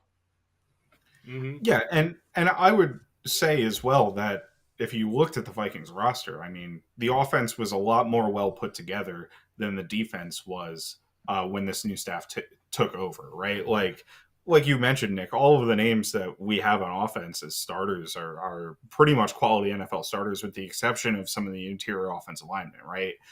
Irv Smith, I think, is a pretty big question mark for us still. So obviously that's something that moving forward, you'd like to see them make an investment in at tight end just to have, well, I guess it's a bit late. A Johnny Munt disrespect, right? Matt.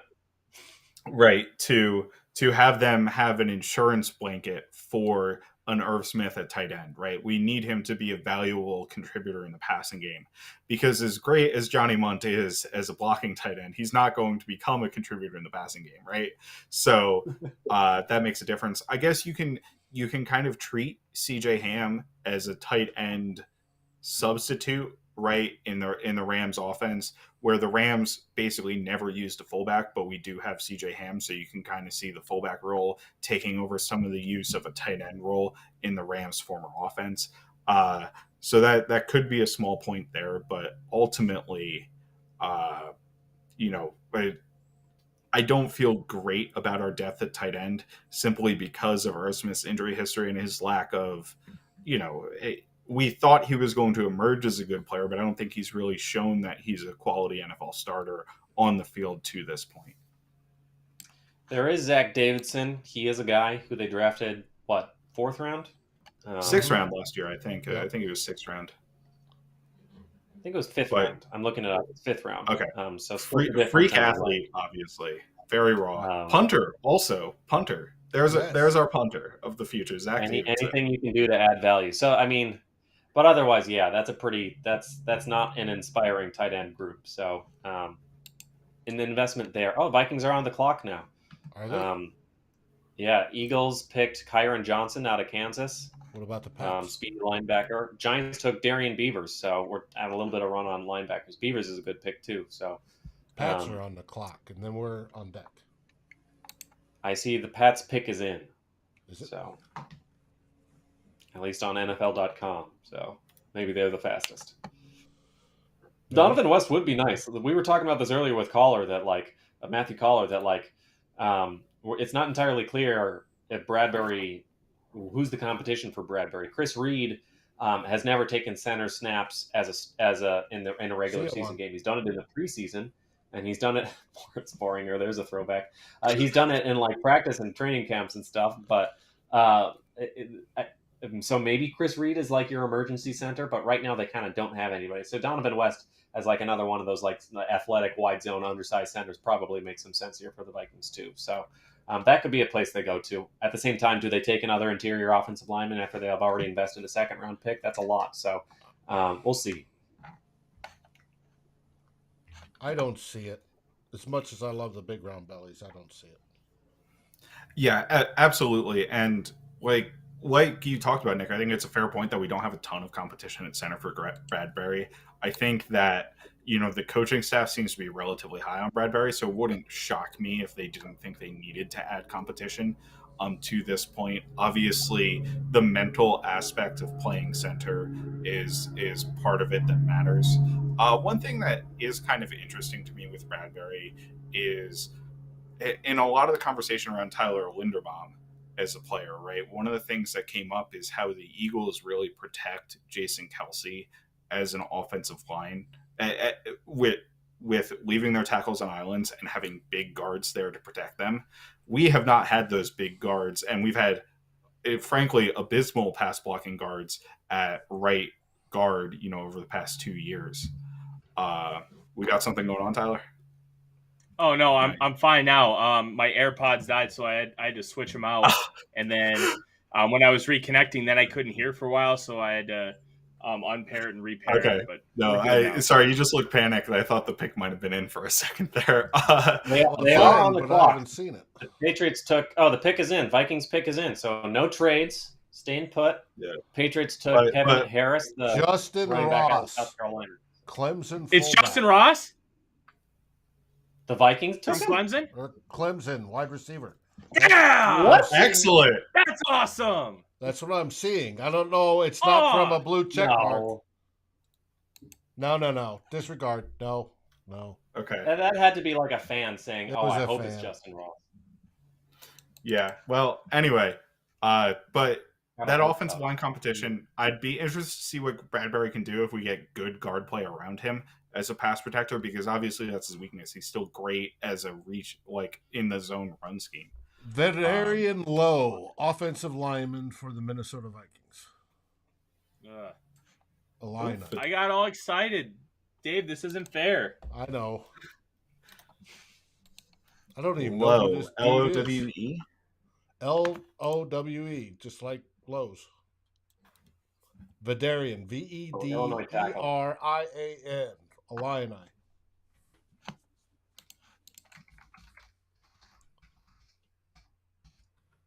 5.71 relative athletic score. 5.1, as in 51%. 5.71. Or He's got vines, 35 and 3/8 inch arms, 6.045 at 314. Really quick 10-yard split in the 90th percentile, but the vertical and broad are pretty poor. Agility drills are okay. I really don't know anything about this guy. Or This is your backup swing this tackle. is a hybrid This is, we were wherever. talking about Blake Brandel, isn't it? So, and Oli Udoh can't necessarily count on him after his rocky career. So, I think this is some guy who's probably not going to be a starter in the NFL, but in case something happens to Darrisaw or Brian O'Neill, this guy can come in and not give you Drew Samia levels of play. So, I do think they needed to shore up their tackle depth. So, this kind of makes sense. I will say it's definitely a shift in terms of how we've drafted offensive line. And we started to shift it a little bit last season. But, both Lowe and Ed Ingram are not great athletes. They're a little bit larger, more powerful players. So, at the end of the day, it seems like we're kind of shifting what we're looking for on the offensive line. And to me, it signals a little bit maybe a move from being a mostly zone team to adding a bit more gap and power schemes into our run game. Kind of add a little bit more diversity to the offensive line there. With that, Tyler, you've got it. I'm going to take a quick break. Okay. We'll be right back. For the next pick, we have 191. And hopefully that is the Justin Ross spot. Yeah, hopefully. I think Justin Ross goes undrafted. I think the injuries and the medicals catch up to him. So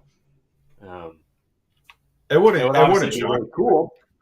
I think he was once like a second or first round talent, but always stinks when injuries rob somebody of what could have been. Yeah, so somewhat interesting here with the Vikings picking Vidarian Lowe. He's over 33 as well.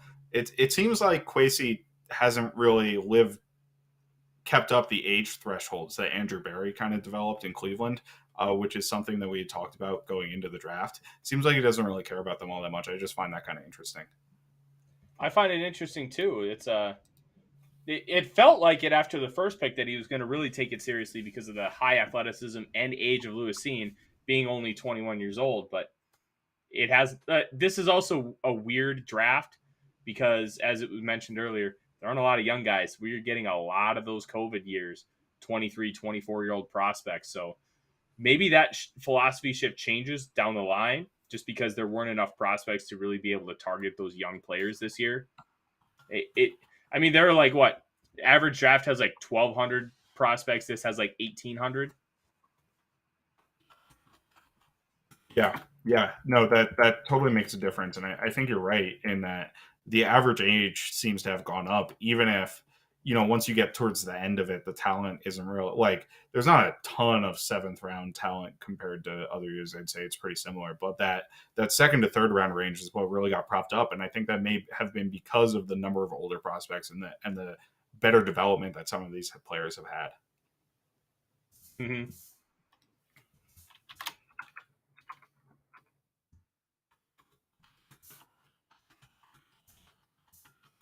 All right, ESPN's got Vidarian Lowe on. I'm gonna listen in. Yeah, they have him on at his home or whatever.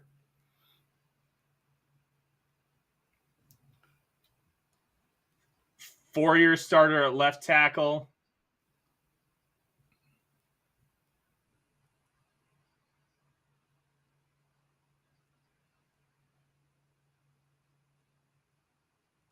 Anyway, so Nick, do you think we could add anything else to the secondary? Like, do you think there's room there for us to add additional players? Do you think we're pretty much short up there? Because I wouldn't add anybody at this point, but interested to see what I think they're good at outside corner. And Lewis Cine is obviously plenty of investment in safety. They probably could add another one just because is it still Josh Metellus who would be the 4th safety right now? Or I guess Smith's seen Bynum. So yeah, Metellus, easy to upgrade over Metellus. Nickel is the one spot I say would be worth trying to invest on, just because I don't think very highly of Chandon Sullivan. I think he's a low end starter. So starting caliber is something, but low end starter. And I don't really think the guys they've drafted right now are ideal fits inside. That's neither is really Chandon Sullivan either. So I think they could probably, depending on how they feel about like Nate Hairston, it's already a pretty crowded room with who they've added. So I don't feel like you need to invest, but if like the value is good and you think somebody can compete with like Chandon Sullivan or Cam Bynum for a backup spot in the safety position, I probably wouldn't invest anything more. But if there is somebody out there, if that's the best player available, I think there's probably some room at the back end of the 53 for that guy to make the roster. I don't know. What do you think? Sure. No, I generally agree with you. I think your point of slot is pretty decent. I will say that with the additional safeties, I would expect, with adding Scene, they've talked about wanting to get, Cam Bynum on the field still and having him be an impactful player. You might see, if they think of him as a player who's capable of playing the slot, which he played a few snaps in last year, right? Not really enough to evaluate him as a slot player. And I think, his lack of agility and lack of overall athleticism is the reason that, he was a safety prospect in the first place. So, I'm not thrilled about him being a slot, but he might be somebody that they're looking at there to add to that. Or, dime packages like the Packers used to run.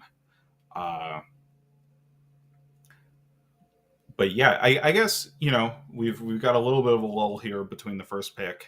Why don't we bring it back to the more general draft? Tyler, from the front, we've, based on who we've drafted, how do you think we've filled for need? And then I guess also, overall value of the players on the board. Like, do you think there's anything that we made a mistake in waiting on? Or do you think that we generally got good value for the players early on and we filled the most pressing needs on the roster? I think if you take Ed Ingram and Brian Asamoah and you turn those into edge and receiver, this draft class is an A+. But because those guys, like, we did so much with the interior offensive line to try and shore that up in free agency, and then you just draft a guy and almost I get trying to throw as many darts as you can at the position to try and fix it, considering it's been a big hole forever. But I felt like that was a force. Asamoah, good player, but at the same time, there were better players on the board at more pressing positions of need. And when you have both of those come into play, I'm very lukewarm on it. The Caleb Evans pick, like we talked about it, it's your mileage is going to vary on whether you think Caleb Evans was a good fit there or if you preferred somebody else. There were a lot of good corners still available. Joshua Williams from Fayetteville State was still available. I'm a big fan of his. Jalen Armour Davis, I think, went a pick after the Oklahoma kid. Josh Jobe from Oklahoma is still on the board. I would have preferred all those guys over Caleb Evans. I think if you swap that Ingram and Asamoah for those other two positions, I think this draft class looks a hell of a lot better. Just like Drake Jackson at 59, and then I'm trying to think of who is still on the board at wide receiver at that point. I will say wide receiver was pretty thin at that point. Like guys like Tyquan Thornton and some of those guys going way earlier than I expected them to. Well, Thornton was underutilized at Baylor, so that one really intrigues me long term. Velus Jones was actually the next receiver picked after 66. Obviously not Velus the critical. Jones is bad. But like Jalen Tolbert, I would have been comfortable with Jalen Tolbert. Danny Gray are kind of the other three guys in the third round. Yeah, and it maybe like that's just kind of like an in a vacuum thing, but I think we could have done better with both. Like we could have taken corner instead of a Caleb Evans at that spot. I mean, instead of like Ingram or Asamoah, and then just really just like, you know what, we're going to adjust it anyways. Let's just take care of it now, and I think you would have gotten better value. Yeah, it's funny. A lot of these picks have been reaches by the consensus board. It was like Andrew Booth was kind of like one of the biggest steals of the entire draft. He was certainly the biggest steal of the second round by the consensus board. And then everything else has been like they're just getting their guys, which is, I think that's hard to criticize that strategy, because at that point they know more than any of us know about some of these later round guys. But it's a little funny, because when the Vikings drafted Cine and then traded back up for Andrew Booth, I was like, okay, I do not care what you do. This is like an A+ draft, whatever happens. So and then they've gone on to like reach on every single pick following. So I'm like, do I really still commit to that? Like just Cine and Booth, and I'm happy with it. But no, I am. I think those are the headliners, regardless of what happens here on day 3. So some of these other guys, I don't necessarily love the value as much, but at the same time, like I was saying before, the biggest reach of the entire draft last year was Kenny Wangmu, when he comes in and has the best kick return season of anybody since Cordero Patterson, like 7 years ago. So I don't know. Usually when teams reach on these guys, they do it for a reason too. So yeah, I'm not as concerned about the value, especially on day 3. Yeah, I would agree with that overall point, Nick. I think it's pretty relevant to talk about how, obviously your first picks in the draft are going to be your most valuable picks and your most impactful players, right? And I think that the value that we got with both Lewis Cine and Andrew Booth, I gave Lewis Cine an A and Booth an A+ at those selections, I think is fantastic and kind of outweighs a little bit of the nitpicks or negatives that we have later in the draft. Last night, I gave them a B+ after the second round, just because I thought, you had a couple of reaches and you could have added more impactful players in the second round at those spots. And even just taking an edge and taking an interior offensive lineman at 59 and taking an interior offensive lineman at 66, like an Ed Ingram, he probably lasts to 66. It's not like the picks were that far apart. But, at the end of the day, the value that you're getting from those top picks outweighs maybe a little bit of the complaints or the gripes we have with these later picks. And in a Caleb Evans, like for me, just seeing on how the draft went, it wasn't only the Vikings that were kind of low on Tariq Woolen or Zion McCollum, right? So in terms of comparing them to those guys, right, there was a mini run on corners right after the Vikings took a Caleb Evans, and Woolen and McCollum weren't in there. So I think that's kind of telling just in how the league in general views that. So I think there's a little bit of a difference there. And then ultimately, I do think it was actually a fair point that you made, Tyler, though, that if you take a corner in that third round and like a Marcus Jones to shore up slot corner, I feel a lot better about this draft. At 66, and Marcus Jones is 66, shores up slot corner, and I feel really good about our secondary, as opposed to still having a couple questions about who's going to start at slot corner in particular. Looks like Amari Barno just went to Carolina. So there's that. That's a nice pick. I coveted him. I wanted him too. Right before us, of course, Vikings had plenty of chances to take him. So, yep. Hey, Nick, I'm sorry, but I got to say goodbye. Thanks for your time. Can't wait to listen to the next Kindred Skulls. But it's time for my partner, Darren Campbell, to join us. So, Nick, keep up the great work.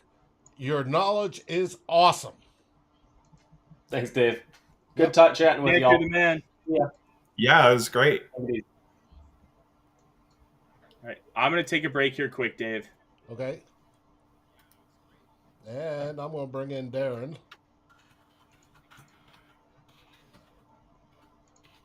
If I can. Also of note, 188, the Lions took Malcolm Rodriguez, linebacker out of Oklahoma. I think the deal with Rodriguez is like he's a very heady player and not a great athlete. But Tyler might be able to tell us more about him. But I don't know. Back to the Vikings. We brought Ed back. We brought Darren back. We brought Darren onto the show here. Welcome, Darren. First question for you guys. Nick, Tyler, and I were just talking about it, and we'll start with you, Ed. Overall, looking back on the Vikings draft, how do you think they address their needs, and what maybe do you wish they would have done differently so far? Like, would you give them a good grade? Would you say they addressed their needs well, or do you think there's a need we could have addressed in a different manner? I think you look at it on paper from the average fan perspective. You looked at the defense last year, it was absolutely abysmal. So you look at it on paper, we have a couple offensive picks we've made. Everything else has been defense, drafted high defense early. So I think you're looking at it on paper. yeah, it looks like we addressed our needs. I think if you dive a little bit deeper, you see still some of the holes at pass catcher, wide receiver, who's coming up behind you there. You're going to have to pay Justin Jefferson at some point, which means you're going to have to get cheap. And the best way to do that is draft picks in these middle rounds. You look at tight end. Who's our tight end too at this point? I mean, yeah, we signed that It's guy. Johnny Munt, but yeah, like we were talking about that too, where we're really thin there, and I don't trust Irv Smith 100% to Yeah. become a quality starter. So I mean, at this point, am I excited for some of the defensive tools? Yeah. And am I a little bit concerned that the offense is not getting an infusion of talent that it needs to continue to grow and be an elite offense? Yeah, I'm a little bit concerned with that.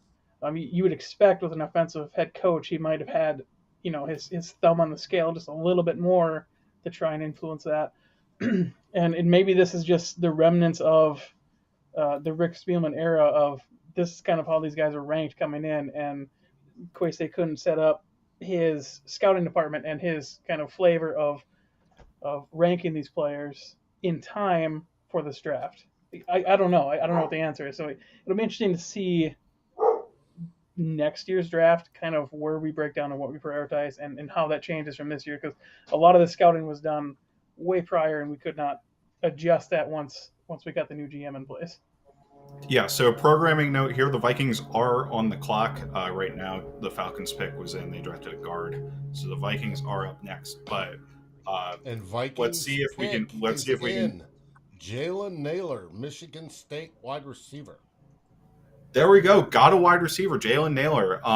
Interesting player. I think he is probably a bit on the older end, but I don't dislike this off the cuff. Let me look up my notes on him because I don't remember off the top of my head.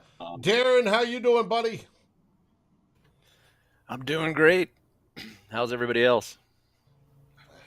Yeah, doing well. So Jalen Naylor played like a home run player, played like a deep threat at Michigan State, does not really have the athletic testing to back that up.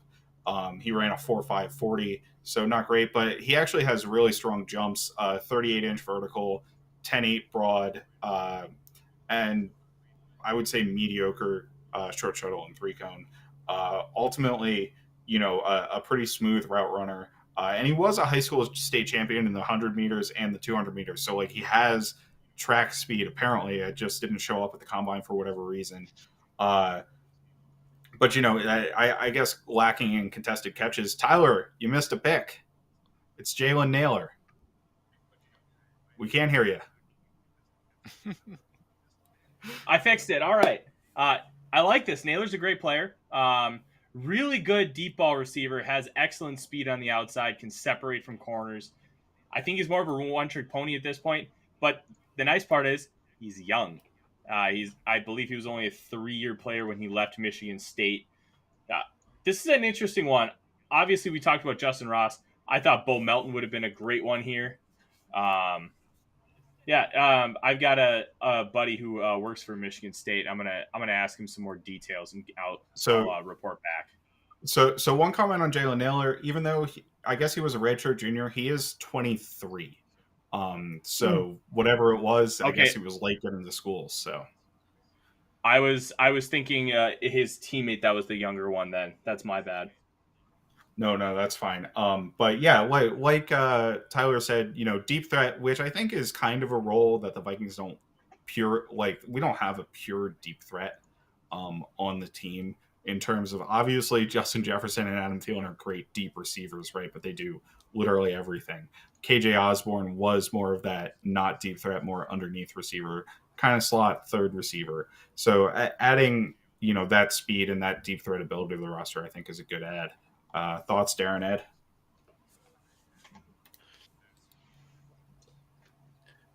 Well, I'll defer to you guys on the particulars on these college kids because I don't follow the college game as closely as you guys do. But one thing about it, I don't know, like when you talk about the Vikings don't have a deep threat, Amir Smith-Marsette's True enough. That guy. I blanked on Amir Smith-Marset. I think he can be that guy. I think he still can be that guy. I think this is a 6th-round pick to add competition and depth through the room. So no, that's a fair point on him. And then Kubler says Naylor's a punt returner. Oh, he is. I don't know if Who that's said the that? case. T. Kubler, here's the remark. I don't know if that's a question or a statement. If it's a statement, we got us a punt returner.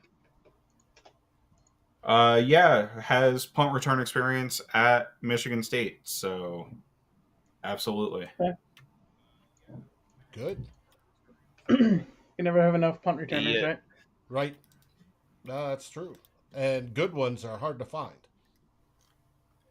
For a while there, it was looking like the Vikings draft was.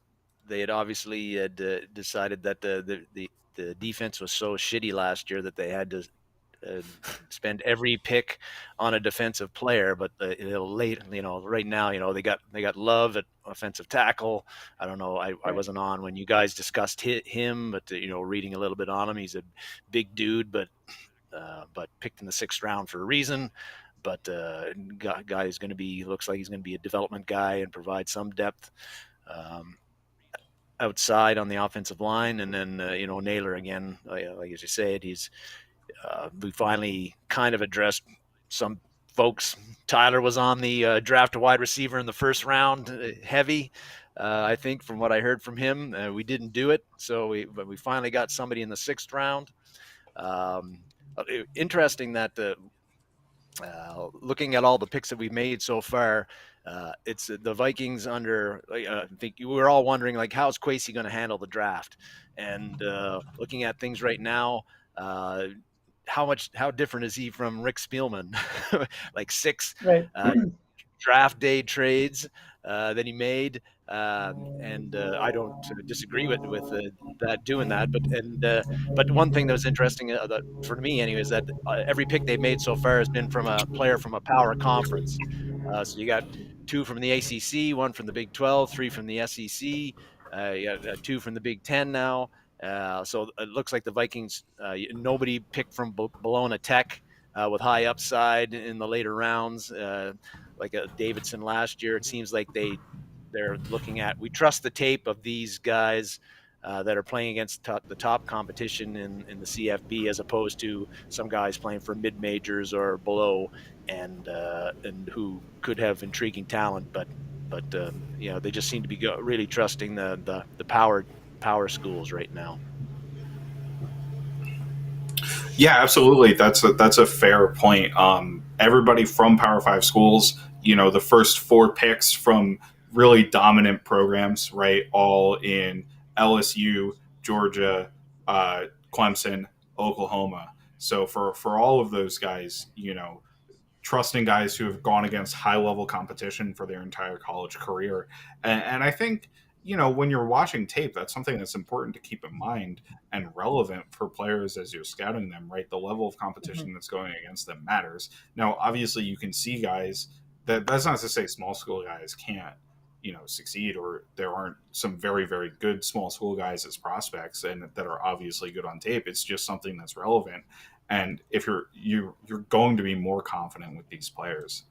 I do agree with you, Darren, that we've certainly addressed defense more than offense, and I think that's very warranted because for us, our defense was not great last year. I think our offense underperformed relative to how people talk about it and relative to the expectations we should have had for it. But on defense, we really struggled, and we lost a lot of talent due to free agency, right? A lot of guys on our defense were on 3 or were on 1-year deals last year. Xavier Woods is gone. Obviously, we lost Anthony Barr due to the void year, and we cut Michael Pierce. So, with a lot of the talent, Nick Vigil as well, played a lot of snaps for us. With a lot of those guys being gone, I think it was important for us to add players back to the defense. I know that I'm sure this has been talked about, and I'm getting to it late, but I'm just curious what you guys think of.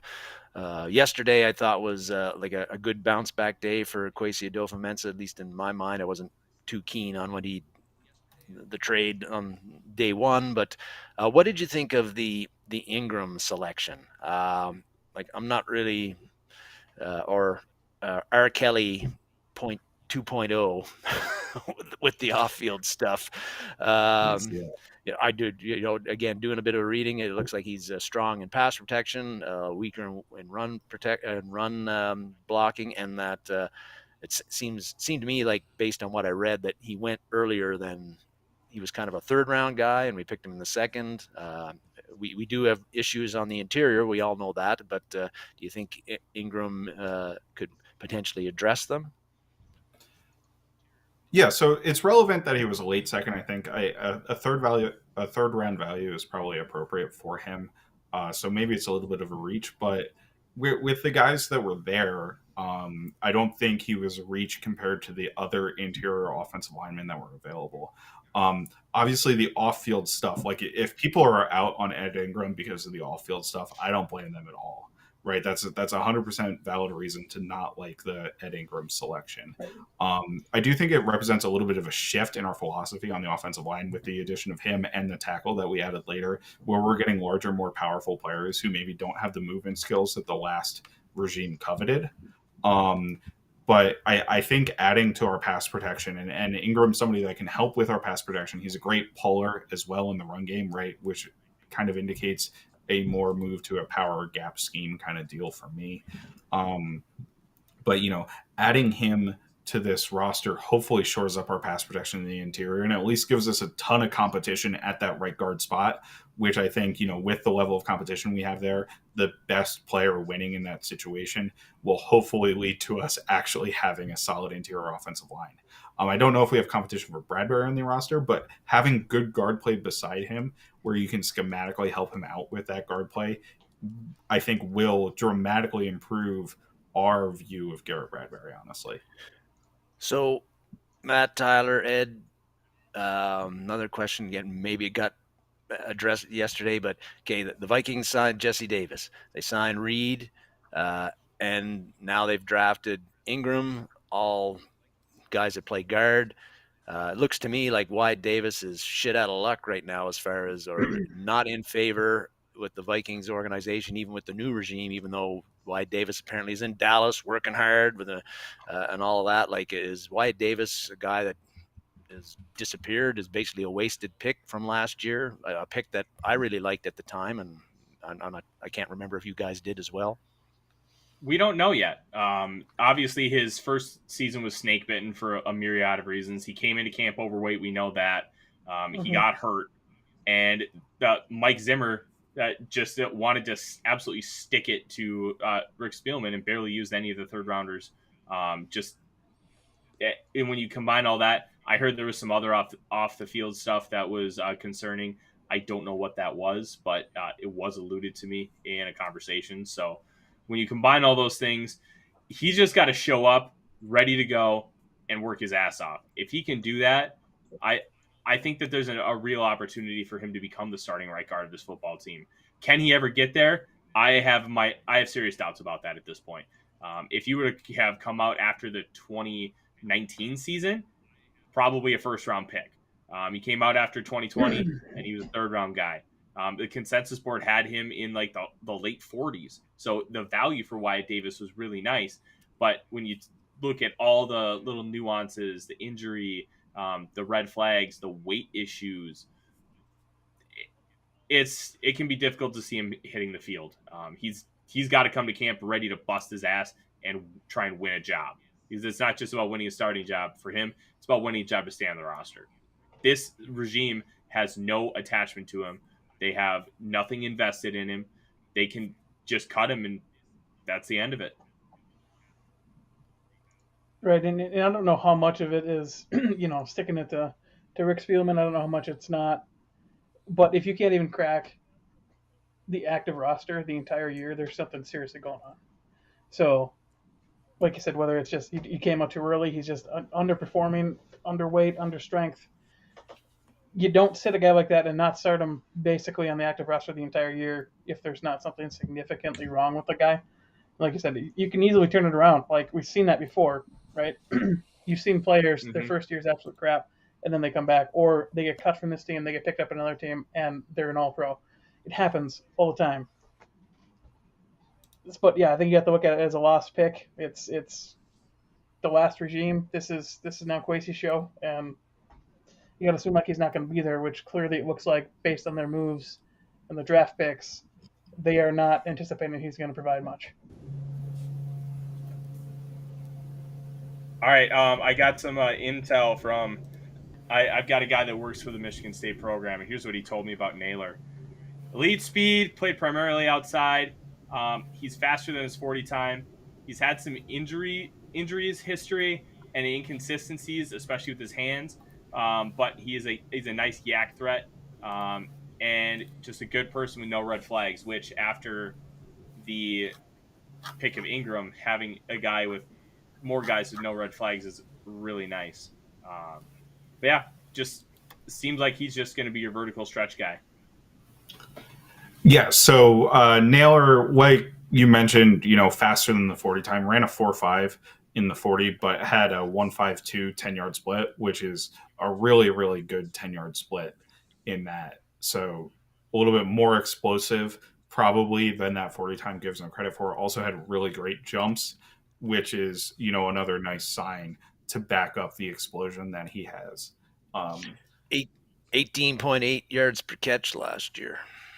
Now, maybe that was boosted by a few long ones, but average yard per catch, it doesn't always say everything. But I didn't think much of the Michigan State quarterback who was throwing the balls to him either, and they had Walker who was running all the time. So there's a lot of things there that would impact his production. Here's the thing with the Michigan State offense. It was a very explosive unit, and when they weren't creating explosive plays, they really struggled. They were not a team that moved the chains very well, but they had I believe the most 60-plus yard touchdowns in FBS last year, and Naylor was a big part of that. That Thorne just chucked it downfield, and they hit a lot of big plays with Naylor and his running mate on the other side, which I can't remember his name at the moment. And then obviously Kenneth Walker was just an absolute monster. He went at pick 41 to the Seahawks. I have no real qualms about anything as far as coming from Michigan State. They used him to his fullest with what kind of receiver he is. And if the Vikings can use him to take the top off the defense, he has ability to grow. He can become more sure with his hands, obviously, from what my guy told me. And just in my little watching, he wasn't running a full route tree. So if you can kind of get some development in him with Keenan McCardell, that this could be a really nice value pick in the 6th round. At the very least, he's a one-trick pony that does one trick really, really well. And that's worth it. And Tyler, you mentioned a good one about working for Keenan McCardell, who I think made some quite a bit of strides with looking at KJ Osborne's development last year, and even Amir Smith-Marset from where he was in preseason to what he did later in the year. I think there's some evidence there to say that McCardell could work with Naylor and turn him and really coach him up too. Mm-hmm. Yeah, retaining Keenan McCardell on staff was, I think, a key decision that this new staff made, and that I'm really happy with. Right, I think he's done a fantastic job there at wide receiver. Yeah. But yeah, to Tyler's point there, having like Naylor may be a one-trick pony, but that one trick is giving you explosive plays. And it turns out that one trick that he's able to do is very valuable. So getting a player who has that capacity in the 6th round is a good idea to me. It's okay to be one-trick pony as long as that trick is really good, like you said. Because you need guys like that on your team. Absolutely.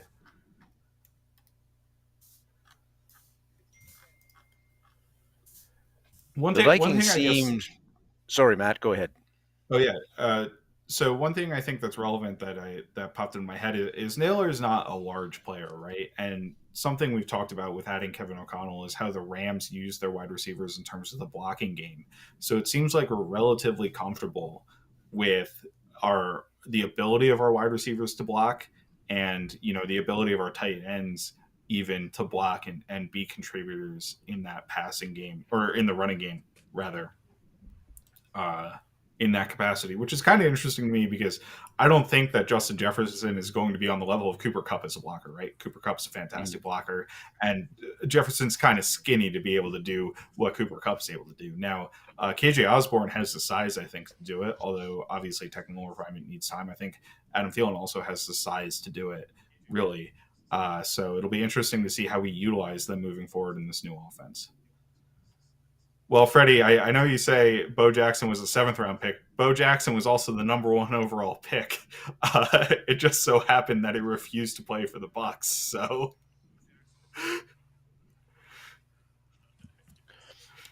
there was a comment that's about the ultimate anomaly. About asking us or somebody to address the Vikings' inability to assess. I think it was interior offensive line talent. I think we can't say that anymore right now, although I think this, as far as I know, the scouting department for the Vikings hasn't changed much, although it might after this year. But this is a whole new, we got a new GM, new head coach, pretty much all new head coaching staff. So really, I think our assessment on how they assess the interior of the offensive line starts with this draft and this year, and then we can't hold them accountable for what happened previous to this year. So I don't think it's fair to say the Vikings can't assess the offensive line or the interior offensive line with this management team and coaching staff.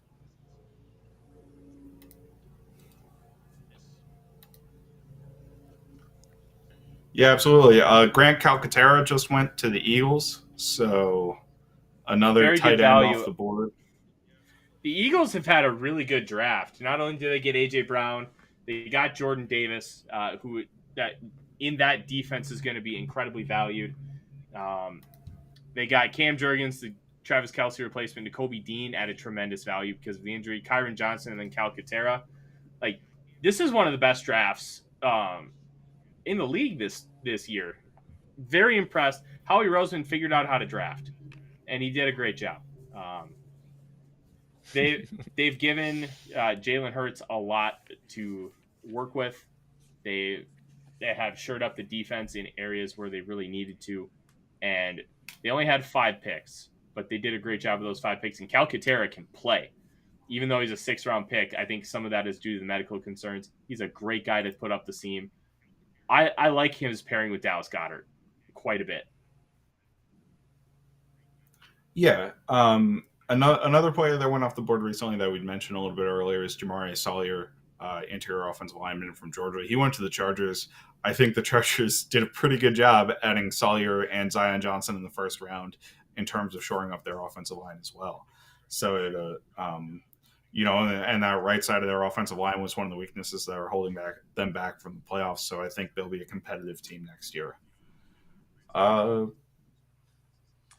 I like how all these late rounders are being brought up. There are exceptions to everything. That's why the slide on the value charts doesn't go completely to 0.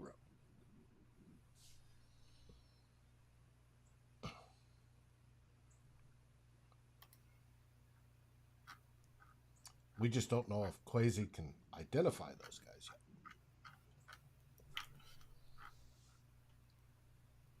Absolutely. So why don't we go back, Darren? I know you had mentioned you weren't a huge fan of the trade back that we had made in the 1st round.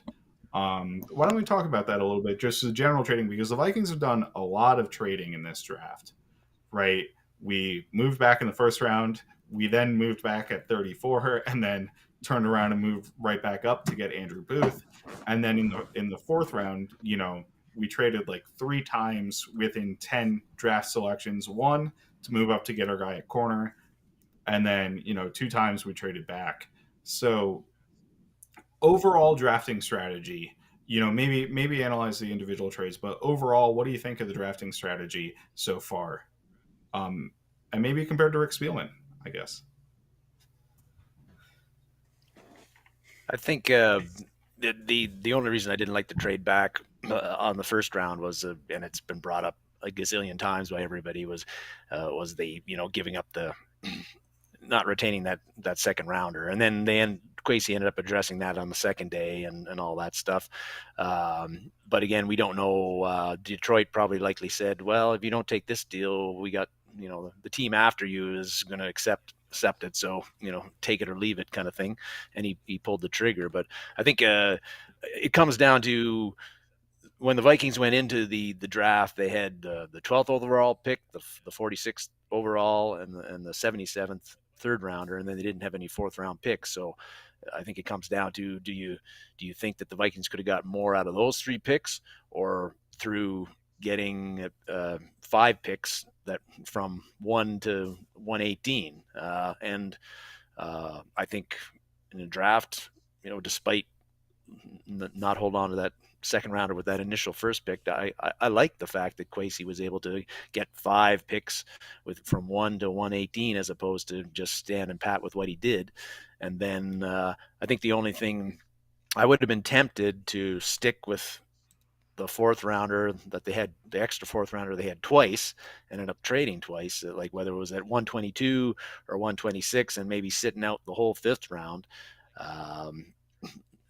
I would have been tempted to do that as opposed to doing what he did, but he's a lot smarter than me and has been working in football. So, but I like what they did on the second day, and even today to a large degree, I think.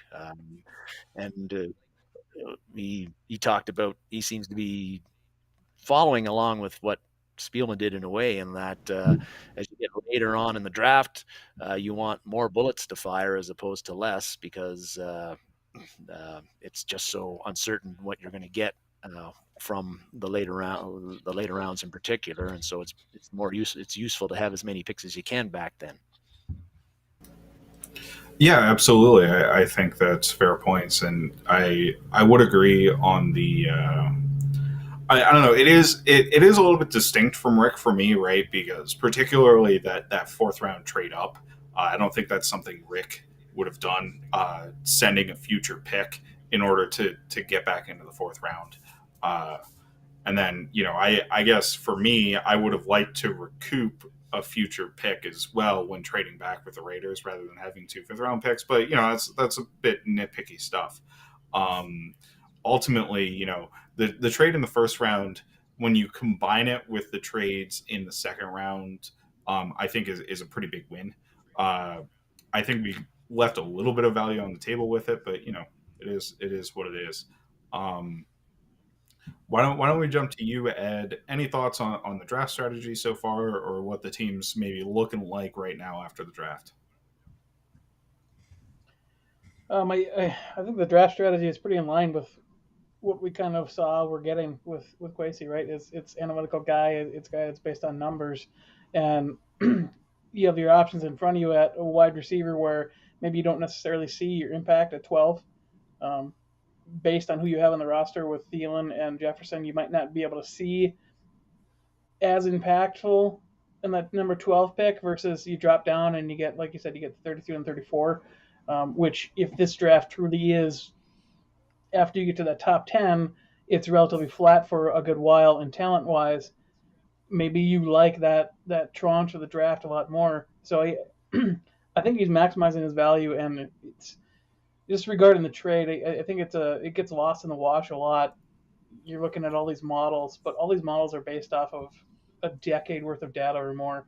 And it's all an average of what the talent pool is in a certain spot, so they don't necessarily take into account the tranches of players that we see specifically in a draft like this, where you're looking at 20 to 50 or 60 is not necessarily a huge drop-off. So generating that value, I think, is what he's done in this draft, and I've liked the moves he's made. It definitely feels like he's more active than Rick, even in the amount of trades he's had. I've been surprised with how often he's traded, and I think that, like I said, that goes back to what he is. He's a numbers guy. He's a value guy, so he's always looking to squeeze that value out of these picks. And if you can do that, and you do that long enough, I think you end up with a very good football team. So we'll see. This is year one of hopefully, next couple decades of being a dynasty. So that's positive thinking. I love it. Yeah. I'm kind of intrigued by the draft strategy, and we talked about it a lot earlier on the show, and Matthew Collar was on. I feel like they did a really good job maneuvering the board. I just worry that how they had their board stacked was so far off of how everybody else stacked theirs that they took guys where they could have gotten them later. And like a Caleb Evans, you probably could have waited, 4 or 5 picks? Ed Ingram, you probably could have gotten him in mid round 3. Brian Asamoah, same thing. I think they understand how to manipulate value with the picks, but they didn't have their board stacked to manipulate value with where they took players. And to me, that's a little disappointing, but it is what it is. And I think Kwesi's going to continue to grow and get better, having maneuvered his first draft as the general manager. And overall, I think they took a lot of good football players and ones that can help this team. And even in the 6th round, you got Jalen Naylor, who can be a punt returner and a guy to take the top off the defense in like a Kelly Campbell-esque role from back in the day. That's got value. And I don't know. Kelly right now, Campbell. I'd probably put this draft about like a solid B. We'll see what the returns come from. Yeah, I think that's fair. And I would argue a little bit in terms of the value. Like Lewis Seen, I thought was a great value pick at 32. Just in terms of what was left on the board, he would have been my top player. Outside of it. Well, Andrew, the first two picks were good value. Yeah. I'm talking the 3rd and 4th picks. Sure. So I think he got great value early, and then if you look at the way that the offensive lineman went, like I don't hate the Ed Ingram selection in that area. I do agree that Asamoah was probably a little bit of a reach, but that was after we had traded around, and I think maybe if the edge rushers don't go in between those 2 picks, we have a bit of a better shot. The Caleb Evans one, for me, the 3 corners going quick succession right after that kind of confirms that was where he was valued to me. Like, I think they had a very good idea that there was about to be a corner run, and that's why they moved up to before 22, right? Because they didn't use 22, obviously, but we had the pick at 22. But if we sit at 22 and consider our pick there, there were literally 3 corners that went in 4 picks, right? So Minnesota Vikings took a Caleb Evans at 19. Jalen Armour Davis from Alabama went at 119. And then 121 was Jack Jones to New England. So if a Caleb Evans goes at 118 or, we lose out on him there, I think that is a fair use of a decision to trade up there. But I guess if we get back to the normal draft, Tyler, I don't know how deep you have your board stacked, but are there any names that are still on the board? The Vikings don't pick for another about 20 picks or so that you're kind of looking at as values in the 7th round, people that might have dropped. Justin Ross, and we've talked about him already. I think his skill set, if he's got anything left, is a really, really nice piece. Just because he's got that size, he's got good athleticism. He didn't test the best, but he's still coming off that injury. I'm trying to think of who else is available.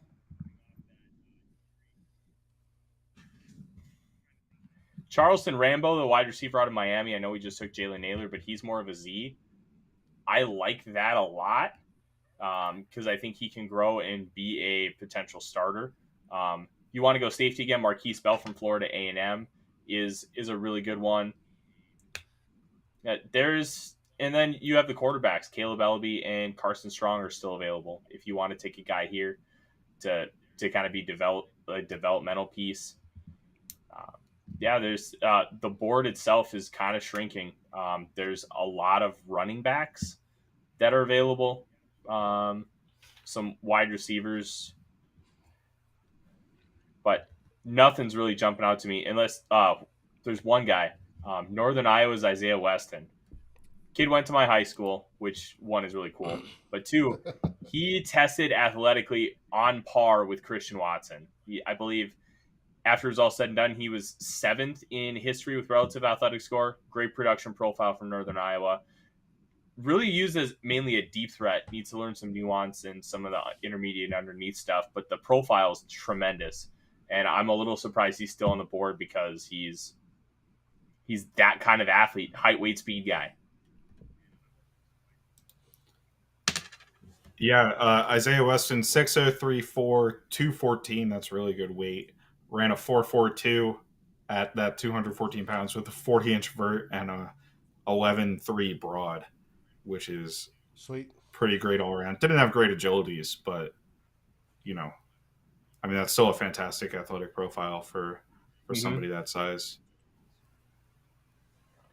Aaron asks, "Can we get a Longhorn pick? Has anybody from Texas been picked so far?" I think. Oh, maybe No. not.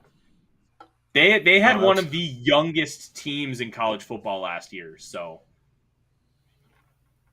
And I can tell you, this town goes crazy for football, and the Longhorns, obviously, because they're here. It's interesting. You can drive on a highway right by their practice facility. Football's not a big thing in Texas. Come on now, Dave. I know. Yeah, Dave, that's crazy talk right there. Let me pull up. The high school stadiums are better than most college stadiums.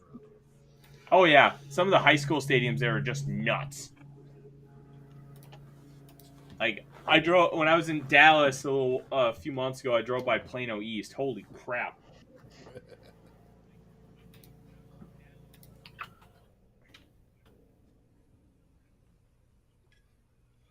Matt, you wrote a great piece this morning on Twitter about draft value charts and how they differ and how the Vikings came ahead on some and were behind on others.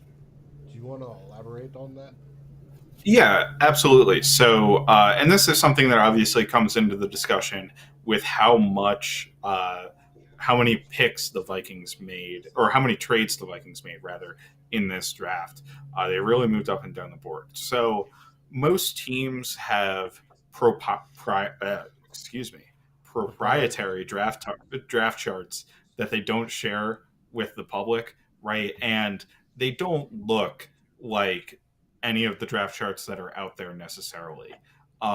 So the Jimmy Johnson chart is the traditional one that he came up with in the 1990s that assigns number values to each of the picks. That's the one that like big draft media, Daniel Jeremiah will reference that a lot.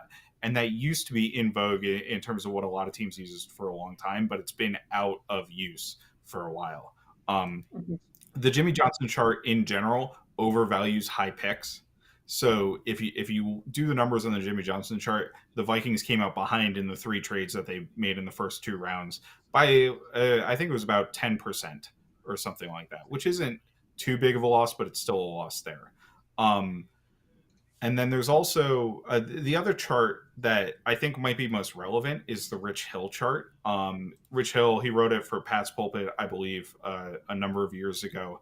But what he actually did is looked at the history of trades in the draft, right? And use the history to determine implied values or market values for each of the picks. So I think that's relevant because it tells you if you get good value versus bad value against that chart, it tells you, how you did compared to the market rate. And then if you look, there are some other ones, right? So Chase Stewart at Football Perspective did one for AV. There's another Harvard analysis that I know you have, Dave. That's another one that's based off of football, Pro Football Reference's approximate value statistic for the spots. PFF has their own draft chart data that's based off of their WAR data, wins above replacement data, and then also Jason Fitzgerald and Brad Spielberger at Over the Cap did one that was based off of the contract value of players that they got subsequently taken in each slot. So those are what I would call quote unquote results based draft charts, right? And they pretty much unanimously like trading down. So if I go back and I find my tweet here, I'll read off kind of what each of the different charts thought about it. So, if you look at the trades as a whole, which we traded away 12, 46, 77, and 192, and we got back 32, 42, 59, 66, and 122. That's the totality of the trades. Once you subtract and add all of the picks that we got in the trades. Jimmy Johnson says we lost about 9% value of the picks. So the picks that we got back were 9% less valuable in total than the picks that we sent out. Rich Hill says we lost about 4% of value. Right. So compared to the market, and the primary driver for that is the trade back with the Lions. Jimmy Johnson did not like that trade at all. Rich Hill thought we lost value compared to what traditionally trades have been made at that spot. Right. And to your point earlier, Darren, I think sending the 46 was a primary driver of that. Although if we did not send the 46, we would have won that trade running away. So there did need to be something to add to the balance there. Right. I just wish maybe that trade would have netted a first rounder for next year. That's right. So yeah, I do wish it would have netted a first rounder for next year, but teams didn't seem to be interested in trading first rounders for next year. So that's another component is like, even though Rich Hill looks at the market, you have to understand that the market for every draft is different based on how teams evaluate players. So this draft's seen as a little bit of maybe a weaker draft. Teams aren't going to spend as much to go up. And a lot of times when teams are spending first-round picks to move up, it's because they want to get quarterbacks, right? And there weren't quarterbacks in this draft class, so that kind of throws an additional wrench into the value. But I mentioned we lost value a little bit on Jimmy Johnson and Rich Hill, right? The AV chart I mentioned, we gained 18.3% value based on historical perspective. So we gained a ton of value there. We gained over 20% value, 20.1% on the Fitzgerald-Spielberger chart. And due to in PFF or we gained 10% value. So while we may have lost value based on, historically what's done in terms of trades, overall, if you look at it from an analytical perspective based on where teams go at that spot, we gain value. So that's a smart process where maybe we didn't negotiate as well as we potentially could have, is the conclusion I came to there. Could part of that negotiation be that Kwesi is, comes from the analytics business side, and other GMs are like, no, I'm not going to let you win. So they're going to come in with a bias straight off the get-go. And so it's going to be harder for Kwesi to get that massive, huge, benefit on a trade. I mean, I don't know how much that plays into it. Obviously, in some cases, interpersonal relationships, I think, are important. Like, you can kind of help each other out a little bit or whatever. But, we still have Rob Brzezinski in the front office. Rick Spielman, as GM, was not on the phones calling teams making trades. He had, for the longest time, Rob Brzezinski and, I'm blanking on his name, the Broncos GM now. George Payton. George Payton. George Payton and Rob Brzezinski were the ones making the phone calls, giving the trade offers to players. I imagine that's still part of Rob Brzezinski's role. I don't know who else would be doing it for the Vikings, but I'm sure he's still on the phones. Kwesi mentioned, in his press conference post day one, that he was the one working the phones on the trades last year for the Browns, right? And this was a model that he developed. And what he said about the trade too after day one is that he, based on his models and what he'd done, thought it was still good value. So I think it was a little bit of, we don't necessarily care what has historically been done, and we'll take a little bit of a hit on this one because we still like the value we're getting. And to his credit, all of the historical trade models, both the AV, the over the cap, and the PFF thought that trade was a win for the Vikings still, regardless, even if, based on historical trades, we got a little bit less than we probably could have. I think also the extra nuance, there is the year over year talent changes, right? Because on a scale of 100, the Vikings could have had an 80+ grade on everyone all the way through like pick 70, for instance, right? And in previous years, maybe they only have an 80+ on everyone through pick 40, in which case now you're prioritizing your 12 pick, those higher picks, versus maybe this year that whole scale slides and his model adjusts for that. And we as the outside viewer don't necessarily see that. We don't see all the little inputs to that formula. So I mean, you got to imagine he's smart enough to figure out that nuance and do it as best he can.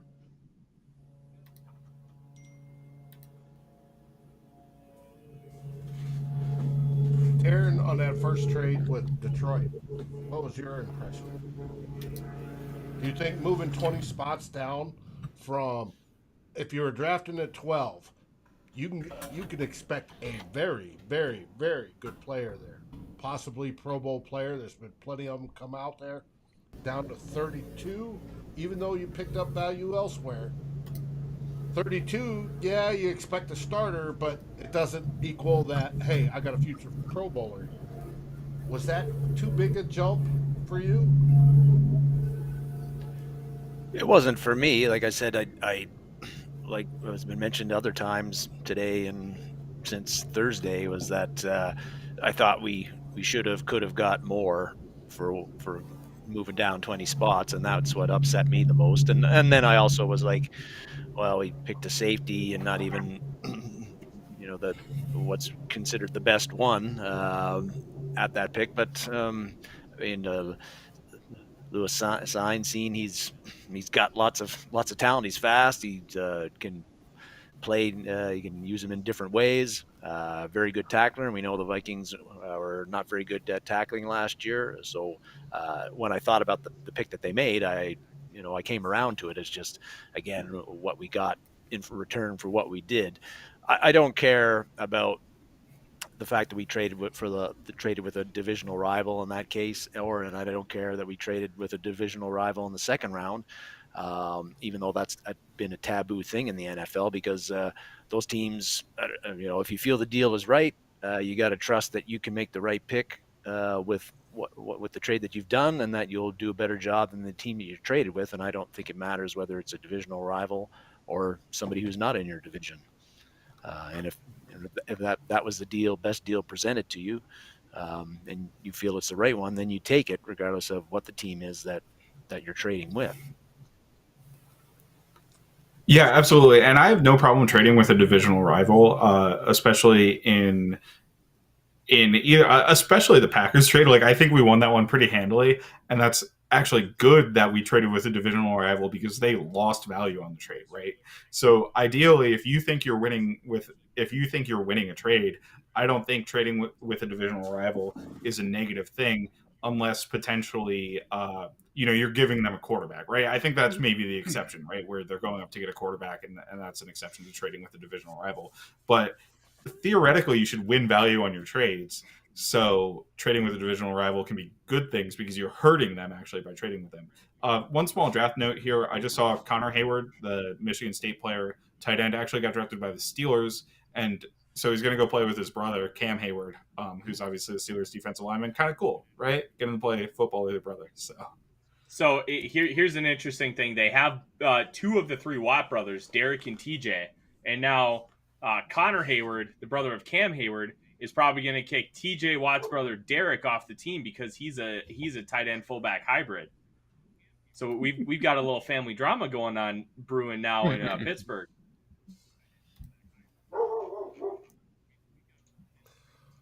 Speaking of Pittsburgh, Darren, what did you think of them selecting Pickett? Well, I don't know. Wasn't really surprised by it. Really, they needed a quarterback.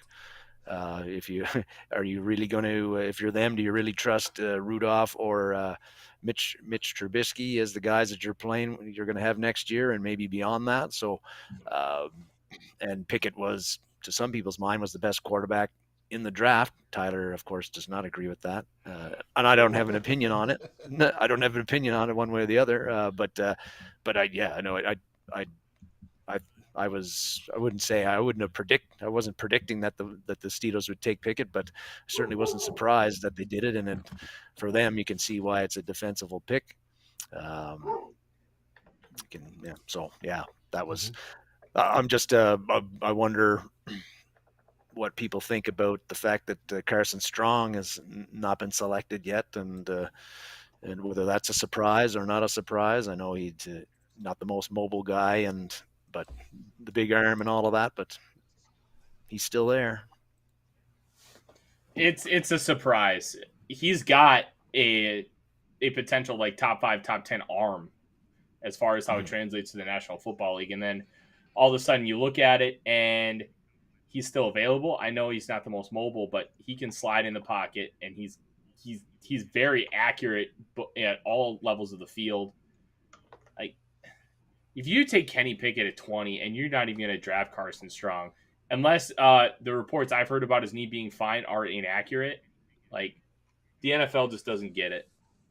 But the NFL doesn't always get it, and neither do I.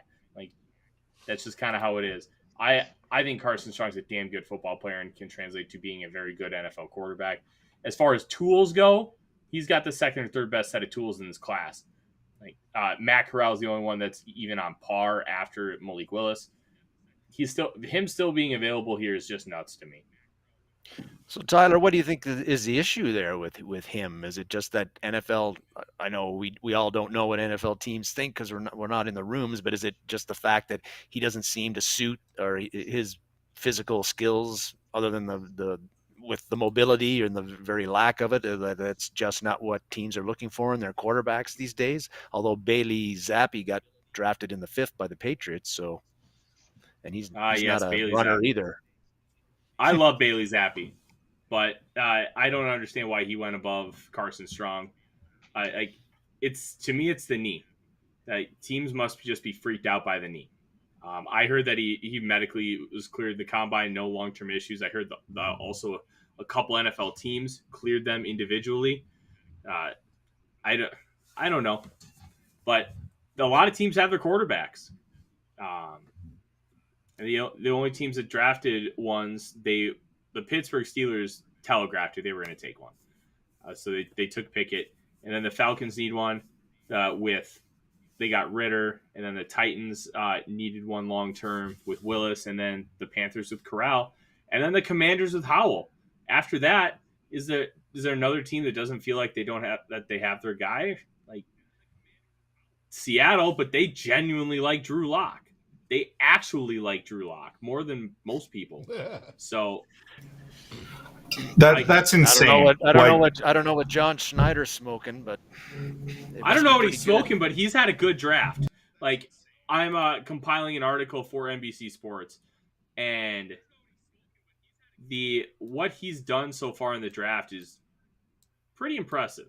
I'm trying to pull it up, and it better be massively fucking impressive with the quarterback situation they got, because they're gonna. Well, that's the thing to me. Like, I don't know. I guess from some perspective, I get not taking a quarterback in this class because it's a weak draft class. You have an additional draft capital next year. You'll have 2 first-round picks, so you can hopefully maneuver for a better quarterback in next year's class, right? But like, pretending that Drew Lock is a good quarterback is an absolute joke, and I won't stand for it. So, like, he has great tools. He's not a great quarterback. Yeah, if they seriously think that like he's going to allow them to be competitive, like, I question their ability to evaluate players. It could just be that a smoke screen, be like, hey, we believe in Drew Lock. We're going to run with Drew Lock. And then 2023 comes around. They have a massive amount of draft capital with an extra first and extra second. And then they just go get their guy in a loaded draft class. Potentially loaded draft class. Or they trade for Kirk Cousins. Or Baker Mayfield. Mayfield like that one. Yeah, Baker. I'm surprised Baker and Jimmy G don't have new spots yet. Like, the Browns can't pay him $19 million to be a backup quarterback. Like, the 49ers can cut Jimmy G at any time and only incur like $1 million in dead cap, so they're fine. But the fact that they haven't been able to strike a trade, it's wild. And you don't imagine, and Mayfield's going to be a pain in the ass for the Browns if he's still on their roster and he's not starting, right? Like, he's going to be tweeting. I can't imagine. I don't think he'd be a pain in the ass. Yeah, he's already said his piece. He's already been very vocal about the fact that he wants out, and obviously the Browns have been very vocal about the fact that they want him out because they traded for his replacement. Like Baker hasn't been perfect through the situation, but he's not going to go into the building if he has to. He's not going to intentionally cause problems because there's already a narrative that he's a hard ass and just stubborn and a little immature with how he says some things. But it's also a big part of the reason why he's as loved as he is, and he's got that fire and that just gamer mentality that's made him the special prospect that he was. Like, I don't think he's going to go in there and try to make any major waves. He's just going to try and deal with it. He's going to get paid his money, and then he's going to try and find an opportunity elsewhere. Yeah, I think if you're Cleveland, like, you just don't care about Baker anymore. Like, ultimately, you'd like to recoup as much value as possible, but you're under the salary cap. So even if they have to, like, I wouldn't like to eat the $19 million, but if literally nobody wants to send you anything for him, you might as well just eat the $19 million, have him on your roster. Like Tyler said, in terms of being a distraction, I don't think first of all, Baker would only hurt himself by causing a giant fuss in terms of the locker room thing. And even then, like, it's pretty obvious who the starting quarterback of the Browns is, right? Like, there's not much debate in terms of that. And any damage that you've done by adding Deshaun Watson from your team, whether it's, the allegations that are against him or whether it's players in the locker room that liked Baker, you've already done it at this point by adding him, right? So at that point, I don't think Baker has much of an impact on the Browns this year at all, to be honest with you. Like, negative or positive. Like, the only impact he would have is the draft capital that they'd get back from him. Here's an interesting pick. The Rams just took Georgia corner Darian Kendrick, who before athletic testing looked to be about a third-round pick. Played very, very well at Georgia this year. Hung with Jamison Williams for the most part. I liked Kendrick, but he also got kicked out of Clemson for a gun and marijuana charge that was eventually dropped. I was going to say, former five-star recruit, right? Yeah, really nice value for the Rams, but a 4.79 40 really crushed any hope of him being a higher selection. Yeah, and poor Verts, too. Like, man, what happened with that? He must have just not cared. Like, I don't know. If he looked athletic enough on tape, like, something has to go majorly wrong for a cornerback at 194 pounds to run a 4.8 40. Yeah. Spam. I don't know what happened. I mean, he wasn't a speed demon to begin with, but he never looked slow on the field. Yeah. Yeah, so that's a bad sign just in general of, like, the preparation for the draft, right? Unless there's, like, some, like, and maybe there's some good excuse that we don't have knowledge of, right? We don't know guys' situations. But it sounds like something went very wrong for him in terms of draft training there, right? When you run a 4.79. Yeah, I really wanted to take Kendrick in round 6 because I thought that would be a great value pick and potential upside of being like a starting cornerback in the National Football League, because when you play that well against SEC teams, that's going to carry over at least somewhat to the NFL.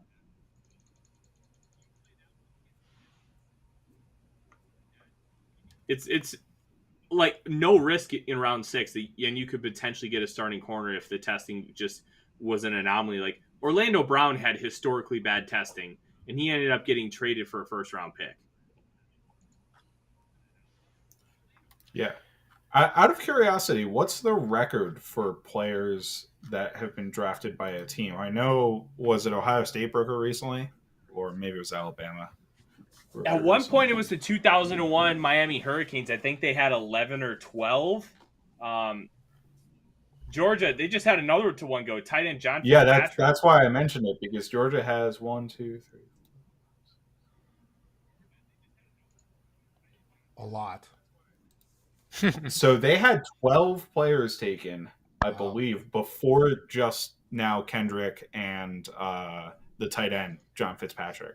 So I think that's 14 players for them, if I counted right. I think that sets a record. That's insane. And it probably means they're going to stink next year because everybody's gone. But those programs just reload; they never rebuild. Yeah, and with the college transfer portal. Yeah. No, I miscounted. They're now at 15 players. Wow. Taken in this draft. Disgusting. That's just a wow. I was seeing earlier, and I went to look, that Vegas dropped them to 500 or below 500.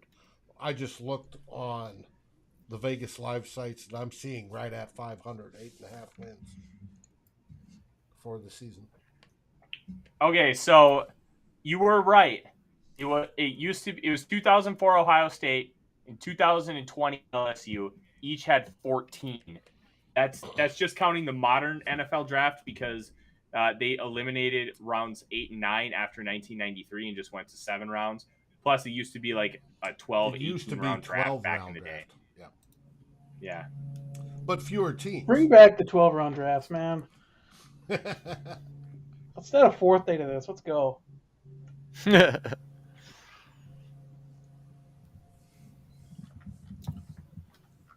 But yeah, so that's a new record in the draft. 15 picks from Georgia. I mean, an absolutely absurd season from them. They were a fantastically talented team.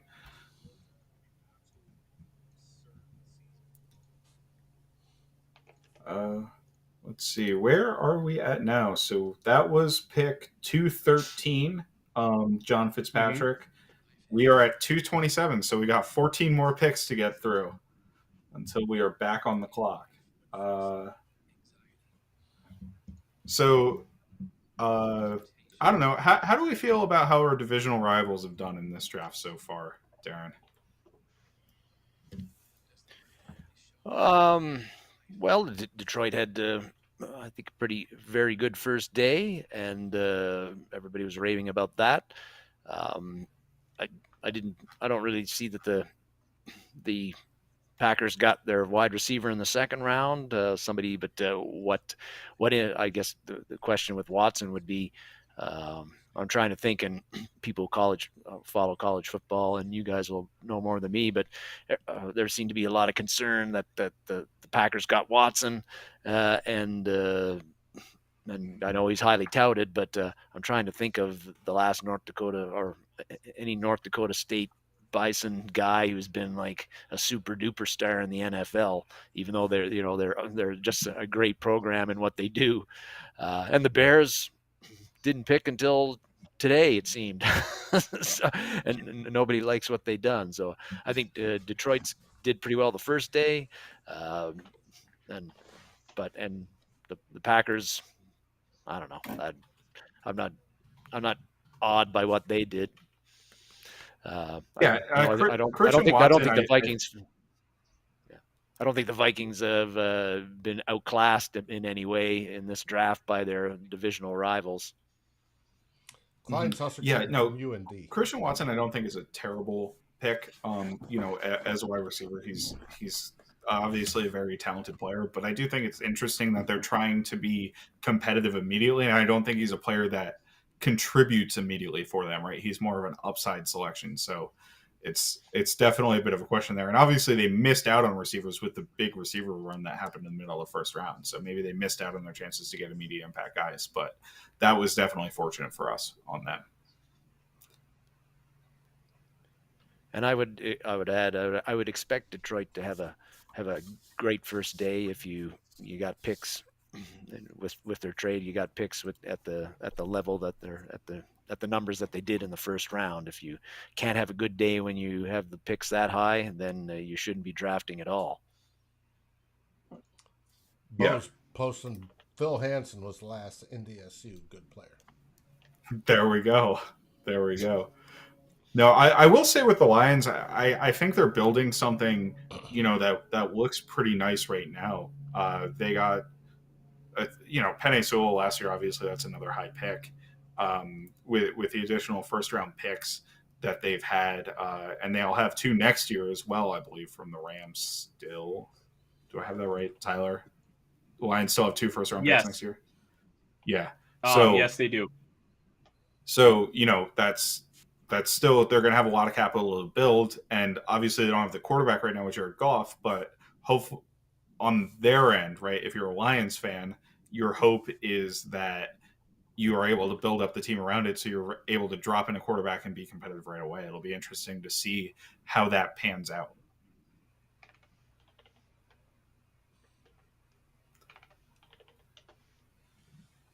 Yeah, because if we're going to want to move up and grab a quarterback, it's going to cost next year. So speaking of quarterbacks, big time. Yeah, absolutely. Speaking of quarterbacks, Vikings, I think there is some merit to the idea of taking a quarterback, every draft or adding depth to your quarterback room every draft just because of the value of the position. I'm not sure the 7th round is the place to do that, right? Tyler, any quarterbacks on your radar? The guy from Brown, Skylar Thompson, EJ Perry's the guy from Brown. Anybody else that you think is like even draftable, or no names that you like? Carson Strong. Oh, Carson Strong's still on the board. Yeah, Carson Strong is still on the board. He got a 1st-round grade from me. I love watching Carson Strong play football. He figured out this past year, because he had the knee injury and his mobility, which already wasn't great, was terrible. And he figured out how to maneuver in the pocket. If you remember, like, peak Tom Brady, Dan Marino, Ben Roethlisberger, how they just know how to slide in the pocket and move away from pressure. Carson Strong learned how to do that this year, and it really helped maximize that Nevada offense. But he has no actual mobility. He's not going to be a guy that can scramble. He can maybe pick up a couple yards if an alley opens up right in front of him. But he's 6'4.5", 220, and he's got an absolute piss missile for an arm. He can make every throw. He can make it strong, and he throws a beautiful deep ball with a massive rainbow. And at the Senior Bowl, he really started to try and level that off and not just arc it like crazy. Kind of think of the Russell Wilson deep ball and how it just feels like it's in the air forever. Carson Strong throws a very similar one. And with how the NFL is trending, arm talent is just a massive deal with all these athletes out there. The fact that nobody's taken him, quite frankly, is a big surprise to me.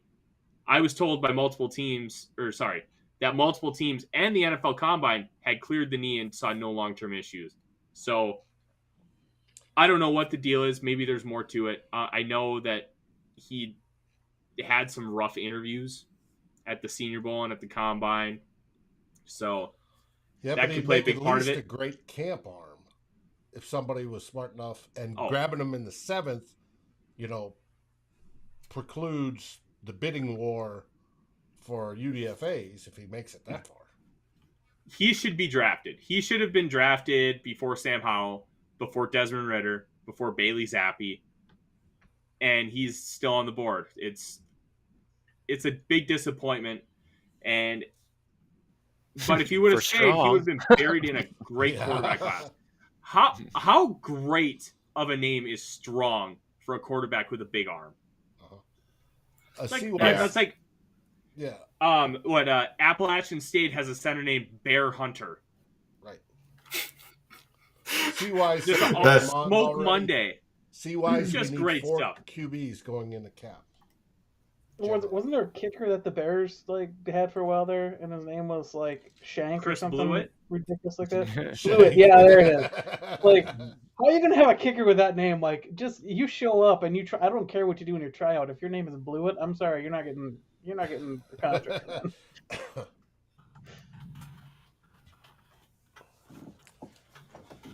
CY says we need 4 quarterbacks. So we got Nate Stanley, so we're all good. Mannion, Stanley, Mon, Cousins. Come on. We still have Stanley. What more do you need? Can we bring I'll tell you what. Shit. I'll tell you what. Carson Strong's a lot better quarterback than Nate Stanley. I'll tell you that much. I'd rather have Paul Stanley. I play football.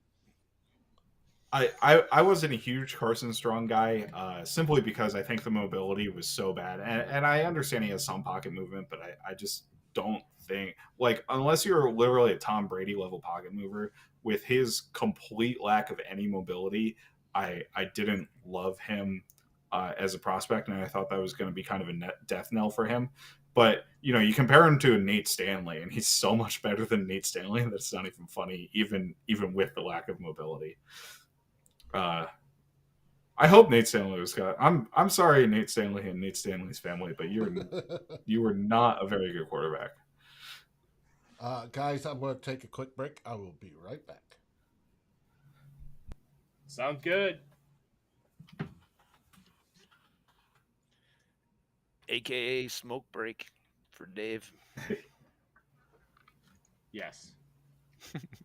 Or bathroom break. Any idea who James Houston from Jackson State is, Tyler? He just got taken by the Lions. I don't. Is he the corner? It sounds like he's an edge rusher. Okay. I think there's talent there, but I'll be honest, I don't know much about him. I know Jackson State had 2 guys that could be drafted, a corner and an edge. Sure. And that was 217, so less than 10 picks until the Vikings' next spot. Let's see. Anybody? We're at that point in the draft where even Matt and Tyler are like, I don't really know much about this guy. I remember so Mike Mayock was one of the most respected analysts. When he, in his first year as the GM of the Raiders, he took a guy that the NFL Network didn't even have data on. And they're just like, Daniel Jeremiah's just sitting there laughing like, Mayock stumped us. He got us. we got nothing. Yeah. I hope Mayock the goes Mayock back to that troll. because I love Mayock. My gosh, somebody's getting married at the draft. What? Not surprised. It's Vegas. I guess, yeah. Man, as much as I love football, I could never do that to somebody. I could never make somebody do that at the draft. That's terrible.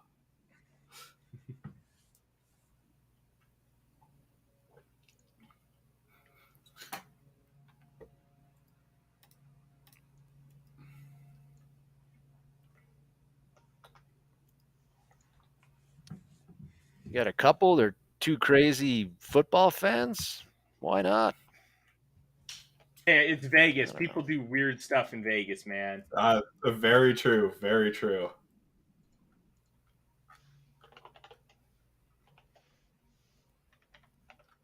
Man, did the Packers turn into us? The Packers have... I'm just looking at the picks that are left. The Packers have 4 7th-round picks right now.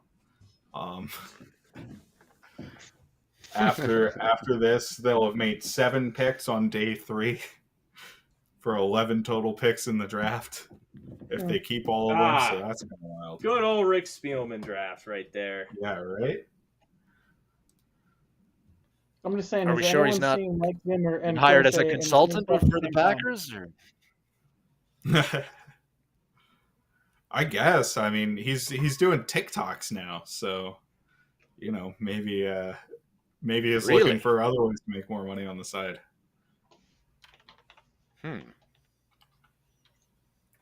What would a TikTok by Rick Spielman look like? I guess I could check out. They're pretty. I saw one of them. It was pretty boring, honestly. Shocking.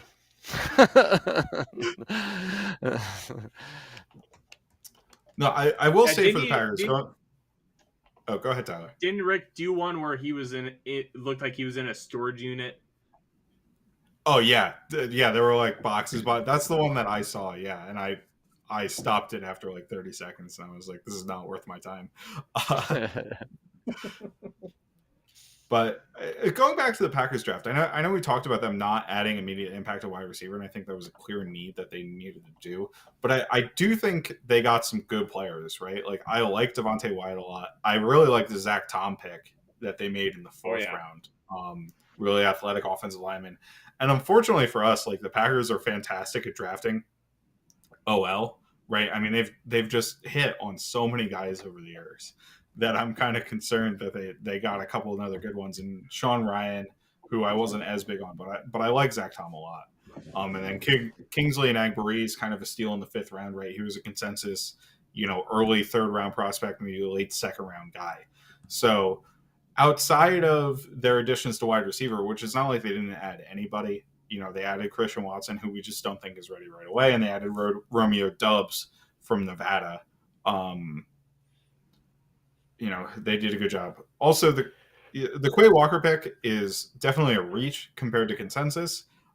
He's a really athletic player, and it turns out that some of the recent really good linebackers in the NFL, Devin White's a great example, just happen to be really, really athletic, and that's pretty much their main calling card. So, it might work out for them better than how it felt on draft day, I guess. So it is what it is. Yeah, well, I wouldn't certainly not going to doubt too much the Packers' ability to draft and develop the guys that they do select. That there are some misses, but you look at guys like Gary and Eric Stokes last year, which people weren't all that had some doubts about the Packers picking him, but he looks like he might be a pretty good player. They and they've been 13-3 for three straight years, right? A lot of that has to do with Rodgers, but they pick some other good players too and draft them and develop them. I'm hoping that this draft is the beginning of their slide, where they totally shit the bed on everything they do. Yeah. Okay, so I don't know. A little bit of fun here. Before today, I had put out a list of guys that I was kind of hoping the Vikings would target on day 3. And of that list, I had Dominique Robinson, Matt Oletzko, Jack Jones, Tariq Castro-Fields, Brandon Smith, Damon Clark or Damon Clark, Cole Turner, Thomas Booker, Matthew Butler. Of those names, I believe Tariq Castro-Fields has not gone yet. He's another very athletic corner who's raw that you would need to mold into a player.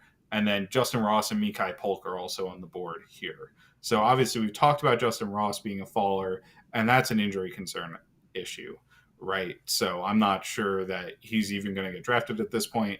If it is, teams are pretty down on him from an injury perspective, obviously, from what's happened so far in this draft.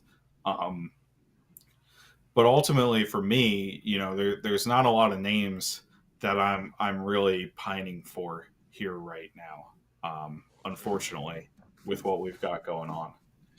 Castro Fields just went to the Niners. Oh, well, there we go. So not even another 7th round pick. I will say, is Donovan West still on the board? He is. I'm surprised. So Donovan West, I know people have talked about him in the chat, so we might want to get to him a little bit. He is the 9th youngest player in this draft. I took all the date of birth information from Dane Brugler's draft guide and kind of put it in there. Donovan West is the 9th youngest player. He's an interior offensive lineman. He can give us competition at center, even if he's undersized. And the only player who is available who's younger than him is Tyler Vrabel, who's Mike Vrabel's son, interestingly enough. But he's not really somebody that's on a lot of people's draft radars.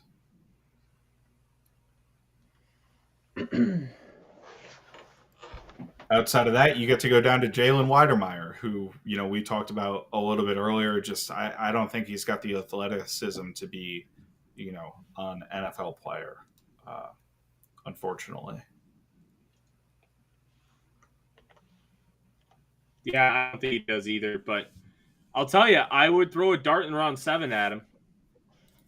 Mm-hmm.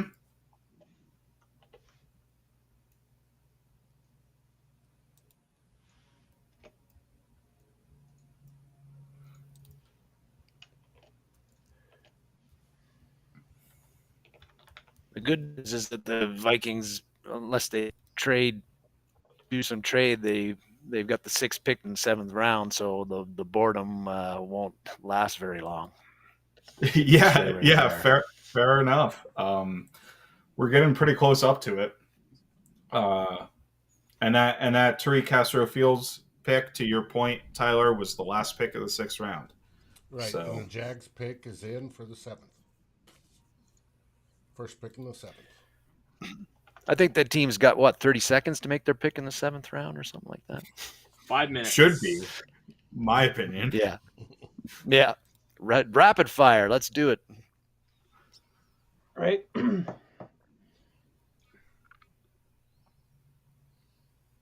This is why we need That's a like good rounds question 10, to be 11, and interesting. 12. Jack Sanborn.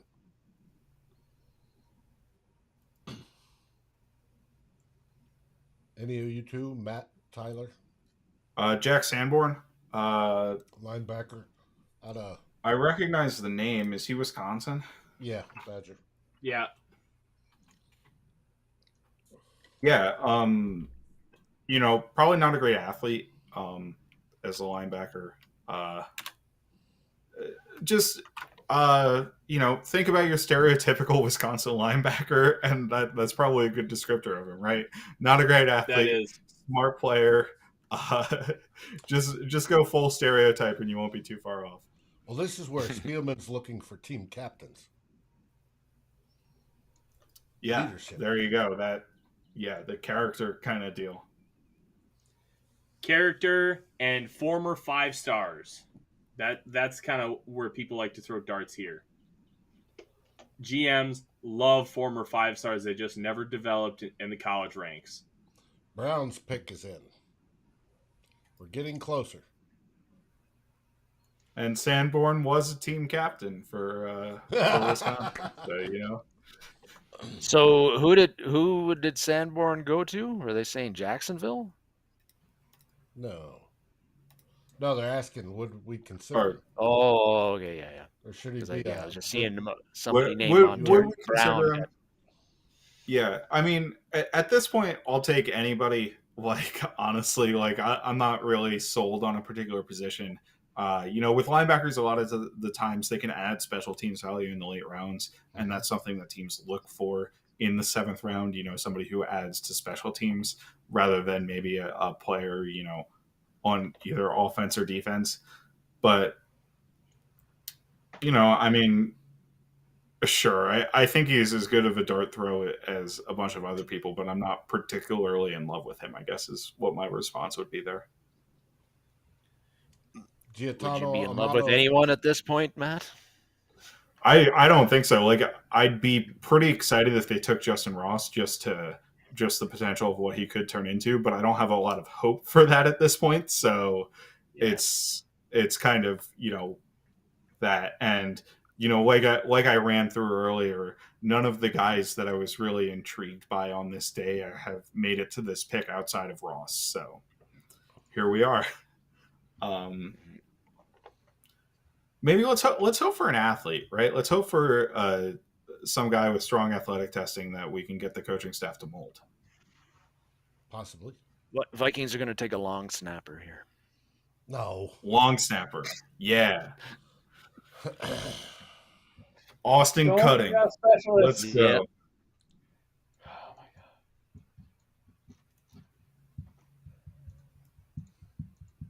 But the history I of couldn't special believe teams that they drafted into the Vikings has just been horrible. They have camps for long snappers They do. now. And that's an improvement we see, especially on the wide receiver side. There's more specialized camps that the young kids are starting to get into early and advancing their skills early. And I think it's a great thing. Who is it? Jeremiah played for us. Comes on Purple Insider quite often. He's starting a offensive lineman camp, which I think is absolutely necessary. Oh, Cyril's. Yeah, Cyril's. Mm-hmm. And I think that's fabulous because that is something that needs improved because the way college uses linemen is not the way the NFL generally uses linemen. And if you could bring up those guys' talent level, that would be a huge hit. Yeah, and one of 3 or 4 before they develop. And one of the very popular that's gained a lot of traction, and I think is a very good thing in recent years, is Offensive Line Masterminds, which is run by Duke Manyweather down in Texas. If you know Brandon Thorne, on Twitter. He's a big offensive line guy in terms of scouting. He actually works with offensive line mastermind. So like Lane Johnson, and I know Taron Armstead does a bunch with it. Like if you name some of the top guys, Mitchell Schwartz obviously was a part of that. Jeff Schwartz, who's been retired ever since this has been going on, but has done a lot with it, where a ton of the offensive linemen get together and just discuss techniques for defeating defenders. And I know Von Miller did like a pass rush summit. There was a tight end thing that I think George Kittle and maybe Travis Kelce did. So it seems to be pretty popular these days, and I think it's very good. One note, Vikings second-round draft pick Ed Ingram is training with Duke Manyweather, who runs that. So that's another, saying that's a positive on a scouting report feels a little bit cheeky, but it is nice to see these guys work with well-respected, trainers. I think that is something that you hope will enhance their games. Mm-hmm. Yes, very much so. Very, very much so. Because it was lacking. Yep. Okay, Browns select Isaiah Thomas out of Oklahoma. Where's Ryan? I'm surprised Thomas is still here. I thought he'd go somewhere in like round 4. Insert basketball player joke here. Yeah. Let's see. Ooh, good athletic testing. Good 40 mostly. 6'4", 266 with 33-inch arms. So good size player. YouTube continues not to do their job.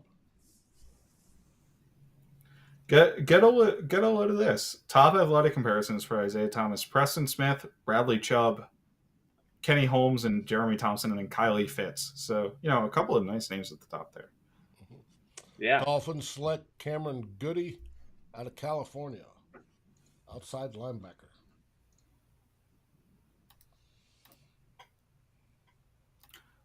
Actually, how over the moon was I didn't catch it. Was Ryan last night when we selected Asamoah? He couldn't believe it. He was going absolutely bonkers. Now, although he did admit there was somebody else he wanted to pick before, but he was happy. He said the kid's fast, got a motor, can't wait to, see him. Yeah, he's small, but he's, fast and he could develop. And it's like, oh, okay, we'll see. And he is small, 220 for a linebacker's tiny. Yeah. Now, the NFL is moving towards the smaller players that are able to play there a little bit.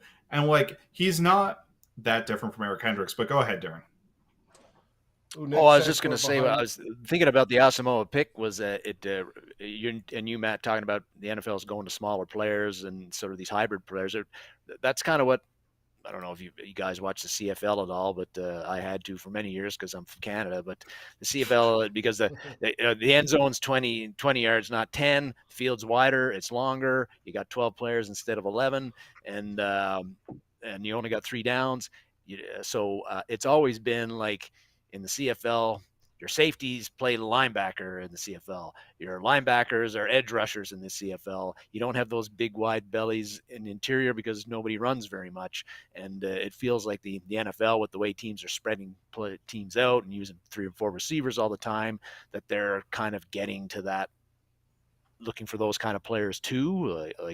You're seeing them go away a little bit, or considering players who are tweeners and hybrids to play at linebacker and those kind of things. And the CFL has been doing that for 30 years. I've got a pick. Vikings I saw it too.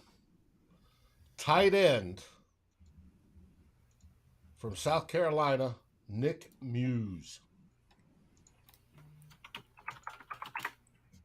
As we dive into our computers to figure out who this kid is. So Dane Brugler had him as his 30th ranked tight end. He was the very last one of which he has a scouting report. He was ranked. He is the brother of Tanner Muse, Viking safety.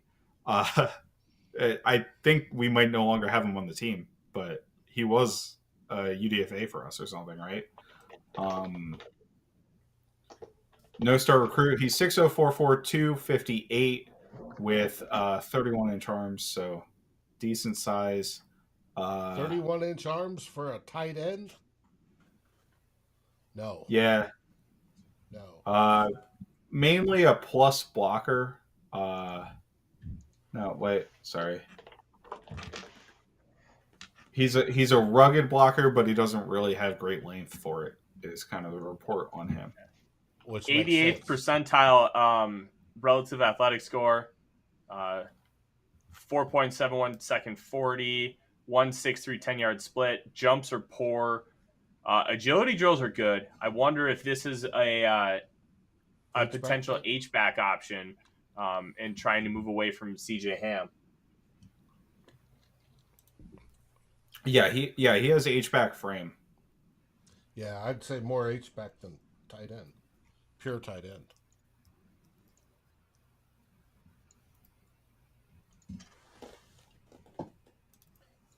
Interesting. Still not on TV yet. So, we talked about the Vikings need to add a tight end, and we also talked about how we didn't like any of the tight ends left available, right? So, Tyler, I don't know if there was really another name that you were going to hammer here for the Vikings, because I don't really have a guy. So in terms of, this is somebody that they identified that they liked enough about to use a 7th round draft pick on him. Obviously, the blocking capability, I think, is probably the number one thing that they like about him, even if he's a smaller player. He can be competitive as a blocker. And Johnny Munt, right, who we signed as a blocking tight end, is not all that big of a player either. He's, at least in the draft and stuff, he was in the 230-pound range, right? And he's somebody that they developed into a blocking tight end. So I think this is primarily a developmental tight end pick, gives us a little bit of depth. Maybe he plays on special teams, early on. I don't know. Maybe they saw him as a very solid special teams contributor, right? Because that's something that teams scout that a lot of draft analysts don't, is just watching special team snaps. I never watch special team snaps for players because honestly, I don't know how to evaluate it. Right. Yeah. So, if that's something that they liked from him, maybe that's a reason that they take him in the 7th round. So gives us depth to tight end, but not really a player that moves the needle in any direction for me. As Freddie said, probably practice squad type. Yeah, it's going to take a lot for him to make this team at this point. But that's one of the positions where there's possibility in that room. Mm-hmm. But he's definitely not a Irv Smith replacement. No. Ooh, the Packers just drafted Tariq Carpenter, a linebacker safety hybrid from Georgia Tech. I like that pick for them, which really sucks.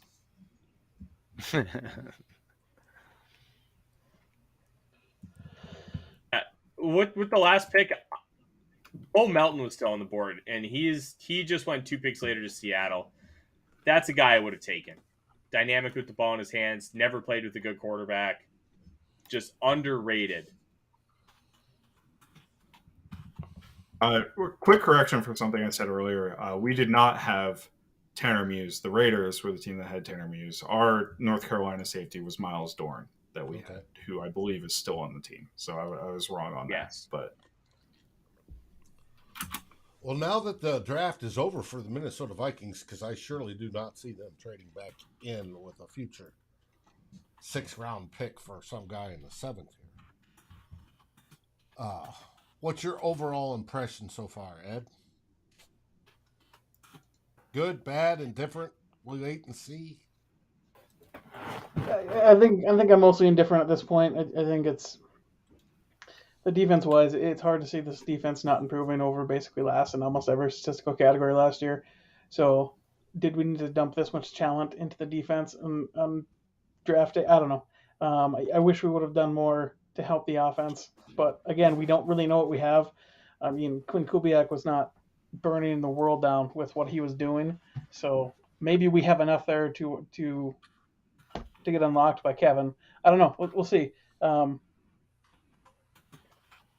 I guess right now I don't really have an opinion on it until we start seeing some of these guys going, but probably B grade. It's not world breaking. I don't think we got world breaking value. I don't think we got a guy that was slipping out of the top 3 on a roster. So Okay. fairly milk toast.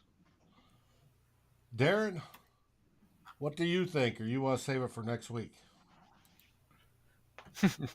Well, I What's your definitely like the initial Booth. impression. Definitely like the Booth selection where they got him, and it appears that we got looks like 2 guys that are going to start right away, or potentially start right away, in Booth and the safety from Georgia scene. So if that turns out to be the case, I think it's a pretty good start for the draft.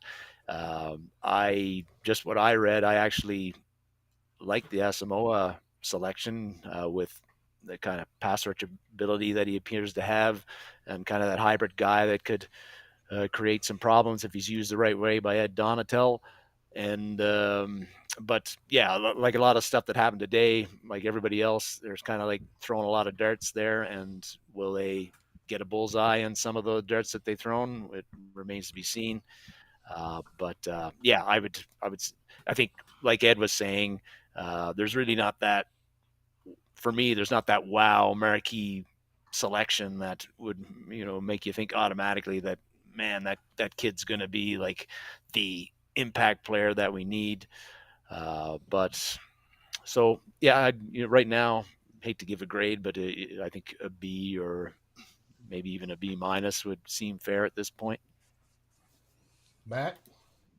Yeah, so for me, I'm a bit higher than Ed and Darren. I'm actually pretty much over the moon about the first 2 picks. I mentioned it when we were on earlier. Andrew Booth and Lewis Cine were players that I would have both considered at 12. To be honest with you, now Andrew Booth was, I'm sorry, Lewis Cine was in a scenario where the top 3 defensive backs, which I'm talking about, Kyle Hamilton, Derek Stingley, and Sauce Gardner, were all off the board. Obviously, when the Vikings traded back, Kyle Hamilton was still on the board. But I think getting the addition of Lewis Cine plus the additional draft capital that we got outweighs taking Kyle Hamilton at 12 for me. So I actually really like that move back, and I like the subsequent pick of Lewis Cine.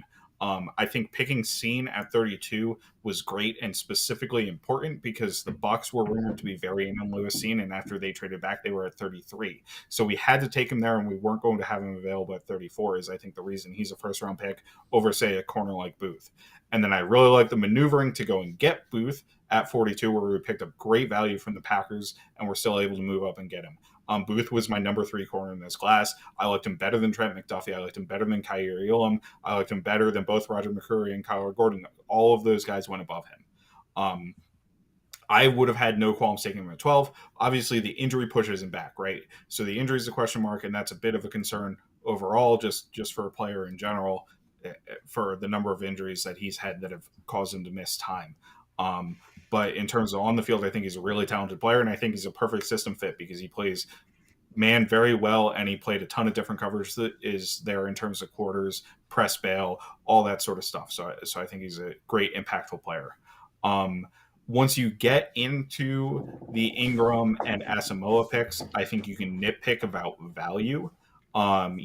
Maybe we want to have taken an edge over them or something, but at the end of the day, we address positions of need with players who I think are fine at that range. Like Ed Ingram, by the consensus board was 101 or whatever. Brandon Thorne, who I mentioned earlier, had him as a 3rd-round grade and had him as tied with Jamari Salyer for the best interior offensive lineman on the board at that point. So I don't think that was as egregious as maybe the consensus board suggests. Brian Asamoah, I think there were 2 linebackers I would have preferred over him at that spot, but he's still a 3rd-round player and still an impactful addition, right? So we can nitpick over, like, I would have taken this player over him or whatever, but at the end of the day, he's still a pretty good player we added. I do like adding the athletic corner in from Missouri in the 2nd round, and I'm blanking on his name right now, but that's okay. Caleb Evans. Caleb Evans. Yep. Obviously, Tyler, you're probably going to talk about Tariq Woolen and that sort of thing. But at the end of the day, it's kind of like the Brian Asamoah pick where the team maybe saw it a little bit differently than I did. But, you're splitting hairs by taking a guy who you had ranked 2 spots over another, who was ranked a couple spots over another guy, or something like that at the same position. So the 2 stars at the top for me bring up the rest of the class in terms of I wasn't in love. I did like the kid from Minnesota, Atamewo. Mm-hmm. Defensive I think lineman, that's a 5 great pick yeah. as a base end 5 tech. We've gone over the other picks. I think Naylor has a role. I'm not particularly inspired by anything that we've done on day 3, but I think the impact players that we got in Lewisine and Andrew Booth carry the class to probably B+ range for me still. The Vikings had 6 chances to draft Malik Willis, and they did an instant F. Look, I could talk ad nauseum about Malik Willis. Everybody knows how much I love him and what kind of ceiling I think he has. That was very disappointing. But taking a look at just the players that we got, Lewisine was not somebody that I had on my radar that I thought would be a great add to the Vikings. But I do really like the pick kind of in a hindsight fashion. I would have preferred Daxton Hill, but Hill went 1 pick above us to the Bengals. Scene's ability to just kind of, and I'm going to be doing breakdowns on all these draft picks here within the next couple weeks, and then talking about them with Dave on the Real Forno Show Monday nights, and then also releasing articles for the Vikings Wire, kind of just talking about all this.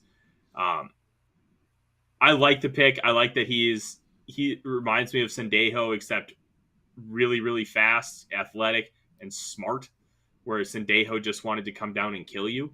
And I think Scene has a little bit of that in him, which is really nice. Booth, I thought, should have been a top 15, top 20 pick. The value is excellent. And the maneuvering to pick up that extra second and then keeping one of those seconds and using that and 77 to go and get him, I thought was really nice. And then you get a 4th rounder as well. I would have taken different players at different spots, but what the players they got, I think, can be impactful early and can fill roles down the line, which is ideally what you want to be able to accomplish. Asamoah, I think, is going to thrive in sub packages and special teams right away, and he can eventually take over either for Kendricks or Jordan Hicks, because neither one of those I would view as a long-term option at linebacker. Ingram, God, the off-field fucking sucks, man. But the player is good. So your mileage is going to vary on how you like that pick. If we're only talking from a football perspective, he's a nasty mauler that's just going to try and bury everybody into the ground, which is a good thing. You want to have your interior offensive line to have that sense of nasty to him. And then Evans, if he can figure out where the ball is in the air, I think that's a really, really good pick. The athleticism is there. I don't like that he's not super fluid as a mover, but I understand why they made it, and I think his value is more than what the consensus board is, because I think he's in like the 170s, 180s. He's a good football player that's going to be able to step in and play a role right away. Ty Chandler, I think, is a better running back than just a Kene Nwangwu replacement per se. I think he has the potential to be a guy you can give 10 to 20 carries a game. He's got vision. He's got speed. You wish his agility was a little better, but you can't have everything. And for a 23-year-old only having 600 or so college carries, I think is a really nice fit. The Minnesota defensive lineman, Adofo-Mensah, size is perfect. He's got the athleticism. He needs some technique work. Obviously, he's a 5th-round pick, but I think it fits a really nice need with value. And then the back end, Jalen Naylor's nice. What's his name? Nick Muse. I don't know anything about him. Overall, I'd say a B. Like, nothing about this draft is like, holy crap, we did something transcendent. We did something great. We got really good players, and we added value to this team. And I think that deserves a B. I don't think that this draft should be overly praised or overly buried. It's fine. And it objectively helps the Vikings get better. How much better, we'll find out. Yep. And for me, always it's a work in progress. We'll wait and see.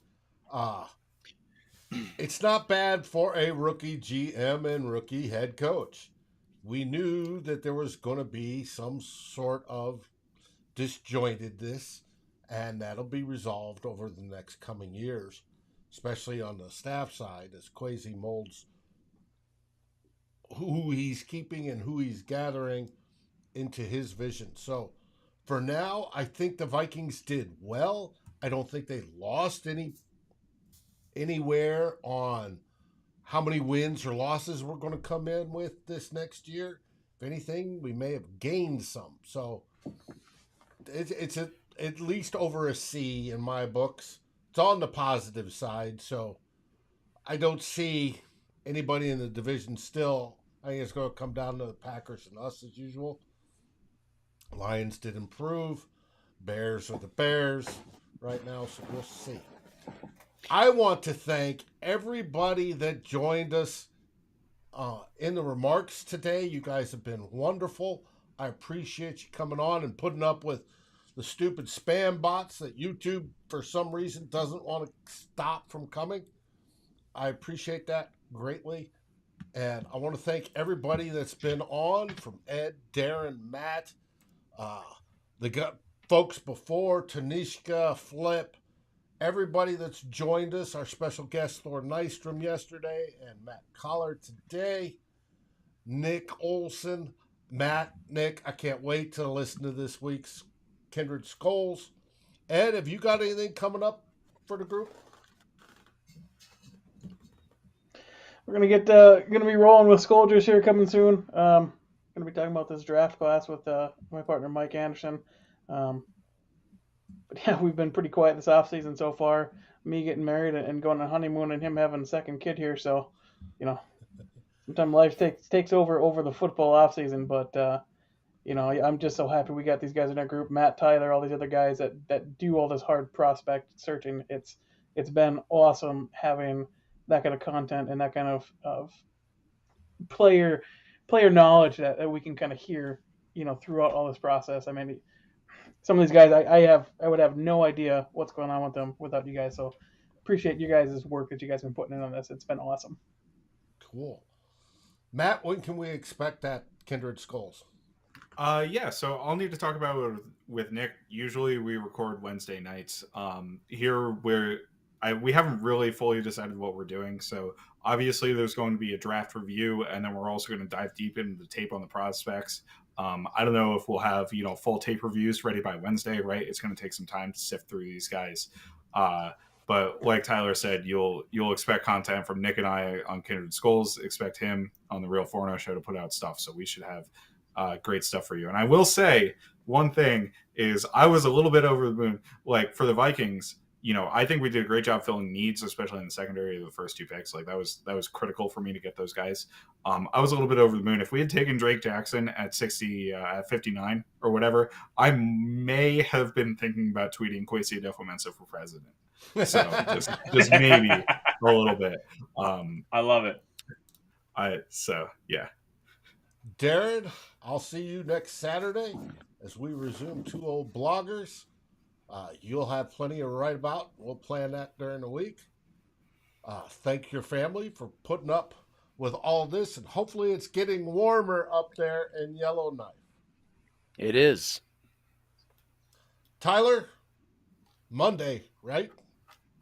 Yes, sir. Monday night, it's just going to be you and me. No special guest on Monday, but we're not going to need it because we have a lot of fun stuff to talk about and break down. I'm going to take a 13-hour nap here once we're done here. I can't tell you how exhausted I am, but this process has been one of the kind of like best periods of my life. I've just had so much fun and just pumping out as much as my heart will allow, and it's been a lot of fun to sit here with you, Dave, and I know we're all appreciative of your hard work and everything that you did behind the scenes to just make all this happen. Your absolutely incredible intros and making sure you have all the graphics ready for these guys. You don't get enough appreciation from us, so fine. Thank you. Yeah, let's give it up for Dave real quick before he's allowed to speak. Tyler, you did a fantastic job because you're anchoring this. I mean, you've been here the entire time, right, throughout the whole draft coverage. Dave's been here too. So it's not just you, it's Dave showing up too and putting the work in in the truck back there. So Monday we have the Real Forno show. Tuesday we'll have In the Huddle, because I guarantee you Jason's going to want to say something about this draft. Wednesday we have Vikings Happy Hour. Believe it or not, Matt Anderson, who did such a great job with Lake Monster Brewing, and that partnership is going to continue, folks. Best beer in Minnesota, and if you missed it yesterday at the brewery, catch us on replay, and by all means go down to St. Paul and partake. It was outstanding. Their beer's great, and Matt Lang, the brewmeister there, is an awesome Vikings fan just like you. Free to talk anytime. Thursday, as Flip said earlier, we have Viking Hot Takes, as he and Eric Thompson will go over some of these draft picks. And then Saturday, we save the best for last with two old bloggers. Again, thank you guys from my heart and all of us at Climb in the Pocket and Daily Norseman. You all rock. And what do we say, guys? Skol Vikings. Skol Vikings. Skol Vikings. Skol. Thanks for watching. Like, subscribe, and ring the bell, and rate us on your favorite aggregator. And a special shout out goes to our partners, the Daily Norseman, where the best Vikings content can be found, and to Lake Monster Brewing, home of the best beer in Minnesota. Skol, everybody.